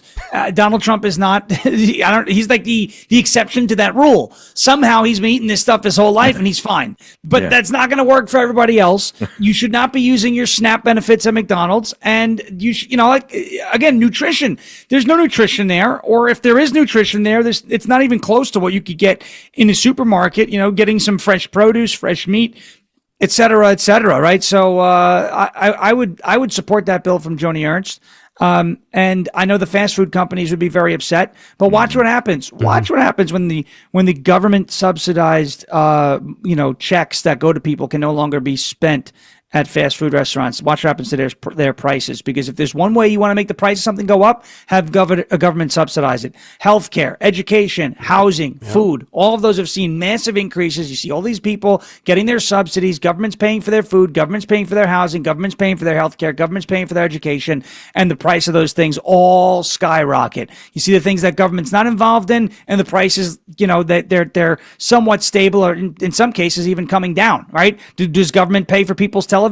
No. What has happened to the cost of TVs? Right? They've gotten increasingly. You can go into a Walmart today. I know it's Greg's favorite place to shop. You can go into a Walmart today. You can go to any store today. You could find something for under $200. You could find a 40+ inch television that's HD. It'll get the job done. Right? You couldn't find that 10, 20 years ago, but you can now. Okay. Yep. The number one way to make the cost of something go up, the price on the shelf, have government subsidize it. See what happens. Get ready, New York. I'm getting ready for hockey season. Oh, yeah. Gritty's here. Gritty? Gritty is staring at me. Oh, no, Gritty. Through the door. Who is that? It's the Flyers the mascot for the Flyers. Bring him in. Oh, boy. Yeah, come here, Gritty. Come here, Gritty. YouTube. We're on YouTube, Gritty. Say hello to the camera, Gritty. There you go. Do the one. Why? Let me. Can I ask you, so Philly? Yeah. What is up with you with the mascots? I know. You got the Fanatic. Yeah. You got. I don't know what that was. Yeah. That looked like, I don't know. Gritty. Interesting. Like that. Oh, when you haven't won a cup since '75, you have to do things like this. You got to entertain. Look like people Joy Behar. That's right. But I'll tell you what, if you're a Flyers fan, you're not going to get a Stanley Cup anytime soon, but you can get a Wawa gift card. How about this? Check out your holiday shopping by scratching off things off your list that everybody's going to love. You know, whether you're a kid and you play Roblox, or you're like my daughters and you can't get enough of the lotion and the scents from Sephora, or if you're an adult and you're looking for some quick eats on the fly, or perhaps a Visa gift card, Wawa is the perfect gift for everybody in your life on the fly. You can knock them out real quick. Teachers, coworkers, delivery drivers, family gift swaps. They make great stocking stuffers. You drop in a $25 or a $50 gift card for Wawa for a niece or nephew. They're going to love you. Holiday shopping made easy. Stop at Wawa, your one-stop gift card shop. See store for details, because at the end of the day, you got to have a Wawa. I'm John Morgan of Morgan & Morgan. A question I get all the time is, how did we become the largest injury firm in the world? We have over 1,000 lawyers in all 50 states and close to 6,000 coworkers. Our call center is on duty 24/7. You can reach us at any time at forthepeople.com. But the real reason is we won a lot. When you visit our website, go to our verdicts and settlements.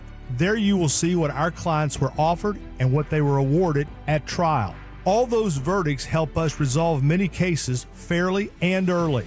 You see, nothing beats reputation. The insurance industry knows who we are. We even have insurance adjusters call us for representation because they know too. We've made it easy.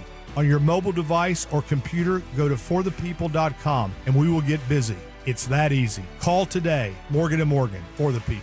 Injured? Dial #law or visit forthepeople.com for an office near you. Hi, this is Larry Steinhaus, and I want to let you know that I buy houses. I buy houses from people that may be a tired landlord, maybe somebody who's having trouble selling their house, or maybe someone who needs to sell their house quickly. Well, all you need to do is call 855-939-1137. That's 855-939-1137, and I promise to answer the phone and help you with your situation. That's right, your house may be cluttered. It may be a house that a relative left you, or it may just be a house you just want to get rid of. 855-939-1137. Experience Casino Ordinary at Bet365. Gambling problem? Call or text 1-800-GAMBLER. 21 plus only. Must be physically present in New Jersey and Pennsylvania. T&Cs apply. You're listening to Leaf Filter Radio, and the guru of gutter protection himself, Chris Cunahan, is here to take your most pressing leaf-related questions and bring you a special Black Friday offer. Hey, everybody, Chris here. I understand we have Ron on the line. Ron, where are you calling from? Uh-oh. Ron, are you calling from a ladder? Well, I was. I wanted to ask Chris what I need to do to get my gutters ready to have leaf filter installed. Oh, Ron, you don't have to do anything. A Leaf Filter Trusted Pro will come out and clean out your gutters, realign and seal your gutters, and install Leaf Filter, America's #1 gutter protection system. So I didn't need to get on this ladder? Ron, Leaf Filter Trusted Pros are in your neighborhood and ready to help. Just visit leaffilter.com/deal to schedule your free gutter inspection and get up to 30% off. Thank goodness. What was that site? That's leaffilter.com/deal. And now, as a special Black Friday offer, you can get a free gutter inspection, plus up to 35% off. This is our best offer of the season. Unlock it now at leaffilter.com/deal. See representative for warranty details. Hey, Jeff, looks like your business is really booming, even in a tough time for businesses like ours. Hey, Mike. Yeah, thanks to LendSeek, our business was able to take care of some outstanding bills and taxes and to purchase inventory and expand our product lines. Wow. You know, my business needs working capital, but only from a reputable company that I can trust and count on. How does LendSeek work? Fast and easy. Just apply at lendseek.com. Their AI lending platform gave my business access to over 100 funding programs with one simple application. And it costs nothing to apply. At lendseek.com, you can receive business funding with no collateral, no prepayment penalties, and no restrictions on how you use the funds. Whatever your funding needs are, seek no more. Our AI lending marketplace has you covered. If you've been in business at least 1 year with annual revenue of at least $250,000, you could get the funding your business needs in as little as 20 24 hours. There's no obligation, so apply today at lendseek.com. That's LENDSEEK.com. Now you can listen to Talk Radio 1210 WPHT on the iHeartRadio app. All right, coming down the stretch here on a Monday, the cut sheet about to conclude. Phil Almquist will have what occurred today in music history. We have our morning mystery movie clip from Jimmy Kelly. And then top of the hour, we have Linda Kearns in for Dawn Stensland. Last week we talked a lot about this viral video that some of these Democrat congresspeople released on troops following through on what they said were illegal orders. That was the big hubbub. They released that. It was Slotkin. It was who's the woman from this area? Chrissy Houlihan. Chrissy Houlihan. County. A bunch of them, and Jason Crow. And Trump then responded by saying that they should be tried for treason. Of course, the penalty for treason is death. So everybody was in a hubbub over that. Slotkin, Senator Slotkin was on one of the morning shows yesterday and was asked about these illegal orders that are being made these illegal orders that the troops are being made to. Yeah, I think she was on with Raditz. Follow out, and she couldn't name one. Of course. Roll this. And here's what White House Press Secretary Caroline Leavitt said about your video. They're suggesting, Nancy, that the president has given illegal orders, which he has not. Every single order that is given to this United States military by this commander-in-chief and through this chain of command, through the Secretary of War, is lawful. Is that an accurate statement?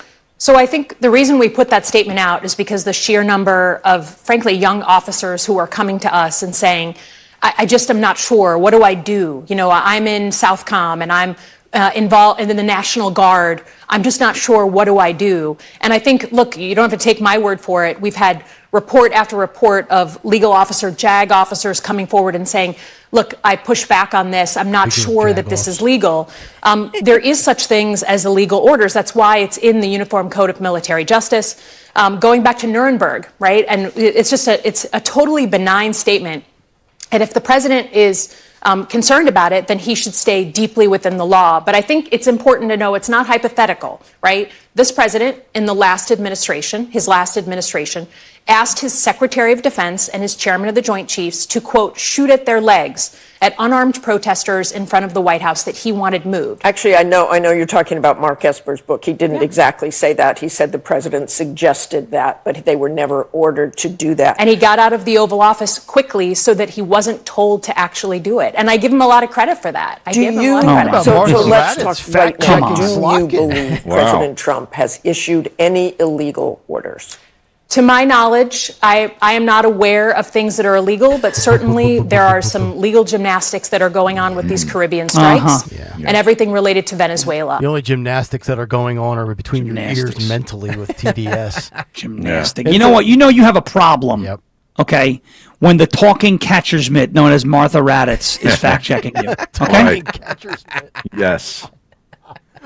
I mean, seriously, you know you have a problem with you're that. going to imply or adamantly say he's doing something illegal. So then there should be something in writing that says what the lawful or unlawful act is. Then explain what he's doing specifically illegally. And, well, it's gymnastics. Well, you don't understand that he was going to do something illegal. So the guy left the office and he was clearly, the Caribbean, he was going to do things that were illegal again. And so, we made sure that the military knew not to do the things that were going to be illegal, even though there were no illegal things done. Talk about gymnastics, right? My goodness. What are Democrats and legacy media going to do when Trump retires? Yeah. It's going to be a boring... I'm never going to retire. Because long live the king. You understand what I'm talking about, right? Long live the king. Look at that. The strongest and greatest. The king. Look at that. They said, where's your crown, King Nothing? I said, I'm not King Nothing. I'm King Everything. Where's your crown, King Nothing? Nice Metallica reference. Metallica, right? Yeah, good job for you. Nice. Senator James Hetfield very well. Senator Rand Paul was asked about this on the Sunday shows. Ramen Noodlehead. 35. Not RuPaul. Ralph Noodlehead. He does have odd hair. 35. Go. 35, Phil. I know the president himself has survived these 2 attempts on his life. You've talked to us about those risks to him. And then we had this killing of Charlie Kirk just a few months ago. Is the president holding himself to the same standard that he is asking of others when it comes to dialing back dangerous rhetoric? You know, everybody knows that the president is famous for his unfiltered social media. But if you take at face value the idea that calling your opponents traitors and then specifically saying that it warrants the death penalty is reckless, inappropriate, irresponsible. There are a number of other ways to describe it, but it's not something that is helping the country heal wounds. I think it stirs things up, and really, I think we can do better. Well, on the Homeland Security front, I understand you are chair of that committee, and so you have some insight into some of these domestic threats. It's not just these Democratic lawmakers. We saw out in the state of Indiana, 4 Republican state senators were targeted by swatting threats amid President Trump's public pressure on them to redistrict their state. Just a few weeks ago, we did see one of the convicted January 6 rioters, who was then pardoned by President Trump, arrested for threatening to kill minority leader Hakeem Jeffries. I mean, are we at the point here where it's not just unfiltered social media posts, but truly dangerous rhetoric? Well, you know, I've been on the receiving side of this. Even my father, who's been retired for some time, has been on the receiving end of swatting. Police are called, says there's an emergency in the home, and the goal is to, have someone draw a gun and be killed as the police come in, supposedly to rescue someone who's not really in need of being rescued. So I think both sides have been doing this, and I think the language on treason and traitors, both to Republicans and Democrats, is, as I said, reckless, inappropriate, irresponsible. Yeah. Okay. Didn't his neighbor try to beat him up once? It did beat him up. It did beat him up. Yeah. Rand Paul's useless. Which is bad. Unless he's grilling Fauci. Other than that, I got no time for him. And by the way, too, I'm just tired of hearing dangerous rhetoric and all this stuff. How enjoyable do you think Thanksgiving is with the Brennans? Oh, Margaret Brennan. Could you imagine spending Thanksgiving with that broad? No. Yeah. I don't really care, Margaret. Sure. Pass the turkey. That was J.D. Vance early in the term. I don't really care, Margaret. Now the new I don't really care, Margaret is Quiet Piggy. You're having a sip of wine. You're shoveling stuffing in your mouth, and she goes, "Boy, how about that dangerous rhetoric in our country?" I would throw the stuffing at her. I bet she gets into the liquor cabinet, though. Oh, yeah. Rand Paul kind of looks like he lost a step, huh? Didn't you sound a little more like kind of defeated and just kind of like, okay, I've done this. He used to be a little more spunky. Yeah. He's not anymore. I don't know. Yeah, must not be up for re-election for another couple of years. Trump taking the spunk. Trump taking the spunk out of him, Sean. I think so. He got the spunk drained from him. Yeah. So did Massey. Massey's even worse. That's your boy. My boy. Yeah, he blocked me on social media. Yeah, my boy. By the way, Thomas Massey. By the way, the balance of power with Marjorie Taylor Greene resigning is going to be, because it's going to be like her and Massey are the two deciding, right? Yeah. Schumer's going to retire. Pelosi's retiring. Pelosi. They all rode the Trump train for better or worse, and now they're all getting off of their exits. Mm-hmm. Yep. There we go. All right, Farish, have a great show. We'll talk to you soon, buddy. Thank you. All right, sounds good, guys. Have a happy Thanksgiving. Thanks. All right. See you, Sean. Harry Mays, we'll see you as well. Thanks, pal. All right, you got it. Have a great Thanksgiving. You got it. We'll come back and get to Phil Almquist and Jimmy Kelly, movies, music, and then coming up top of the hour, Linda Kearns as everybody exits the Zoom. I love that. It's like senators getting off the Trump turnpike, one exit after the other. Back after this. Dawn Stensland here. Happy Honda Days. You've heard me talk about my family and 7 different Piazza Hondas. You can get your clearance deals on select 2025 models at Piazza Honda, like 0.99% for 60 months on a new Honda Ridgeline. Lease a new Honda Accord for just $229 a month, or a Honda Pilot for only $399 a month, both for 36 months. Piazza Honda of Philadelphia, Langhorne, Pottstown, Reading, or Springfield, PIAZZA, PiazzaHonda.com. Tell Dawn sent you. At Crash Proof Retirement, we understand that out of all the threats to your retirement future, your health is the greatest. That's why our firm offers unique asset-based long-term care strategies to provide financial stability to our clients, like Donna McMacken. 70% of people will one day need long-term care. I went through this with my mother. I had to liquidate all of her assets and sell her house, and I don't want that for me. Should the need arrive, the long-term care policy that I have through Crash Proof covers $9,000 per month in care. Should I be fortunate and not have to use that, it goes to my beneficiaries. I've been Crash Proof since 2013, and still I've never paid them a fee. Schedule an appointment to see if you qualify for asset-based long-term care. Call 800-722-9728 or visit crashproofretirement.com. I'm Ed Evans, CEO of Consumer Cellular. Ever wonder why Big Wireless wants you on unlimited plan? They probably want you to cover the cost of those 20-somethings using all that data every month. But most people 50 and up like me only use 12 gigs or less. Don't get bamboozled by Big Wireless. Switch to Consumer Cellular. Our plans start at just $20, and we use the same towers as the big guys. Join the millions who choose something better, because if you're not using all that data, you're probably getting used. Call 1-888-FREEDOM, visit consumercellular.com/fax or store near you. Plans include $5 credit for auto pay and e-billing. See site for additional facts. My name is Whitney Allen. I am a widow. My husband Ryan died. We never thought in a million years we'd have to use life insurance. The unexpected happened. With Ethos, it is so fast and easy. It's 100% online. You can get a quote in seconds, apply in minutes, and get same-day coverage. No medical exams, and you can get up to $3 million worth of coverage through Ethos. Get your free quote at ethos.com/radio. That's ethos.com/radio. Time spent on application may vary. Online health questions required. You're listening to Leaf Filter Radio, and the guru of gutter protection himself, Chris Cunahan, is here to take your most pressing leaf-related questions and bring you a special Black Friday offer. Hey, everybody, Chris here. I understand we have Ron on the line. Ron, where are you calling from? Uh-oh. Ron, are you calling from a ladder? Well, I was. I wanted to ask Chris what I need to do to get my gutters ready to have leaf filter installed. Oh, Ron, you don't have to do anything. A Leaf Filter Trusted Pro will come out and clean out your gutters, realign and seal your gutters, and install Leaf Filter, America's #1 gutter protection system. So I didn't need to get on this ladder? Ron, Leaf Filter Trusted Pros are in your neighborhood and ready to help. Just visit leaffilter.com/deal to schedule your free gutter inspection and get up to 30% off. Thank goodness. What was that site? That's leaffilter.com/deal. And now, as a special Black Friday offer, you can get a free gutter inspection, plus up to 35% off. This is our best offer of the season. Unlock it now at leaffilter.com/deal. See representative for warranty details. B101 is spreading holiday cheer throughout Philly. Tune in for the soundtrack to your Christmas season, featuring all the holiday songs you love. Christmas music all day, every day, only on B101, Philly's official Christmas station.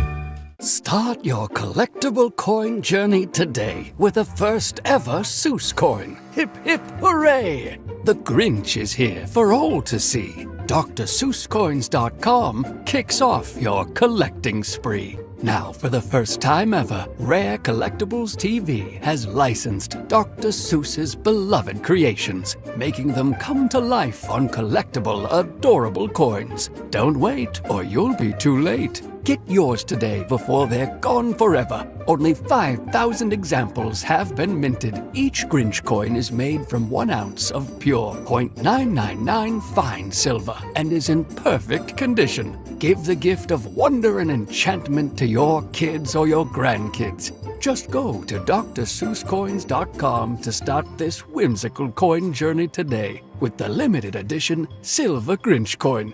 That's DrSeussCoins.com, DrSeussCoins.com. Have you subscribed to our YouTube channel yet? Not yet. Do it today. Okay. At 1210 WPHT. Winding things down here on a Monday morning. It's Kayal and Company. Nick Kayal, Greg Stocker. Appreciate Sean Farish and Harry Mays today. Linda Kearns is in for Dawn, and she will take over at the top of the hour. And she is somewhat in the middle box. You can see Linda and Phil merge a little bit closer. Pretend you guys are friends. I didn't know if there you go. We are friends. We absolutely are friends. We are. Beautiful. Linda will be taking over for Dawn at the top of the hour. But first, It's time for Phil Almquist and what occurred today in music history. What happened on this day in music history? Music history on Kayal and Company. Today, November 24th, we celebrate the birthday of Chris Hayes from Huey Lewis and the News, who's 68.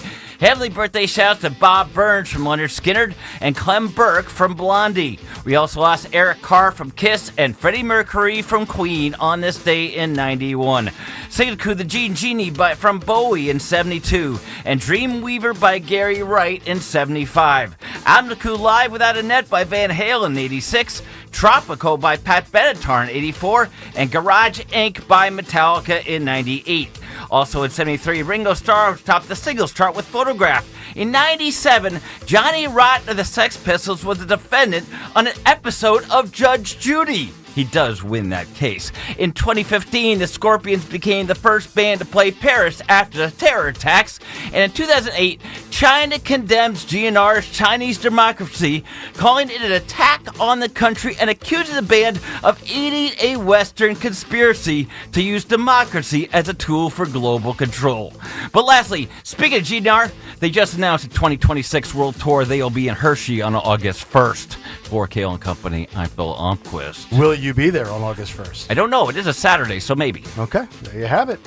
Phil Almquist with what occurred today in music history. They don't sound like they used to anymore. That's true. I can't. You know, they go 3 hours now, though, which is, you know. And they play the same set list since 2015, which was, by the way, the same set list they played in 1991 and 1988. Which is why I probably won't be there, but never. Who knows? Hey, and I'm like one of the biggest Guns N' Roses. I love Guns N' Roses, but I just like look. If you can go 3 hours at that age, more power to you. Yeah, amen to that. Wait a minute, Phil. Considering I'm going to be interviewing G-Love later, G-Love! you couldn't find something in your Today Music History about G-Love? You were covering G-Love the whole time, so I didn't need Okay, to. good excuse. The first time G-Love will ever be on 1210 WPHT, and I'm very excited about that, by the way. And by the way, when he announced that tour, I announced it live on this. You did. You always give G-Love the love, the Philly love. Nothing with Elvis today, though? No, I tried. There was really nothing big. Okay.